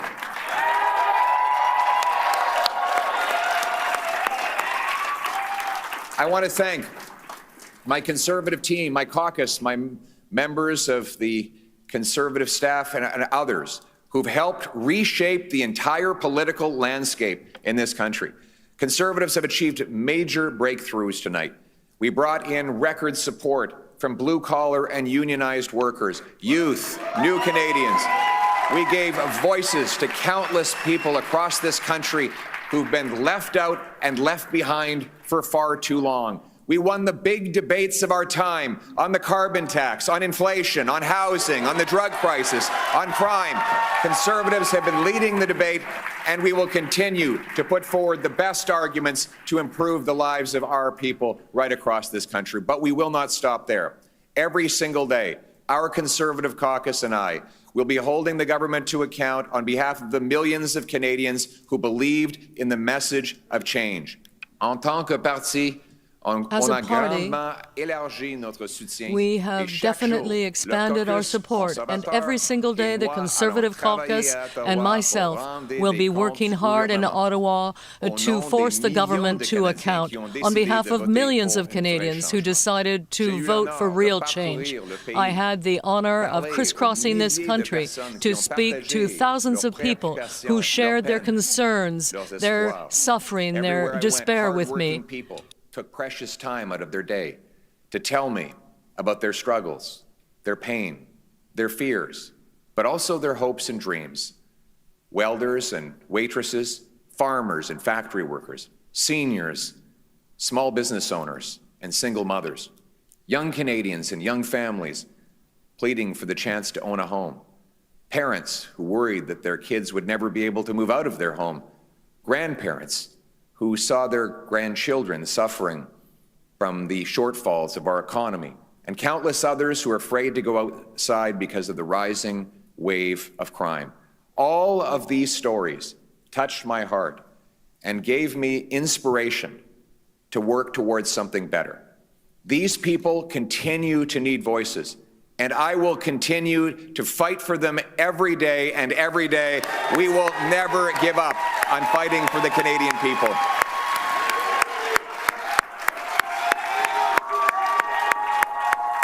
Thank you. We hear your stories. We will carry those stories with us into Parliament. We will not forget the people for whom we work and for whom we fight every day. Now, I know that some of you might be disappointed that change did not get over the finish line tonight. Change takes time. Most of all, it requires that we never give up, because our people and our country are worth fighting for.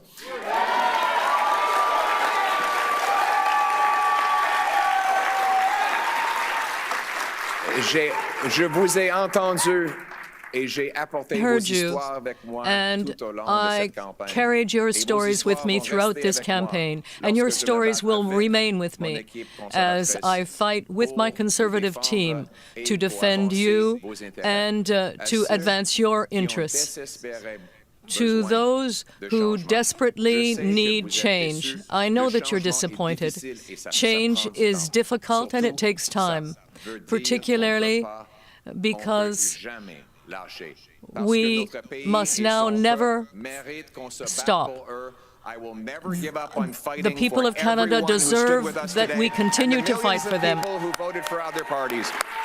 And so, my message tonight, for the single mother working 2 jobs but still has an empty fridge and an empty bank account, for the young people who despair at never being able to afford a home, for the seniors on fixed incomes whose savings are eroded by inflation and no longer feel safe in their local neighborhood parks, for those who are now living in fear and terror because of crime, for those worried about losing their jobs because of unacceptable tariffs from the United States of America, for all of those who feel left behind and forgotten, my message is one of hope. Change will take time, but we will fight for that change, and we will deliver that change, and we will never give up on fighting for the great Canadian promise that anyone from anywhere can achieve anything, that hard work gets you a great life in a beautiful house on a safe street protected by our brave troops under our proud flag. Canada first, Canada always. Let's bring it home. Thank you very much, Canada. Merci beaucoup, Canada.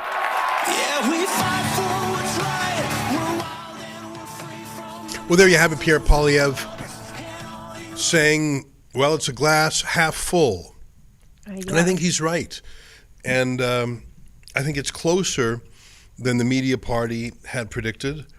The polls certainly were. He did reduce the Liberals, perhaps not as much as he says, as some of the late calculations give the Liberals a few more seats than before.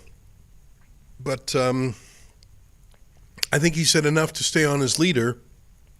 I don't think there's anyone waiting in the wings who would pretend to that job, and I don't think the party would give it to anyone else. I think the party is generally pleased with how Poilievre did. I say again, as Poilievre said himself, it was the highest vote count as a percentage that the party got since Mulroney.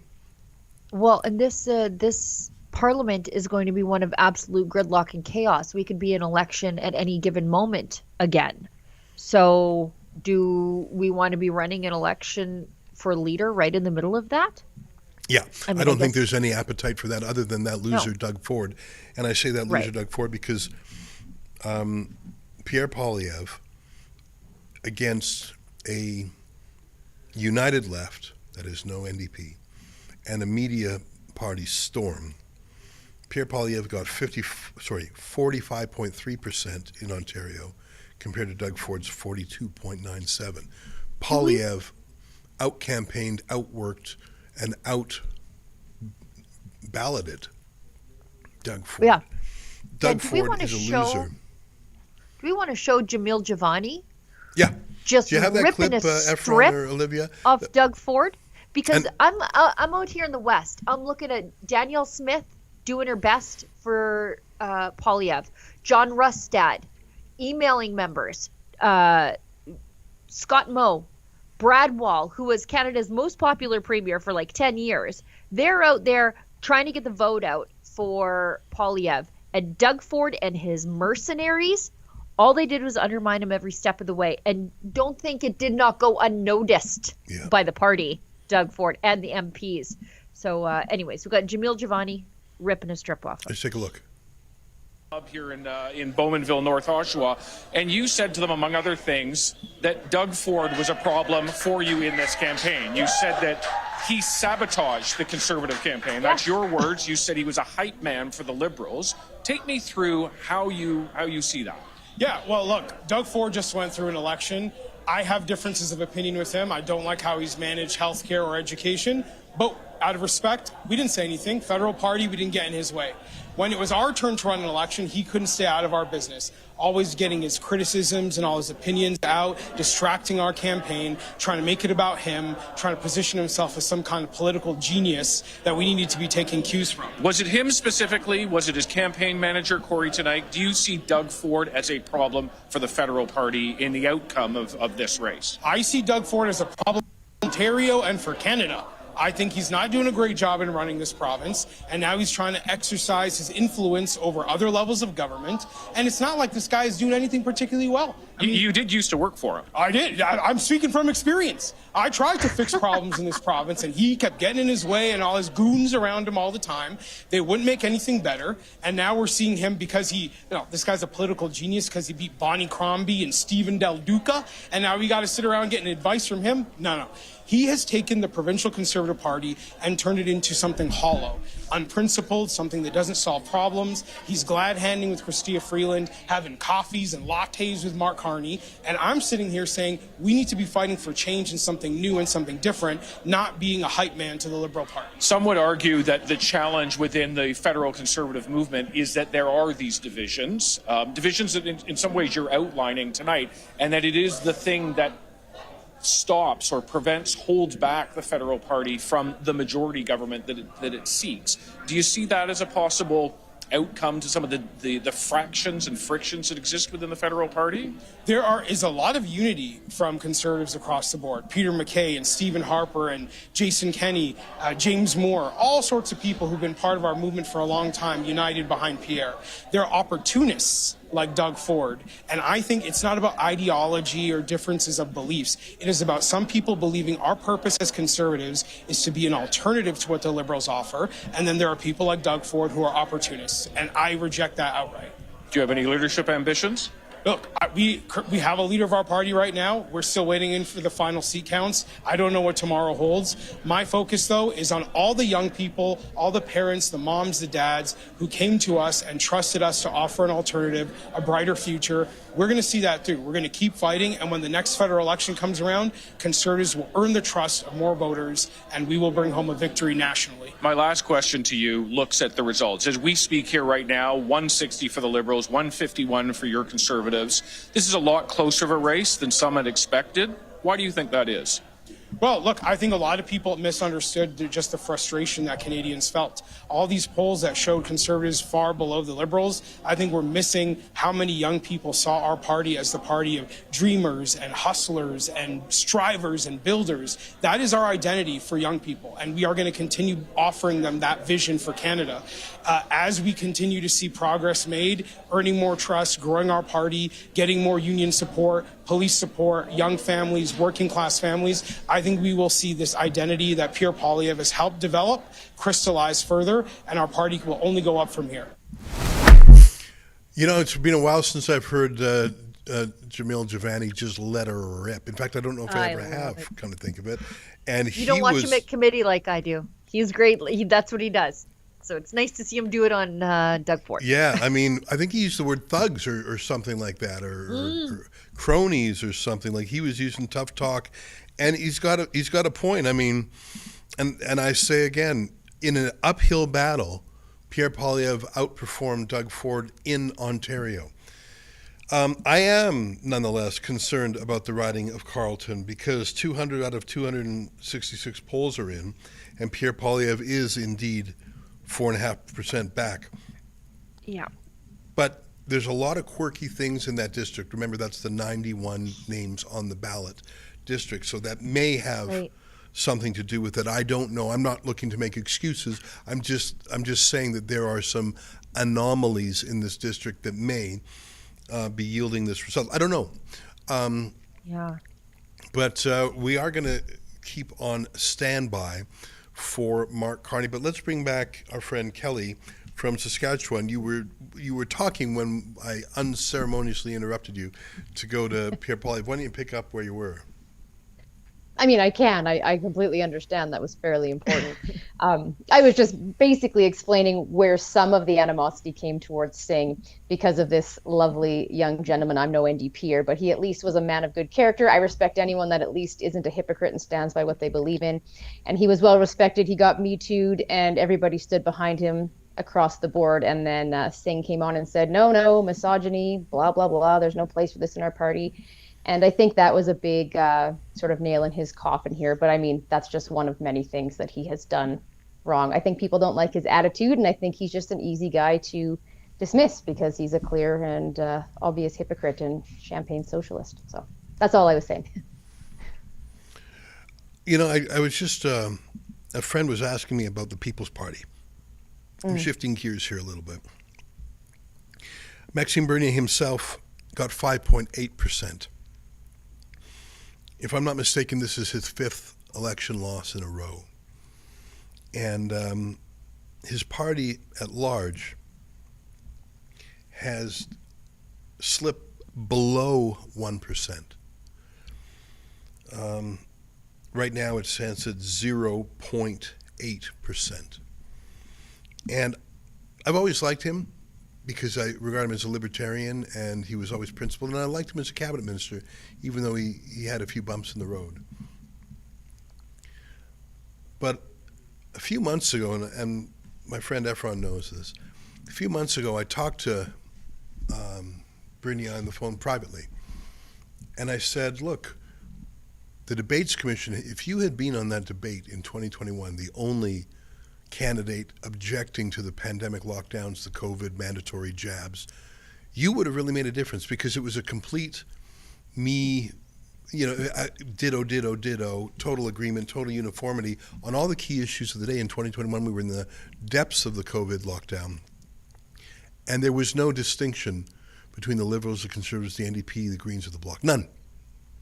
And had he been in there, it probably would have been the first time that a great many people had heard of another point of view, and he would have opened a lot of eyes. And he might have even taken some votes. He did not. I don't even think he attempted to go.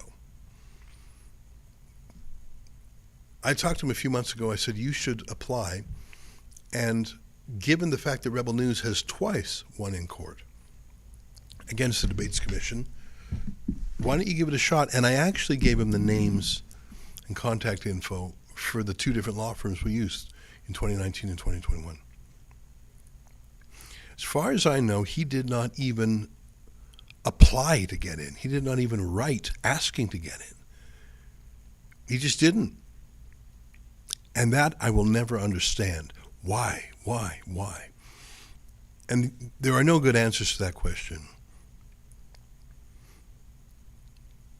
You know, someone asked me tonight in an email, is he just a spoiler trying to undo Pierre Poilievre? No, if he was a spoiler, he would have tried to get in the debates. That's where you spoil things. He barely campaigned. I think he's a pundit who's using the political tax credit that political parties get to have a good gig. Rebel News, we're pundits. We got to hustle, and we don't have charitable tax receipts to issue. We don't have political tax receipts to issue. Someone gives us $100, that's $100 they have to give us. Whereas if we were a political party, someone gives us $100, they get a $75 credit on their taxes. So I think that Maxime Bernier is a pundit.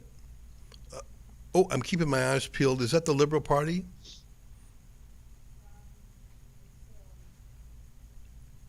Let's go to the live feed of, it looks like Mrs. Carney is on her feet. Let's take a look. Oh, great. Without further ado, it's my great pleasure to introduce my husband, the Prime Minister who will make Canada strong, and Canada for.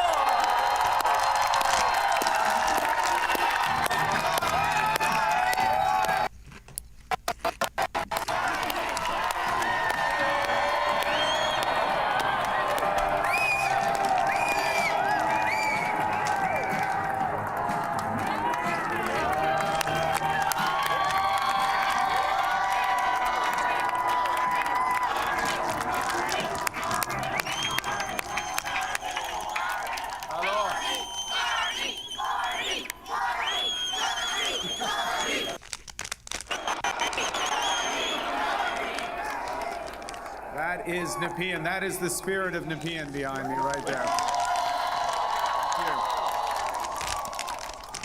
Bonsoir tout le monde. Good evening, Bonsoir. everyone. Oh, quel bonsoir. C'est une bonne bonsoir. What an evening. I have a question. Who's ready? Who's ready? Who's ready to stand up for Canada with me?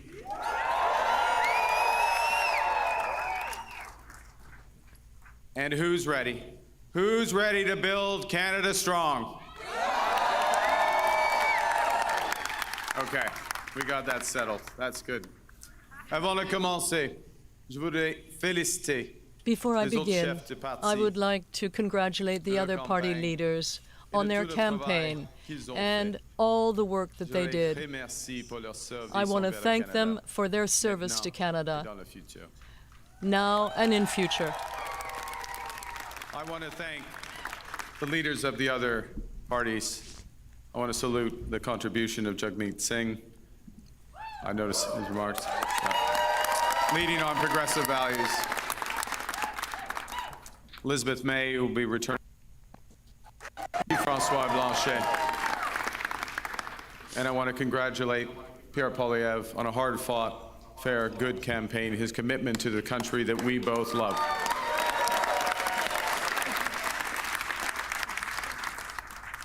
They all have many, many more contributions to our land. Thank you, Diana. Thank you, Diana, for your work on this campaign. Thank you, Diana, for the commitment and compassion you bring to everything that you do. Tonight simply would not have been possible without you and without the support of our 4 children who inspire me to service every single day.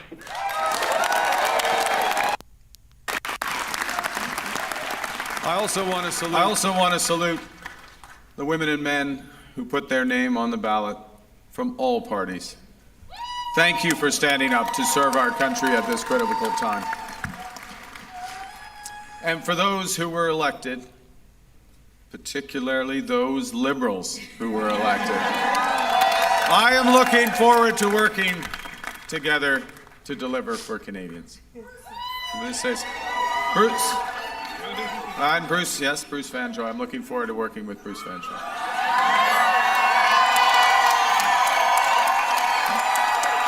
Fantastic. He will be a great MP. We're going to have fun tonight. Yes, we're going to have fun. Bien sûr. Je tiens à remercier les milliers de bénévoles. I want to thank the thousands of volunteers who are here tonight and across the country that gave their time so that we could talk to Canadians, who spoke to Canadians, who spoke to their neighbors, who made the calls. The people who worked so hard so that we could have Canada strong. You know, I chose to enter politics because I felt we needed big changes in this country. But big changes guided by strong Canadian values. Values that I learned at the dinner table from my parents, Bob and Verley, and from my siblings. I appreciate this more in retrospect from my siblings. My siblings, Brenda, Sean, and Brian. Values that I learned on the ice from my coaches. Values that have been reinforced as I've met with Canadians across this great country. And those include three values that I want to highlight this evening. Humility. It's Canada after all. Ambition. It's Canada after all. And unity. It's Canada.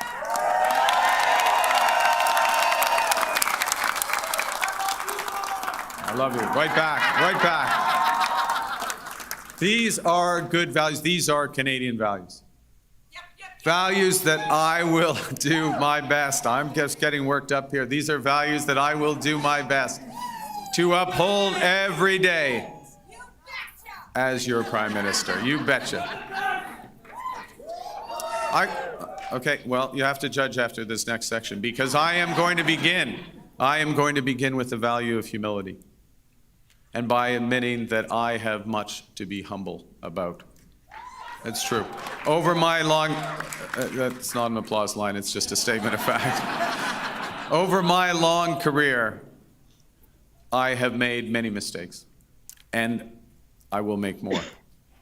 But I commit to admitting them openly, to correcting them quickly, and always learning from them. You know, humility underscores the importance of governing as a team in cabinet and in caucus, and working constructively with all parties across Parliament, of working in partnership with the provinces and the territories, and with Indigenous peoples. And at this time, it underscores the value of bringing together labor, business, civil society, to advance the nation-building investments we need to transform our economy. Humility is also about recognizing that one of the responsibilities of government is to prepare for the worst, not hope for the best. As I've been warning for months, America wants our land, our resources, our water, our country. Never. But these are not idle threats. President Trump is trying to break us so that America can own us. That will never ever happen. But we also must recognize the reality that our world has fundamentally changed. There is also, for me, as I stand before you this evening, humility in recognizing that, well, many have chosen to place your trust in me, trust in the Liberal Party. Millions of our fellow citizens preferred a different outcome. And my message to every Canadian is this: no matter where you live, no matter what language you speak, no matter how you voted, I will always do my best to represent everyone who calls Canada home.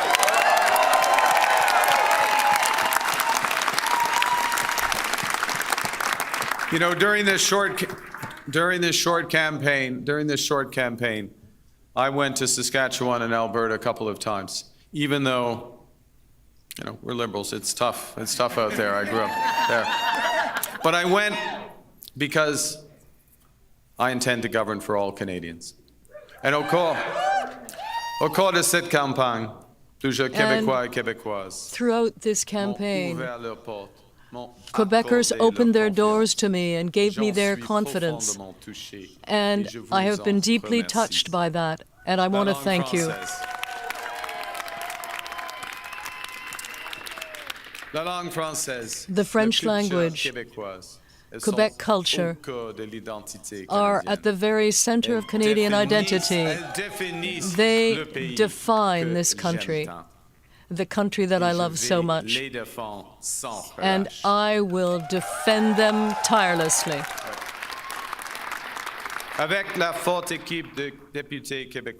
With my team of Quebec members of Parliament that you have just sent to Ottawa, we will ensure that Quebec will continue to prosper within a strong Canada.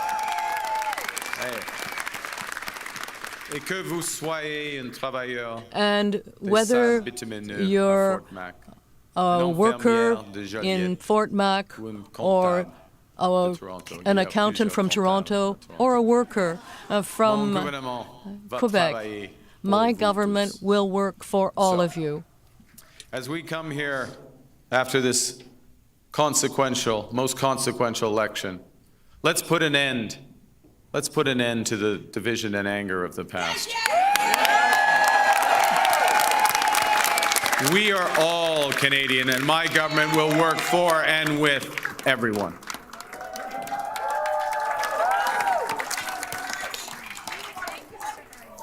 I began with humility, but Canadians are ambitious. And now, more than ever, it is a time for ambition. It is a time to be bold, to meet this crisis with overwhelming positive force of a united Canada. Because we are going to build, baby, build.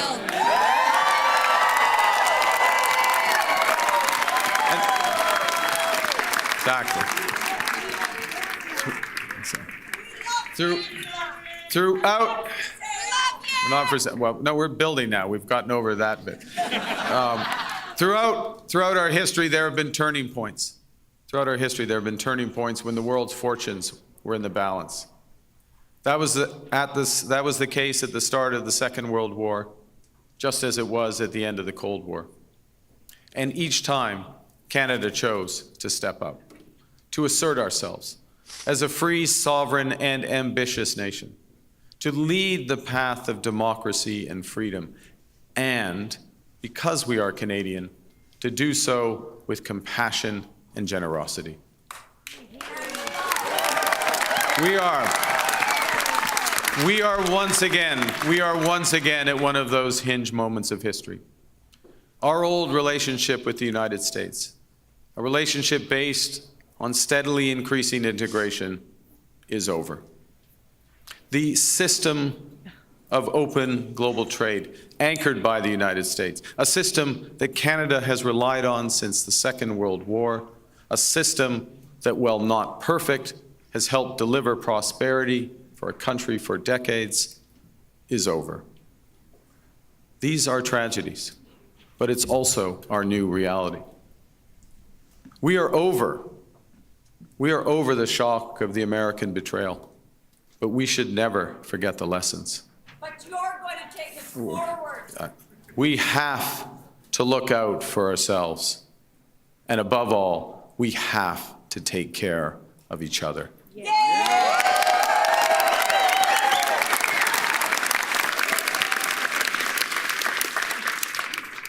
When I sit down with President Trump, it will be to discuss the future economic and security relationship between two sovereign nations.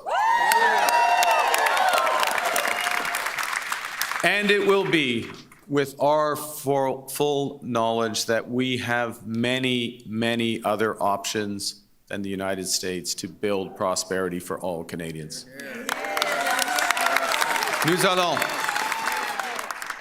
Nous allons renforcer nos relations avec des partenaires We will fiables strengthen our relations with reliable partners in Europe, Asia, and elsewhere. And if the United States no longer wants to be in the forefront of the global economy, Canada will. We are masters in our own home. We will build millions of housing units. We will become an energy superpower. We will provide good careers in skilled trades and one economy, not 13. Because this is Canada, and we decide what happens here.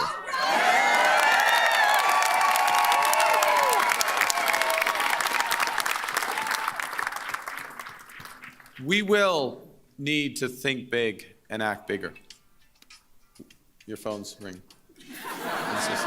Sorry, just okay. All right. Just hang on. It's okay? Yeah. It might be important. We will need to do things previously thought impossible at speeds we haven't seen in generations.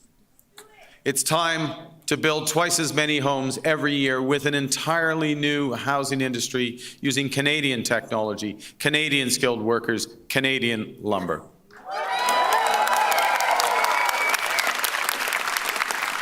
It's time to build new trade and energy corridors, working in partnership with the provinces, territories, and Indigenous peoples. It's time to build hundreds of thousands of not just good jobs, but good careers in the skilled trades. It's time to build Canada into an energy superpower in both clean and conventional energy. And it's time to build an industrial strategy that makes Canada more competitive while fighting climate change.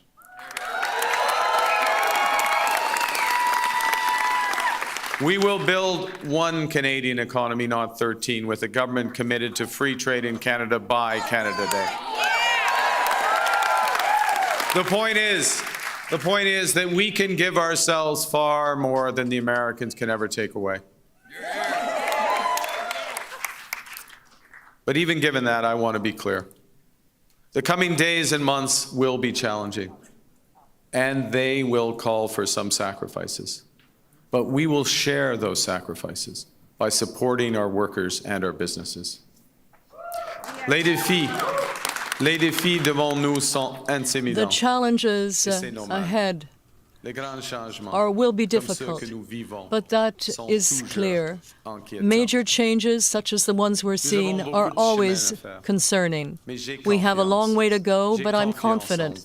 I trust you, and I have confidence in all of Canada.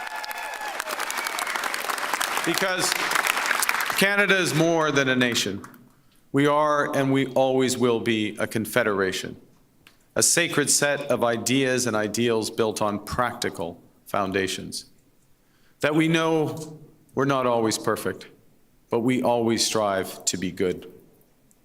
We do things because they're right, not because they're easy. That we see kindness as a virtue, not as a weakness. Most importantly, we know that our strength lies in our resolve to work together as a country. It relies on our unity.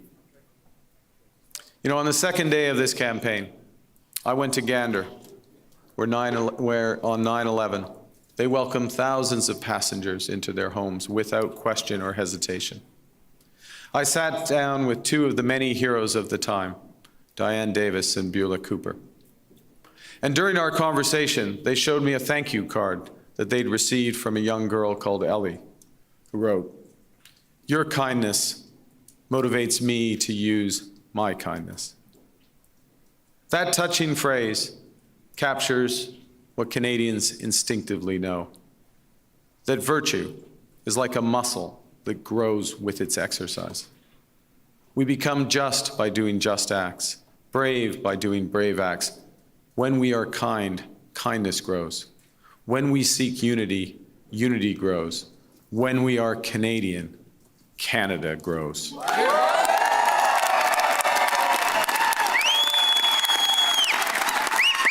And united over our history, we have done hard, seemingly impossible things. United, we have built one nation in harsh conditions, despite a sometimes hostile neighbor. Yes, they have form on this, the Americans. United, we have confronted our own past with Indigenous peoples. United, we built a country that brings together languages and cultures and beliefs that are different. We built critical cultural institutions, such as CBC Radio-Canada. United, we have created universal public health care. And now, in the face of this crisis, united, we are buying Canadian. We are exploring everything this country has to offer. We are supporting our friends and neighbors in the crosshairs of President Trump through a crisis that we did not create. United, we will win this trade war and build the strongest economy in the G7, an economy that works for everyone.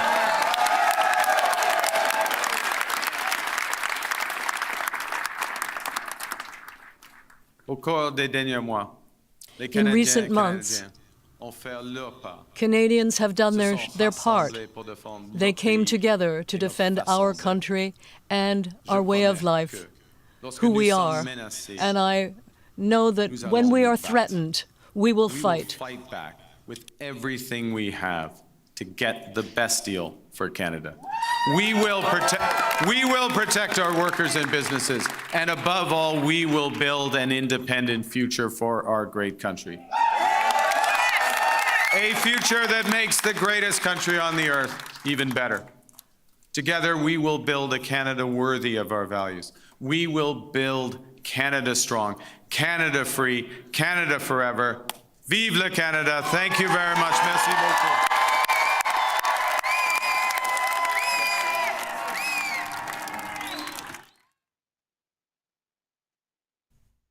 Carney, the Prime Minister, selected by a secretive Liberal process a few weeks ago, is elected today, not with a majority, but close to one with 338 seats in the Parliament. A majority is 170 seats.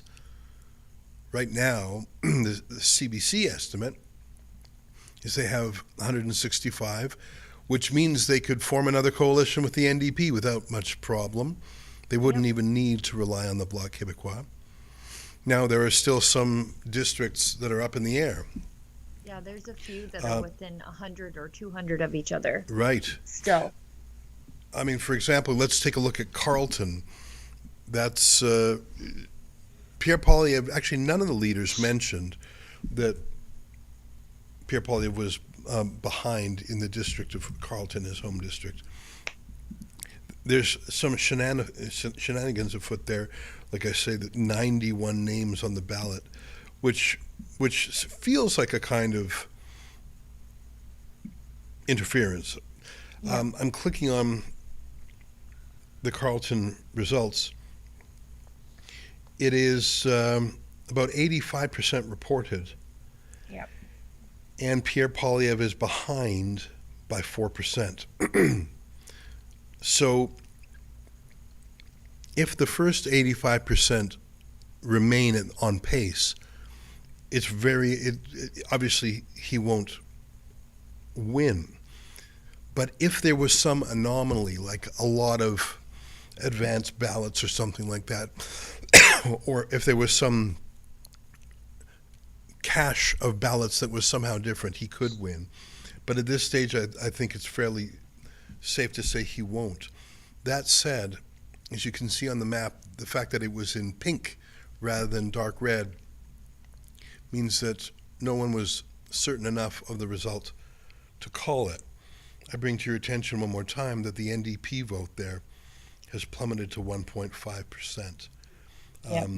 That's the Unite the Left. That's what happened in northern Saskatchewan. Mm-hmm. The NDP vote that usually exists up there completely collapsed and gave that riding of Churchill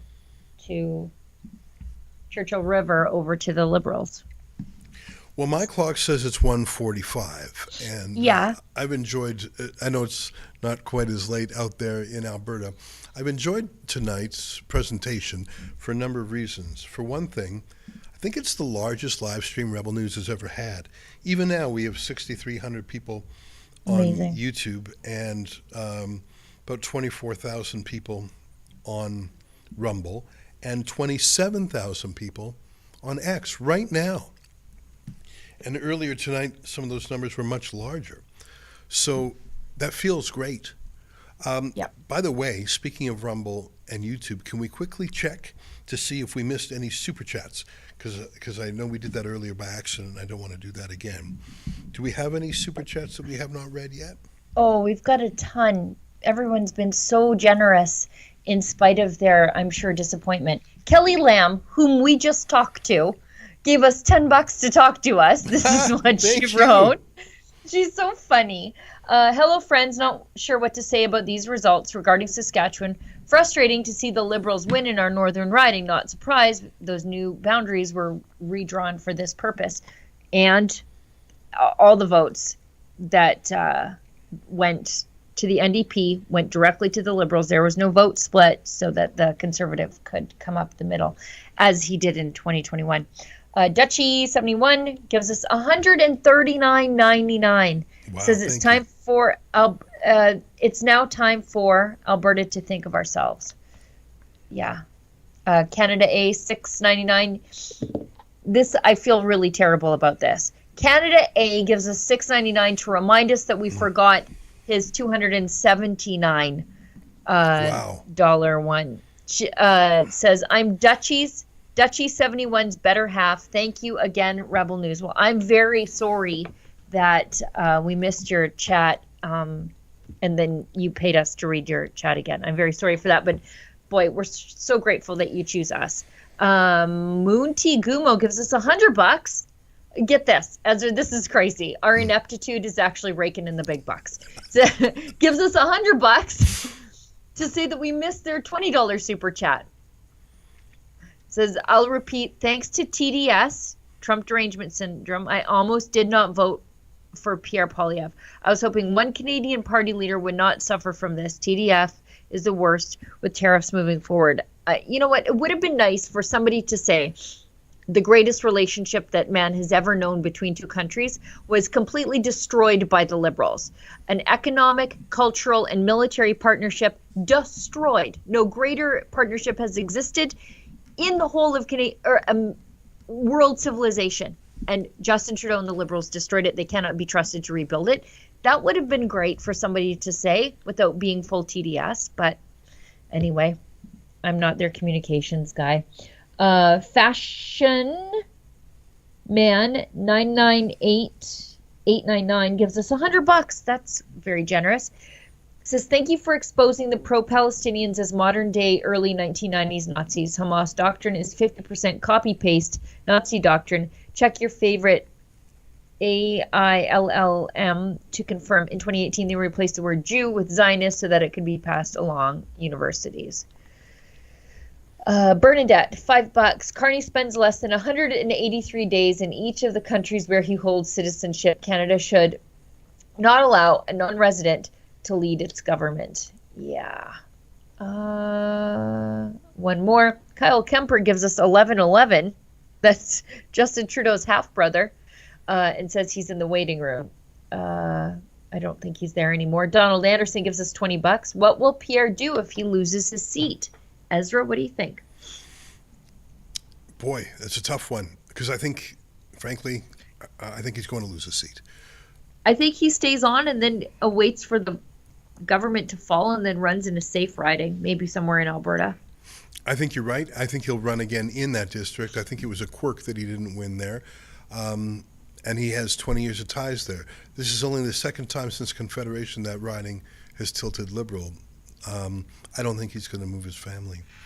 I'll read some more. Mego, sure. $28. Please cover Pierre Poilievre and Carleton. We have Paula Gignac, $20. A divided house cannot stand tall. Trump's fear tactics divided us once, and it'll destroy us if we let him. Canadians, it's time to unite and vote for a stronger future. Tonight's election is disappointing. NJ Canuck, $50, says only in Canada that separatists are allowed to run and could hold the balance of power. Interview Quick Dick McDick. He's a hoot, and you're right. We should reach out to him. He's funny. You know what? I feel like he and I will get along really well. I think you're right. And I liked tonight in that we reached out to some social media influencers, including a few I'd never even spoken to before.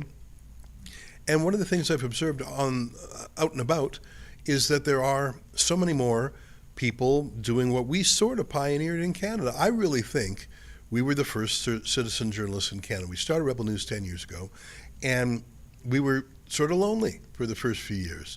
But then others have come along, True North, Counter Signal, Western Standard, and then lone operators like Karima Sad, Chris Dacey, and some of the other folks we had on tonight. And it's sort of fun. We got to sharpen up our game to make sure we stay competitive and relevant. But we have a success that shows we've been at it for 10 years. Well, I don't know what comes next. It's not the disaster I feared. I was unable to convince myself it would be a Conservative win. I just don't think that many pollsters would get it that wrong that many times in a row. I'm pleased that all the pollsters underestimated the Conservative a bit, because that confirms for me Conservatives are a little bit shy talking to pollsters but outperform on the day of. So I like to see that. The reason I don't think it's a disaster is because I don't think this will last 4 years. I don't think it's going to last a year. I think it's just too, I don't know. The thing is, you have to find a combination of the Bloc and the NDP willing to vote against the Liberals, because I was slightly wrong with my numbers earlier. I was out of date when I said there's 338 MPs.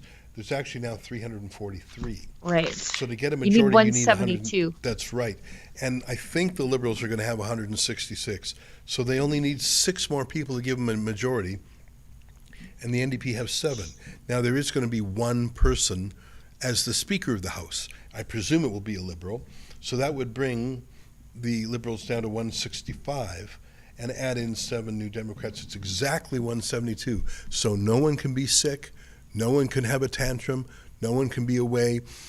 But the Liberals, if those things happen, the Liberals can hold the fort with the NDP. There's still the one Green, too. That's right. That's right. But anything is possible. And we'll see very soon if Carney does the same irritating things that Trudeau did. And watching his speech tonight reminded me that Carney is irritating in different ways from Trudeau. He's a flat speaker who's clearly reading a script written by someone else, who says things that just don't look like they're coming from him. He really is the puppet of Gerald Butts and Katie Telford, the power behind the throne. It's sort of crazy to me that a lobby firm out of New York City called the Eurasia Group has been running the last 2 Canadian prime ministers. That's where Gerald Butts is. That's where Mark Carney's wife works. That's where Evan Solomon, the new MP, worked. It's really, really weird to me that Canada's government is run out of New York. And perhaps we'll have to do some stories on that. But for now, I think what we're going to do is get a good night's sleep and see how things look in the morning. I'm upset that this whole thing happened, because 4 months ago I would have said huge Conservative majority, going to be great. I was saying it. I said, pending some catastrophe, we will have Poilievre as our next prime minister. And who knew that the catastrophe was Mark Carney and Trump? It's interesting. I follow a lot of Americans and some Brits on Twitter. The Brits are asleep, but watching the Americans come to their conclusions about tonight's vote is sort of interesting. Because they're wrong? Many of them are wrong. Guy Benson got it right. I don't know. He's at Fox News. He writes at Town Hall. He got it right. What did he say? I'll read it to you. He said, the Canadian Liberals were deservedly dead in the water, down 20-plus points, 20 points in all the polling due to their dreadful mismanagement of the country and deep unpopularity on the economy, cost of living, crime, you name it. The Conservatives had a talented and disciplined leader who is clearly going to win.